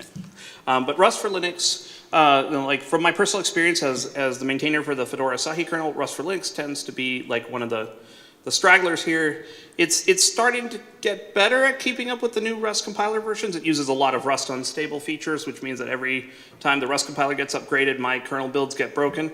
And so that's actually a big part of where this is less where I like it to be in terms of the stability level, because the guarantee of me being able to pump out new kernel builds is not where I think it would be. But it's getting there. It's workable. We solved that by effectively having a stripped down Rust compiler in a copper that we can use in an emergency. Yeah. Yes. So So let me ask you, if we bring in a 16K variant, I know that. Yeah. So if we bring in a 16K variant to the Fedora kernel, which is definitely on the table as something to do, I know that there are patches. The Rust stuff right now is not ready. It's not upstream. I know it's not. There's no way we're turning that on. I get that. I'm not going to bring that in. The rest of the stuff, though, my understanding is fairly well. It's being staged and merged upstream fairly quickly. Yep. So if I were to turn on a 16K variant and release that as a standard Fedora kernel, is it possible to do the graphics driver as an out-of-tree module? No, because Rust doesn't know how to build modules. So like the problem, trust me, this burned my soul so hard because I wanted to do it that way too. Also, I don't think we actually said that, so it's probably worse for people that aren't following this closely. The reason we are talking about Rust is because the GPU drivers for this platform are written in Rust. It's actually the first major kernel component that isn't a TIE driver that's being developed using Rust from the start. Right. And because it's the first one, it ends up leveraging a lot of fringe unstable Rust features that are in the process of being developed. So it's taking a while to get it integrated. Eric, you were trying to say something. The one thing I was going to say. You might wait for the mic. mic. You want the microphone first. It's probably obvious. One thing I would like to say, if Rust support isn't ready for the Fedora kernel yet, like for months we were running on like software rendered graphics and they're actually screamingly fast. So like even things like YouTube and all that runs pretty flawlessly on just the software rendered graphics using like simple DRM. So like it's not a blocker, you know. It's nice to have the hardware accelerated graphics, but you don't need it for like day-to-day usage unless you're into gaming or that kind of thing. Yeah, Yes, absolutely. Yeah. So to kind of add some more color here to this, up until 2 weeks ago, I produced 2 variants of the same kernel build. One that had the GPU driver and one that didn't. And the default that we shipped up until 2 weeks ago was the one that didn't have it. So I actually am fully okay with the idea of us having that turned on in the baseline, and then my kernel build is basically waiting until we can get to a point that can be integrated upstream. So that's the reason I proposed the MR upstream to get the 16K flavor in, because we're getting to a point within the next couple of kernel releases that we will probably have all the basic bring up for non-hardware accelerated graphics desktop usability. Or I think a Mac Mini, you can already run it on the... Yeah, I'm talking about with the laptops. Oh yeah, no, for the laptops for sure. But yeah, I think the Mac Mini's been fine for the Mac Mini's already fine, yeah. The Mac Mini's been fine for about a year now, but the extended power management features that are needed for the laptops, those are just now getting in the process of being upstreamed and stuff like that. Backporting some of the other upstream patches. Like I said, I'm not going to do the graphics, but I don't want backport some of the other stuff that's staged for next. The problem is Apple keeps producing new hardware, which means new drivers have to be written and all of that. Yeah. So for the most part, when it comes to enabling new hardware platforms, it's device tree updates. There has been, I think, a grand total of 1 driver rewrite upstream, and that was for the mailbox driver, because it turned out the mailbox subsystem was a really bad fit for it, and so the driver got rewritten to not depend on it anymore and use its own queuing model for stuff. And beyond that, I don't think we've had any like major subsystem rewrites. But in general, I think like we're getting to a point where like basic functionality can be enabled for almost every use case in the upstream Fedora kernel. And the reason we want to have the 16 and 4K flavors is because there's some other stuff we're trying to enable where we could have, host guest being host 16K, guest VM 4K doing some interesting stuff. And we're trying to figure out what that's going to look like. And so one of the things that I want to switch to in the next few weeks, as soon as my flavor MR is merged, is reconfigure our downstream kernel to be kernel 16K and get the infrastructure set up for some of this other stuff that we're working on the pipeline for having the dual kernel install set up for. 4K is not going away anyway. Yeah, I hope 4K is not going away. I still need it. But I can add 16K, that's one. So, and Yeah, next slide, I guess. Probably a quick question. Is there a particular reason why speaker support is so difficult to implement? Which support? Speaker support. You don't want to blow out the speakers because they're not. There's no firmware on the speakers to actually keep them from blowing up. It's all entirely software controlled by the operating system, so you can pump as much volume as you want and you can fry them. On the laptop specifically, you can physically damage the hardware if you're not careful. So the idea is to do this in a way that is safe, so that users cannot easily damage their machines. So technically everything is plumbed in, but we have hard disabled all of the access to it by default, because blowing out your speakers and then taking it to an Apple store, it is a dicey move if they're going to repair your laptop after you've blown out the speakers like that. There's Apple.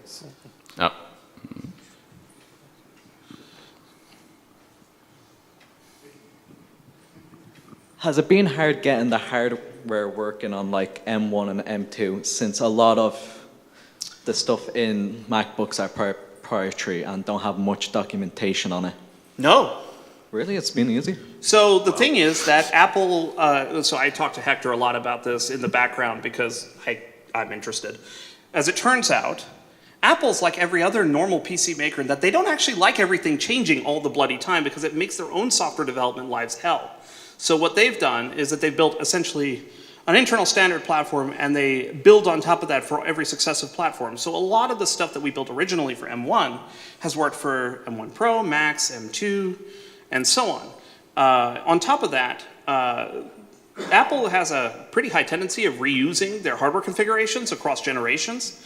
And so a lot of the driver stuff we've done has essentially been able to be one-to-one reused. The main thing is that oftentimes ports change in the internal configuration for device trees and whatever, but the actual drivers and enablement work tends to not be too bad. Sometimes there's some new quirks or whatever, and that has to be dealt with, but that's no different than what happens on x86. Yeah, I think between M1 and M2, the main thing that changed was the controller for the touchpad, I believe, is completely different. And that new instruction that screwed up all the browsers. And there was there's a new instruction in the CPU itself that changed things a little bit. But yeah.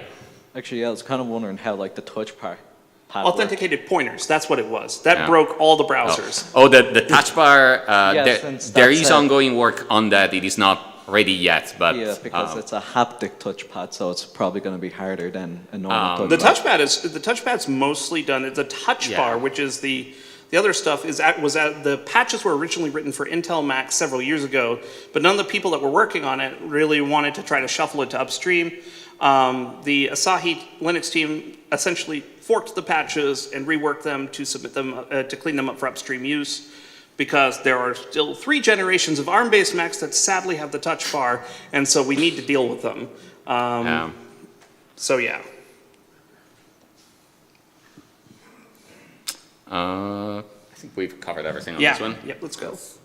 So, as we also covered this quite a bit during the questions that came up, but essentially, like, our goal is to eliminate the delta as much as possible and try to get everything into mainline Fedora, with the long-term goal of actually eliminating the Asahi remix entirely and just have mainline Fedora for all of this stuff.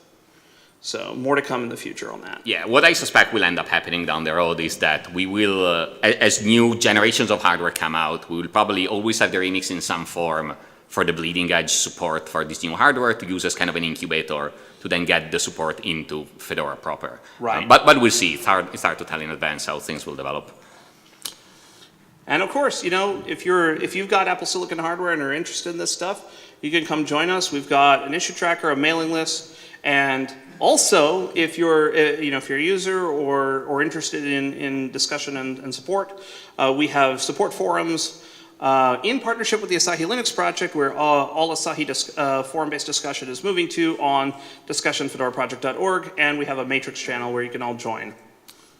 And I assume Matthew's turning it on to make it go And I live realize now we did not actually put a link on this thing to the actual remix website, so I will put that up now so you can have a reference if Firefox loads. There it is. At least it's a lot easier when we can actually read the screen. It is a lot. It is. Yeah, if you weren't here before, we were trying to set it up before we had the SPI monitor here, so I was typing and looking over there. But yeah, it's fedora-asahi-remix.org. and that has a lovely curl pipe bash command that you can run on an Apple Silicon machine. Right now that points to the daily builds that kick off every day at 5 p.m. UTC, I believe. As we said, the daily builds are daily development builds that are mostly untested, so they may or may not work, blow up your machine, nobody knows. That said, they have been they work pretty well lately. David? Matthew wants to know if you are on Discourse. I see you have a mailing list. We got both. Oh, okay. All right. Was it on that page? Yes. He was on that page, yes. Okay. Can I bring that back? Yes, you can. It was here, yeah. Discussion. Hey, is it live yet? Will It is Bland. live. It is Yeah. live, yes. Woo. Yes, Perfect. we are. Thank you. We are actually. I set that don't up. think we actually use the mailing list that much. I think We it's don't mostly use, to. I kept everything locked until we Yeah. were ready to launch. So like the mailing list was also available, but like I wasn't letting anybody in or putting any messages or whatever. Now that we're actually launching and going live with the public presence, both presences are now active. You can subscribe and start having messages and people will start talking to you and whatever. Whichever method you actually prefer communicating, we're available on both. Yeah, and most of us hang out in that Matrix room, so Yeah. we can also reach us there. There's a link to the wiki page for the SIG, for the Asahi Linux project itself, and for Fedora. And yeah, I think that's all we had. Yeah, actually, I want to make a special note here. That discussion topic, just like the mailing list, it includes both upstream Asahi Linux discussion as well as Fedora Asahi Remix discussion. So Asahi Remix, the Asahi Linux contributors, a number of them have joined the Fedora project to work with us and collaborate with us directly within the Asahi SIG. So they're members of the SIG and are available and present for people to get feedback and talk with them, and everyone can benefit from that. Right, and that's the reason why it exists where it does in the discussion forums as a separate category and all that other fun stuff. Any other questions? Yes.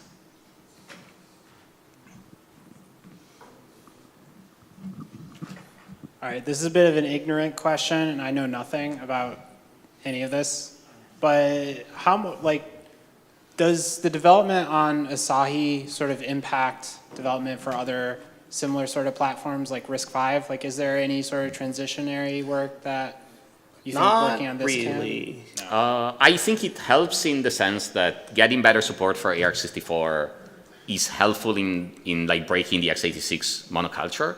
Yeah. So when you have software that only works on x86-64, the jump from getting it to build there to getting it to build on ARM definitely makes it easier down the road to also get any support in RISC-V. But RISC-V is different enough from ARCH that I don't think work directly on ARCH usefully impacts work on RISC-V. I think it's mostly going to help people from a mindset perspective. Yeah. It's not really going to help people from a code or technology perspective. Got it. Thank you. David.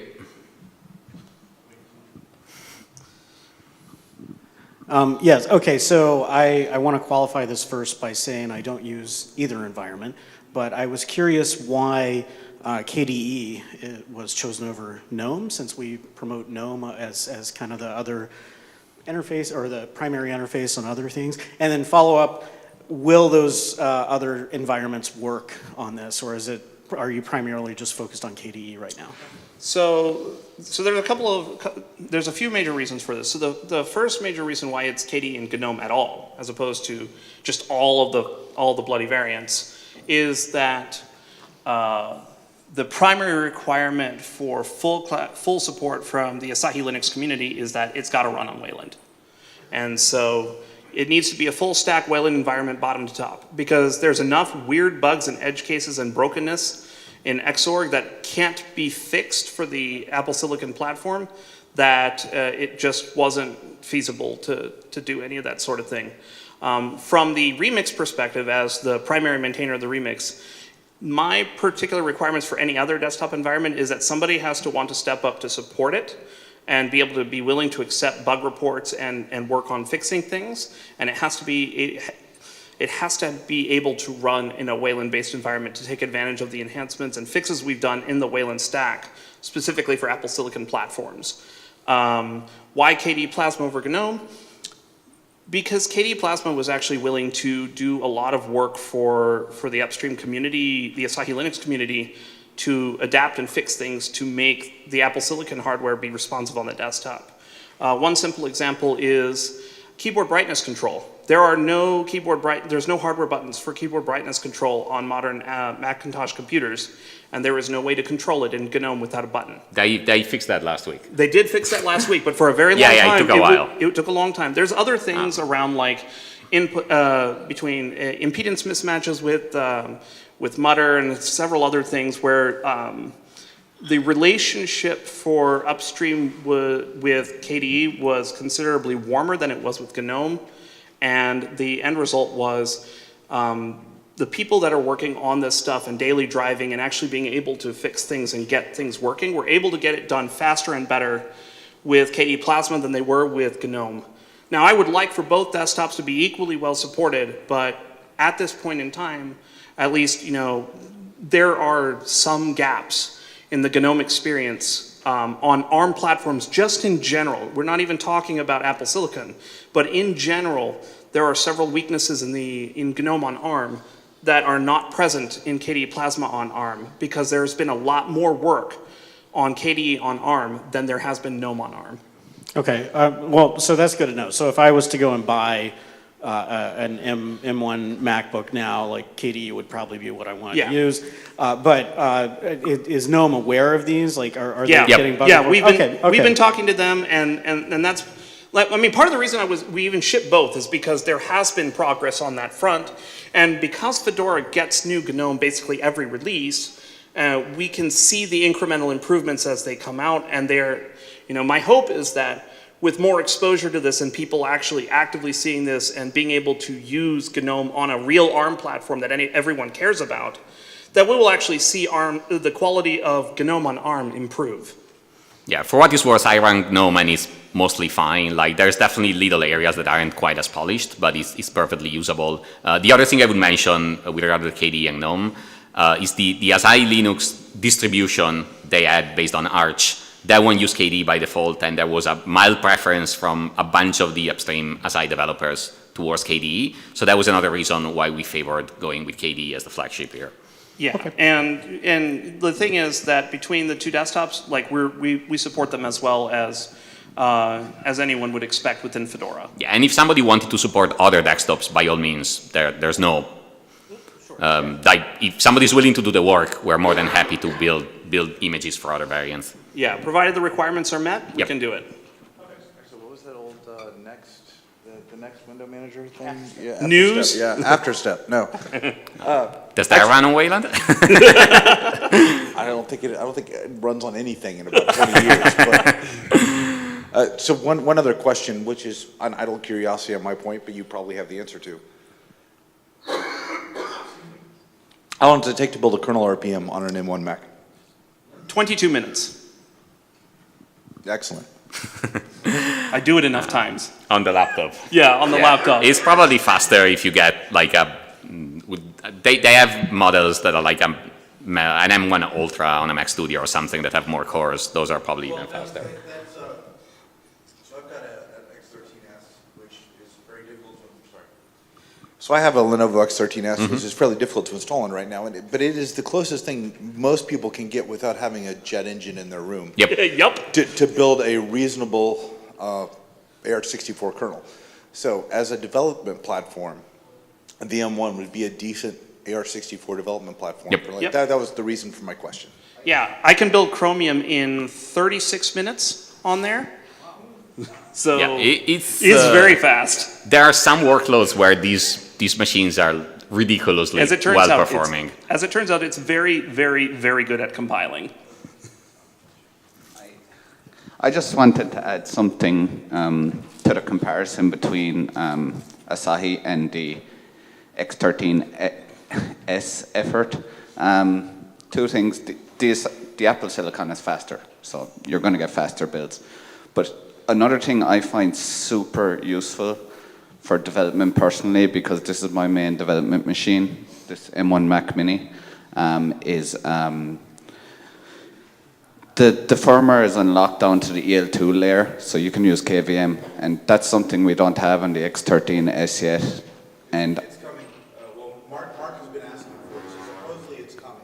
I heard rumors of that, so that's great to hear. So because the Peanut Gallery was talking here, The X13S that we're talking about here is supposedly maybe going to also have KVME things in the near future.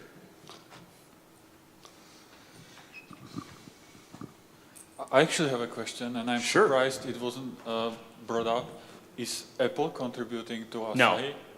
Okay. Apple is completely, gleefully, blissfully, happily, hopefully ignoring us, and I'm okay with that.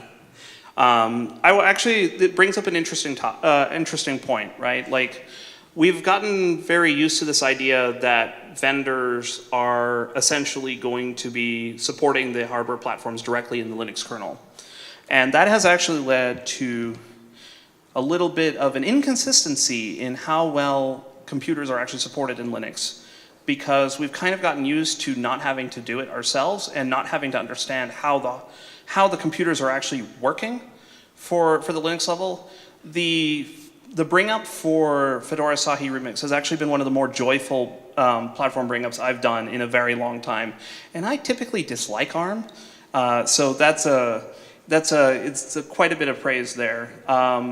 From the x86 perspective, if a vendor isn't involved, everyone just usually gives up and just says, go find something else. And sometimes something else isn't a thing that you can get. And it leads to a very sad situation. The nature of how the Apple Silicon platform works, with all the people that are actually interested and people actually caring about it, we're seeing a much higher quality Linux platform coming out of a hardware platform that the OEM just isn't doing anything for than we see for a lot of x86 platforms that you have vendors partially or some degree kind of supporting, because the community has much more ownership over the platform than you have for the other stuff. So that's a little bit of my soapbox when people talk about x86 versus ARM and Apple Silicon stuff. Okay, thank you. More questions?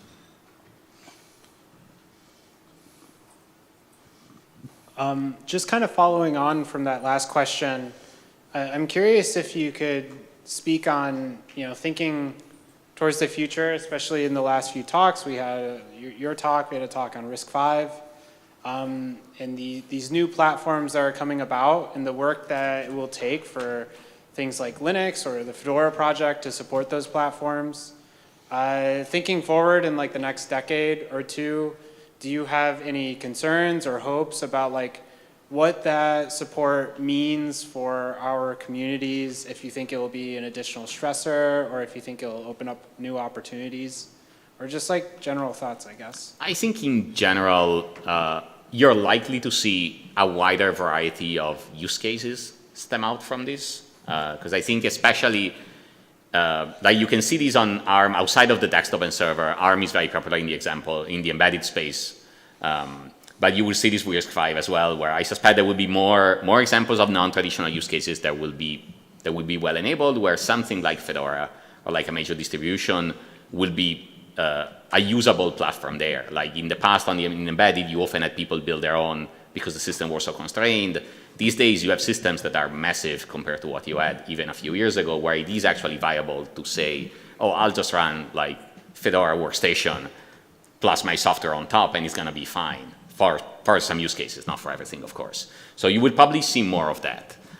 In terms of supportability and workload, it's hard to tell, but I think if we continue to see the kind of interest we have seen, for example, with the Asahi project, where there's a very excited community doing actively work and doing work the right way, like getting the work upstream in the projects upstream so it can be maintained in the future, that I think bodes very, very well.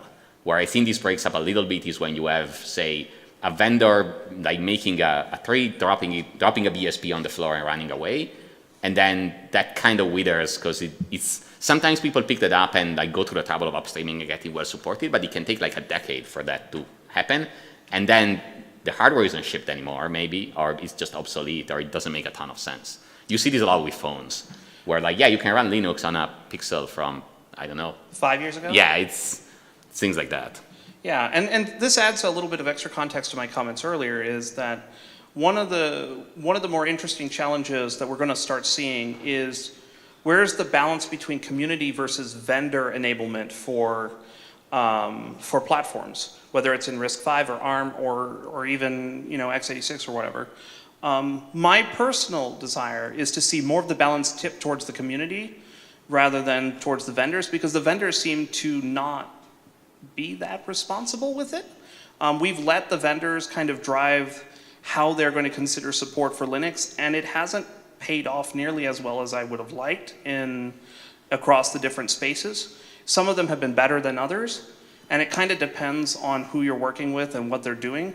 But when it comes to community stuff, people don't have the bandwidth to be willing to just say, well, we're going to do this and then drop it on the floor and then go do something else or whatever. Most people don't have the money to do that, much less anything else, much less the time. So you tend to see the much more methodical, careful, correct way of doing things when you have a community-centric approach towards these kinds of enablement. It's slower for sure, it's sometimes frustrating, but it tends to lead to a more correct solution over time. He's got a...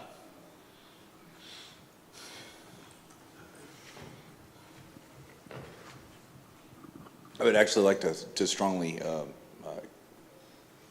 counter that statement with, we've worked for decades to get vendors to do as much as they can to try to push this stuff upstream. I get there are some that are horrible. I'm not going to name names. There are some that will do nothing. There are some that will write a driver, maybe lob it upstream and they leave it. There's various levels of, but the more the vendors get involved, the better it is for everybody. If they take a community-centric approach, I agree. Yes, but even if they don't, we need to be pushing them in that direction rather than saying, don't just half-ass it and let the community take care of it instead. We need to say, you need to do better as a vendor. Now, I get the Apple Silicon case is a completely different case, and they have no commercial interest in doing it. But as a whole, as a blanket statement, I think we need to be pushing hard for vendors to continue to do the right thing and move in the right direction. I agree with you in principle. The problem is that I'm so burned out from it. Like having experienced this, you know, in the private space, in previous jobs, in previous experiences, like, you know, I used to do ARM bring-up stuff as part of my job for some things. I used to do, you know, platform stuff. I used to do debugging. I've had to write drivers before. I've had to debug drivers with vendors before. I am all burned out from most of that. And I imagine that a lot of other people are. And the problem is, most of us that are out there that are working in this community space who want to pressure the vendors to do that, they don't actually have a voice. They don't have a way to talk to anybody. And this kind of comes to the larger problem of, like, we don't have commercial Linux desktop. Not really. And without the commercial Linux desktop thing to, like, create this virtuous cycle of enablement and support and communication, because at a business-to-business level, it's a lot easier to do these kinds of things, whereas at the community level, it's way harder. And so with what I have and what's available to me, I can't really do anything about it. I agree. I mean, it's been a problem for a long time. I get the burnout. I mean, you know, we've been doing this since 1995 now. It's frustrating, but that doesn't mean that we should give up and just say don't do anything, because we need to be moving. I mean, how long has it taken to? I realize we're a long way still from having an upstream, fully working NVIDIA driver. How long did it take though to even get them to you know, do what they did and open up their specs and open source their driver? Almost 20 years. Exactly. Yep. Exactly what I'm saying there. Don't give up, because it can get better. Yeah. The only reason we have working cameras in our laptops is because of Chromebooks. Otherwise, it would be a binary. Which also comes back to that there was a commercial Linux desktop case that drove it, right? Like, okay, I'm going to say this. Google is probably the best thing that ever happened to Linux desktop, because they drove a ton of open source upstreaming effort for both x86 and ARM platforms that made the infrastructure for desktop Linux way better. There's a lot of pieces under the hood that actually came from them for building Chrome OS that we rely on today, or we are about to rely on today, or that we are integrating and adapting from. And that's because they felt the need, the desire, and the stuff wasn't there before, and they had the power to pull it off. The part that makes it difficult for me, and this is one of the reasons why I've really liked working on this Apple Silicon platform stuff versus everything else I've ever done in the past, was that when, as a person who is working on something like this, everything I'm doing is actually impactful and actually improving the space for everyone. Whereas when I'm kind of shouting into the void to some of these, nameless people or whatever that like are supposed to, care about some of these things, they don't. And there's only so much I as an individual can do with no real backing or scale or support or any of that kind of stuff. Again, I'm just a guy in Fedora trying to make desktop Linux work. What am I supposed to do? Yeah, there's a big difference when you approach these from the point of view a company with a commercial relationship and you have certain levers you can pull. If you're approaching this from the point of view of a volunteer that either wants to do work in a specific area or as a user that would like to see development in a specific area and doesn't really have a way to do it themselves besides, I don't know, donating to a project that knows they're doing it, it's definitely more difficult to see what is the approach to getting viable support for X. Oh. No, like I said, I get it. I've done that, and I've done it with, I did it with x86-64, and ended up with personal contracts with vendors because nobody else knew how to. Seriously, it's weird, but it doesn't mean it's worth giving up on. So I realize it's frustrating. You still push forward. You still work around it and make things work as long as you have to. But in the meantime, let's not give up. To be clear, I'm not giving up. I have, for the most part, stepped out of the fight for a little bit. But I'm happy to encourage other people to do it. And it's not entirely hopeless. As you said, NVIDIA opened up. Other people have been doing it. We've got Lenovo doing stuff upstream. Occasionally Dell does some stuff. And you see HP sometimes now. I've been seeing a lot of improvement on that space. Heck, I think even Asus and Acer are starting to do stuff. Like, it is improving. But it's still a giant patchwork, and there's still no community, there's no avenue for community pressure to make an impact. And that's something that we do need to solve, because almost all of these things are not, they're not company driven. The needs and the usage is by individuals. And so if that's the case, we need an avenue for their voice to matter. And I don't know of one right now. With the Apple Silicon one, with the Asahi Linux project, the individual voice has mattered, and that's what's led to tremendous improvements so quickly. The bring up to make this a fully usable platform for his uses, it only took 4 months. Yeah. That's impressive, and that's because being able to work with the people and get tight feedback loops and actually having people care about what people are experiencing, that makes a huge impact, whether it's a company or an individual. It does, but you also had years of Lenaro working behind the scenes getting AR64 to the way it was to begin with. I mean, it's not just, there's more to it, and we've got to keep applying that pressure in any way that we can. Yeah, sure. It's just, I'm just saying, from the computers that people are actually using, the fact that we're able to bring this up so quickly and now have a wonderful experience to share with everyone in partnership with an upstream community is phenomenal.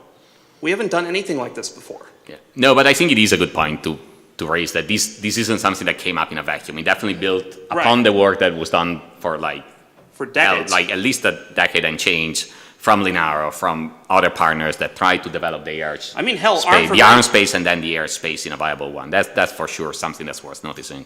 I mean, hell, ARM for Linux started in 1999. So, it's not like it's new. It's a very old thing that's incrementally been built over the literal decades.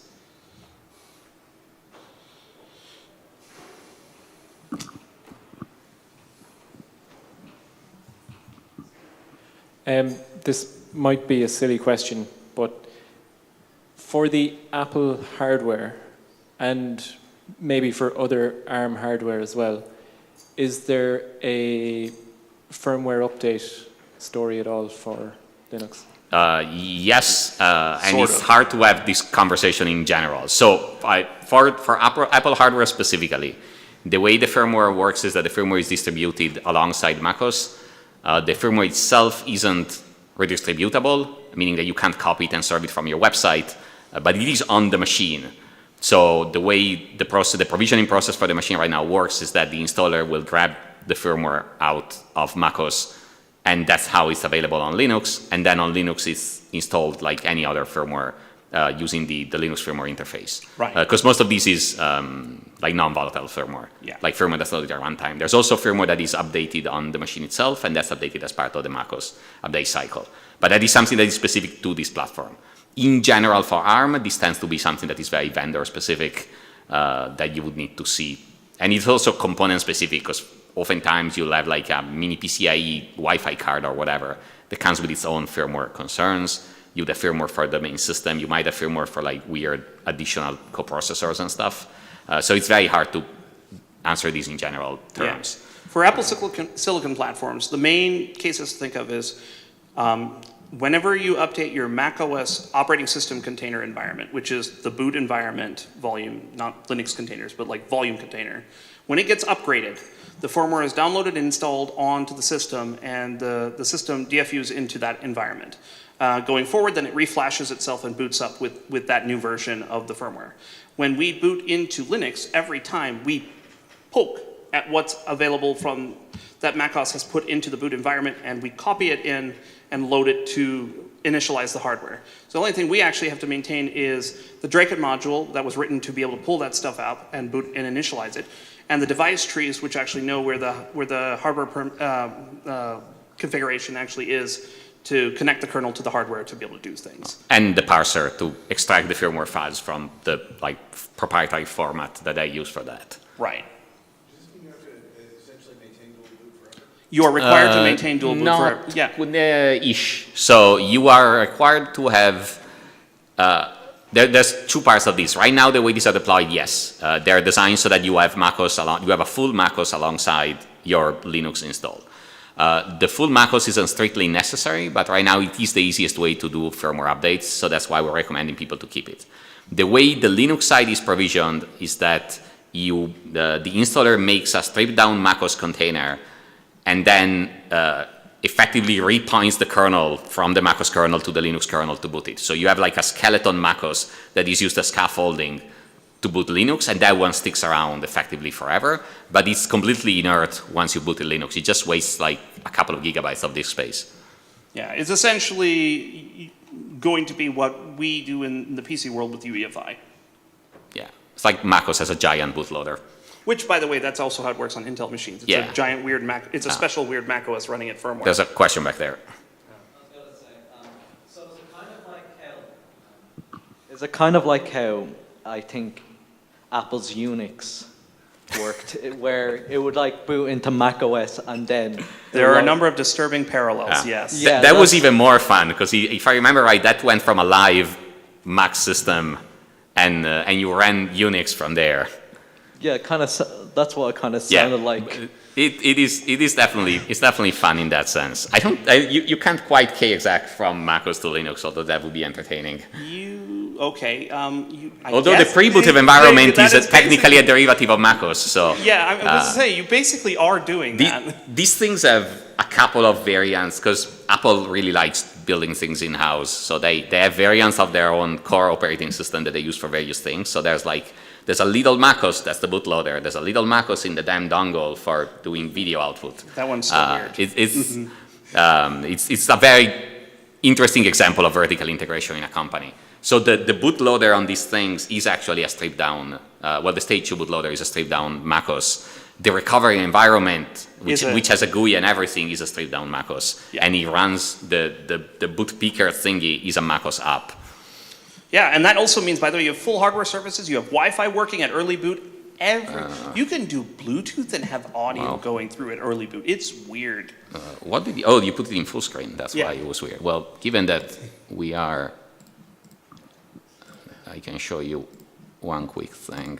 It's weird, but I would say don't forget to mention that we chainload eventually to a standard UEFI environment. Oh yeah, you should say that while I do this. So while he's doing this, I'll explain. So the way that we actually boot into this system is we start with the weird macOS environment, which then goes to exec M1N1 or Mini, which then loads U-boot, which creates a UEFI-ish environment that then loads Grub, that execs the Fedora kernel, that then boots the Linux environment. And you're about to see it. So we will see if this works, because I don't know if HDMI is actually going to sync. Unless you just invited the gods against us. Because these may not sync, but we'll see. Hey, there you go. It did work. Your first macOS environment. Yeah, so this is the bootloader. And in the boot picker, you can pick whether you want macOS or Fedora, or if you do options, it would put you in the recovery environment, which is like a full system where you can run like the equivalent of a fdisk and the terminal and things like that. So if you pick Fedora, it says 37 because it's an old install. But I figured it was something like that. we changed the thing to actually say something more descriptive now, and then it will change the. And then it will do this. Now it's booting, and when it boots, it copies the partition into the boot partition, and now it boots into Mini, which you didn't see because it's invisible. Now it's booting U-boot. Right. Now U-boot is going to boot the UEFI emulation environment. That's booting Grab. Grab is booting the kernel. That's the Plymouth thing that's going on. The one on the back, the F you see on the back comes from Mini, actually. Yeah. And then you get a desktop after a while. Oh, and Mini apparently provides the fake background thingy that we do on x86. Like, it can do it too. Although Plymouth doesn't know that that's there, so it doesn't load it correctly. And but and this one I go to login. Nice. Yep. And now there's your Fedora desktop. We just did it. 5 boot environments in one go. Yeah. Okay, perfect. Thank you. We are out of time. Thank you. Perfect. Alrighty. All right. Let's turn this off.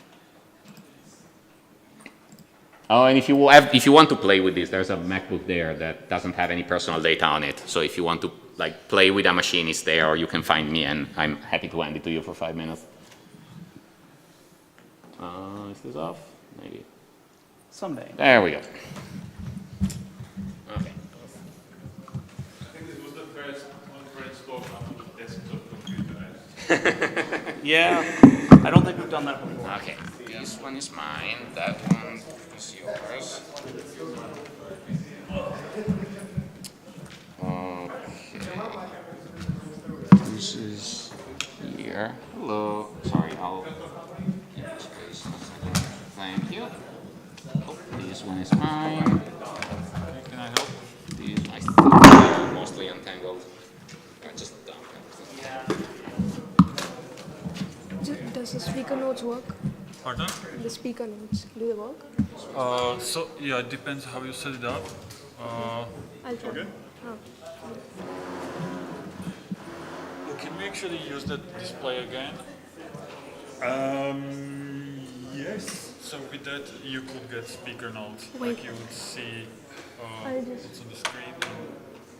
Okay, I can see my notes and they are not there. It's working. It's Yeah, working. you're using PowerPoint, It's so working. it'll work. Yeah. Okay, perfect. So if you're going to walk, okay. I So get very nervous to read the notes. okay, perfect. So you can just stand here, and the microphone will pick it up. And I'm doing the interaction.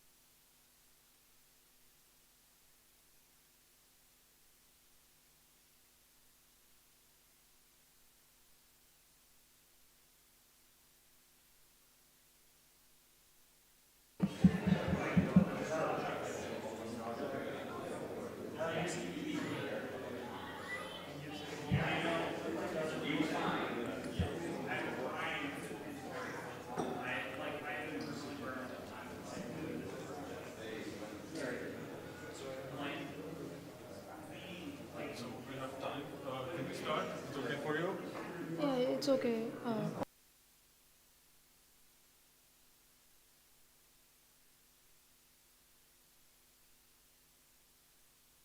We have the final session of the day coming up. Okay, so final session of the day. We have Nikita here, and the presentation is about Fedora Badges. Floor is yours. Thank you all for joining. It's a crowd. I didn't expect these many people here. So before I begin to talk about the Fedora Badges how-to, I would like to briefly introduce myself. So hey, I'm Nikita Tripathi, and I'm a final year engineering student at Indian Institute of Technology, Roorkee. And I interned at the Fedora Badges design project last year as an outreach intern for the summer cohort. And I've been contributing to Fedora ever since for the design requirements. And I would just like to mention before I start, this presentation could not have been made possible without the guidance of Mary Norden and the contributions of Chris Idoko. So here we go. Here's the content reveal of my presentation. I will introduce the badges system, then we'll walk through on how to use them, and then explore what lies beyond the horizon. Okay.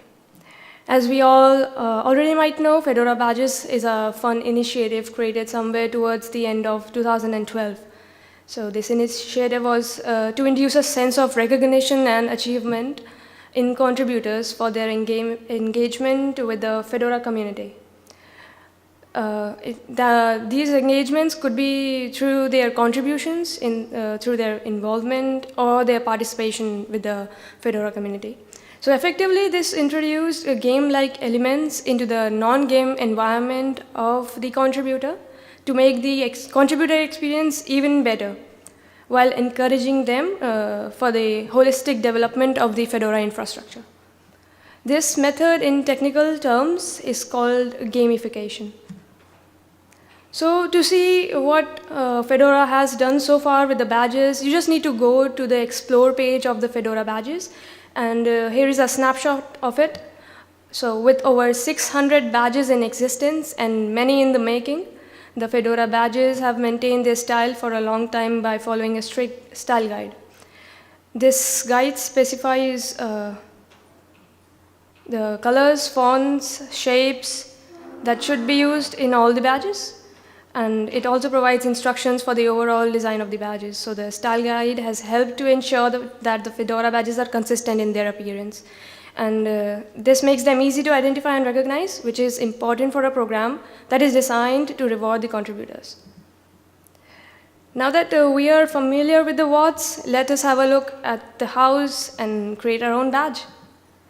So to start off, we should have start with a clear purpose. So, which means asking yourself, what do you want your badge to communicate? Are you trying to identify people? Are you trying to promote a message? Or simply make a statement? Once you know your purpose, you can start to develop a design that aligns with your goal. And just like Leonardo da Vinci said, simplicity is the ultimate sophistication, so keep it simple. Badges should be easy to read and understand. Use clear fonts and colors to avoid too much clutter. Stick to the Fedora brand. Fedora has several branding elements. Use the Fedora logo and style guide. Incorporate them into your badge design. This will help to create a cohesive look and feel for all the badges. And most importantly, be creative. Badges are a great opportunity to get creative with your design. Use illustrations, have a look at the photos, or even custom artwork to create a unique and memorable badge. In design, it is very important to get feedback. Once you have a design, show it to people in the community and get their feedback. This will help you to identify any potential problems or areas for improvement. So Fedora Badges has several existing badge series. These series are a fun way to create another dimension to the Fedora Badges, such as collecting a set of badges, and help to develop more content. Moreover, the Fedora badges are classified into 6 main categories. These are development badges, content badges, the quality badges, community badges, miscellaneous ones, and event badges. And as you must have noticed, all the categories have a corresponding colored ring associated with them. The Fedora badges came into existence about a decade ago, and the badge template stayed the same through these years. Over time, some shortcomings were noticed in the existing design, and hence came the need for a new badge template. So learning from the research and discussing the previously identified improvements, I made a series of iterations. In the new version, I reduced all the white space to lay more emphasis on the graphics. I removed the drop shadow from the design in order to make it look more sleek and modern. And during the designing of the iterations, I was also inclusive of a future possibility of dark mode being implemented across all the Fedora websites. In the original design, as we can see, there was a repetition of the vector shape provided. In simpler terms, the border, the white space, and the graphic space were all made out of a single shape. Because of this, mathematically, the design was balanced, but this created a visual imbalance to the eyes that the corner is a bit thicker around the turn. So to improve this, I introduced a solution that instead of using the given shape as the border, we could add an outer border to the graphic base shape and make it look more visually balanced. This added to an oversimplification to the previously existing separate layers in the SVG file. The simpler design also added to the simplicity of usage. So I reduced the numbers of the editable layers. I added a clip group so that anyone can simply put their design inside of it, and a body group where the design could be put. And it will automatically get clipped or like hidden, and it will not leak beyond the borders. So this eliminated the traditional method of separately clipping the objects, which can be observed in a lot of present badges. And for the sake of consistency, I also added the typical typography composition for the badges and patterns in invisible layers. And I provided an instruction layer which can be deleted, and it also recommends the contributor to delete all the unused layers so that when the badge is produced,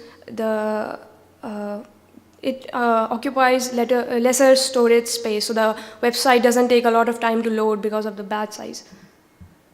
So in order to first accommodate more clear guidelines, secondly to assist contributors maintain consistency across the Fedora badges for the deliverance of the authentic Fedora experience, and to give the decade-old badges style guide a modern refresh, I created the new official Fedora badges guide.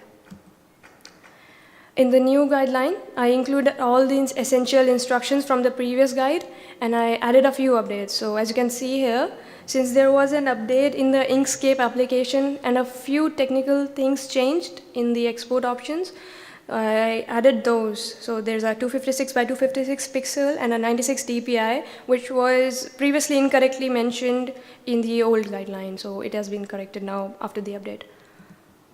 In addition to the previously laid guidelines, I introduced some new ones to help contributors to Fedora badges. For example, on this page, I am suggesting a good trick of trade for color selection. That is to select any column and then go with the top 3 rows of the main palette for the badges design composition. I also included some of the unwritten rules about topics which needed consistency, such as this one. So while some of these rules might seem obvious to everyone, some of them might not be, but they need to be followed. And I remember I had to ask about this one specifically with Mary a lot. I had to trouble her a lot during my first making of the badges. So here's a top secret sneak peek into the new look of the badges, which are yet to be released. But hey, what are you waiting for? Go make your own badge today. Be creative, express yourself, and get involved. Thank you all for being such a great, nice audience, and I'm really grateful for this opportunity, and my experience at Fedora has been the most enriching ones I have had so far.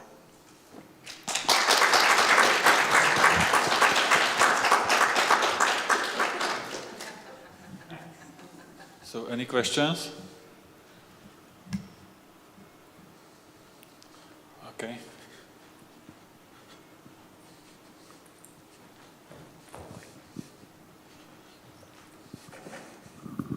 So, is there going to be any update to the guidelines about issuing badges to contributors? About? About actually issuing badges to contributors? No, not that I am aware of. Oh. I'm just curious if you also designed some guidelines for that or not. No. And maybe a list of badge ideas that people can start from. Badge ideas? Yeah, like a list of badges that people may want to introduce. Can you please repeat? I'm not able to. Well, any specific ideas that beginners who want to try their hand at designing badges may start from? Oh, so since we are at the Flock event, why not people start with designing the events badge for the Flock event?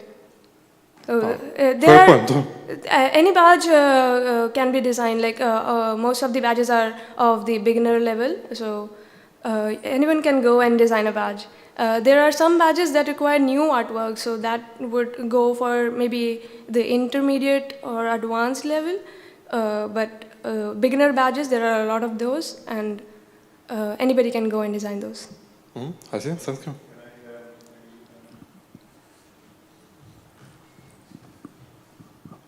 Maybe I have the answer you were looking for. I think you were looking for inspiration on how to design badges, if I got your question correctly.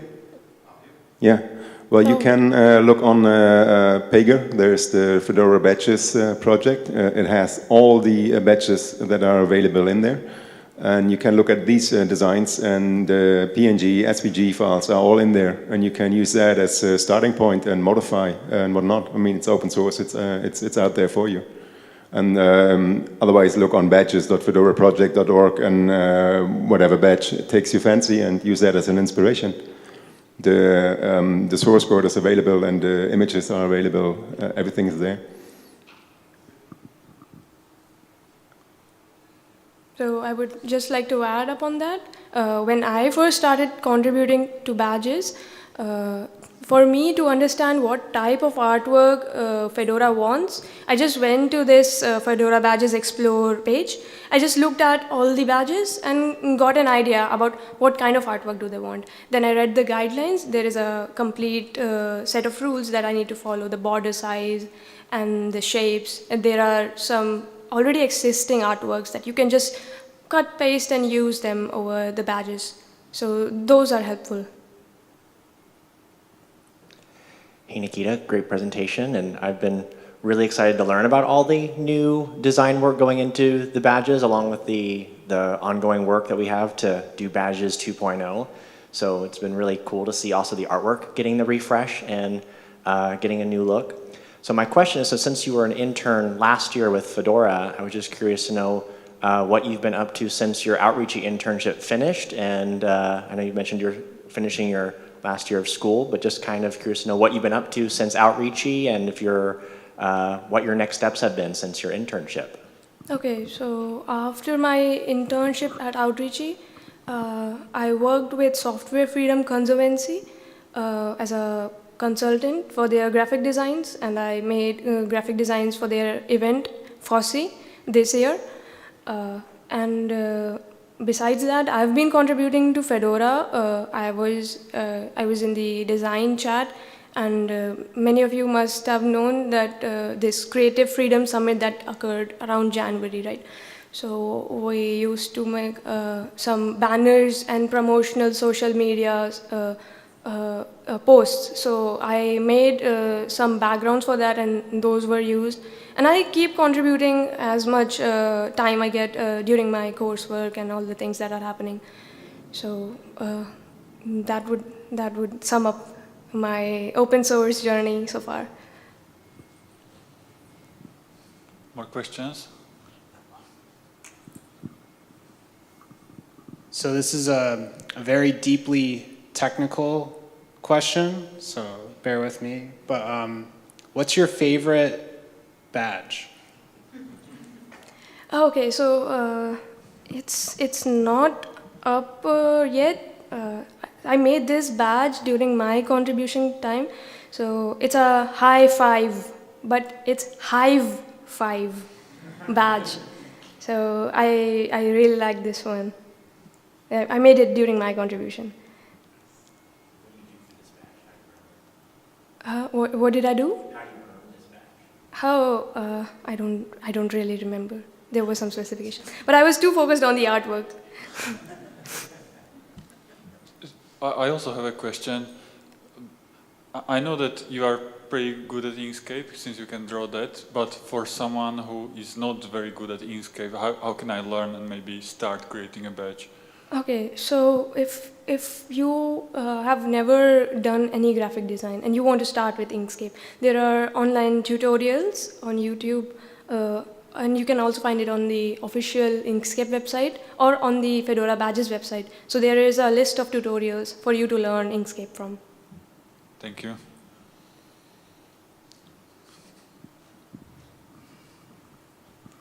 I was also just going to add, at Creative Freedom Summit, I remember there were some sessions for beginners on doing things with Inkscape, so also the recordings from the Creative Freedom Summit in January would probably be a good resource too. Perfect, thank you.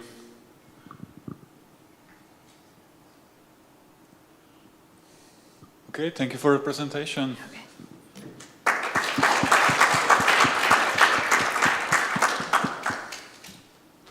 Well, that's it for today for this room. Enjoy the game night. Yeah, so just some housekeeping stuff. So we'll be on pause, I believe, until 6. So the game night is going to be in the room upstairs where we had lunch. If you have any board games, card games, anything that you brought along with you, please bring them with you. We will have the candy swap, if I remember right, at 7:30. 6:30, thank you, 6:30 to 7:30.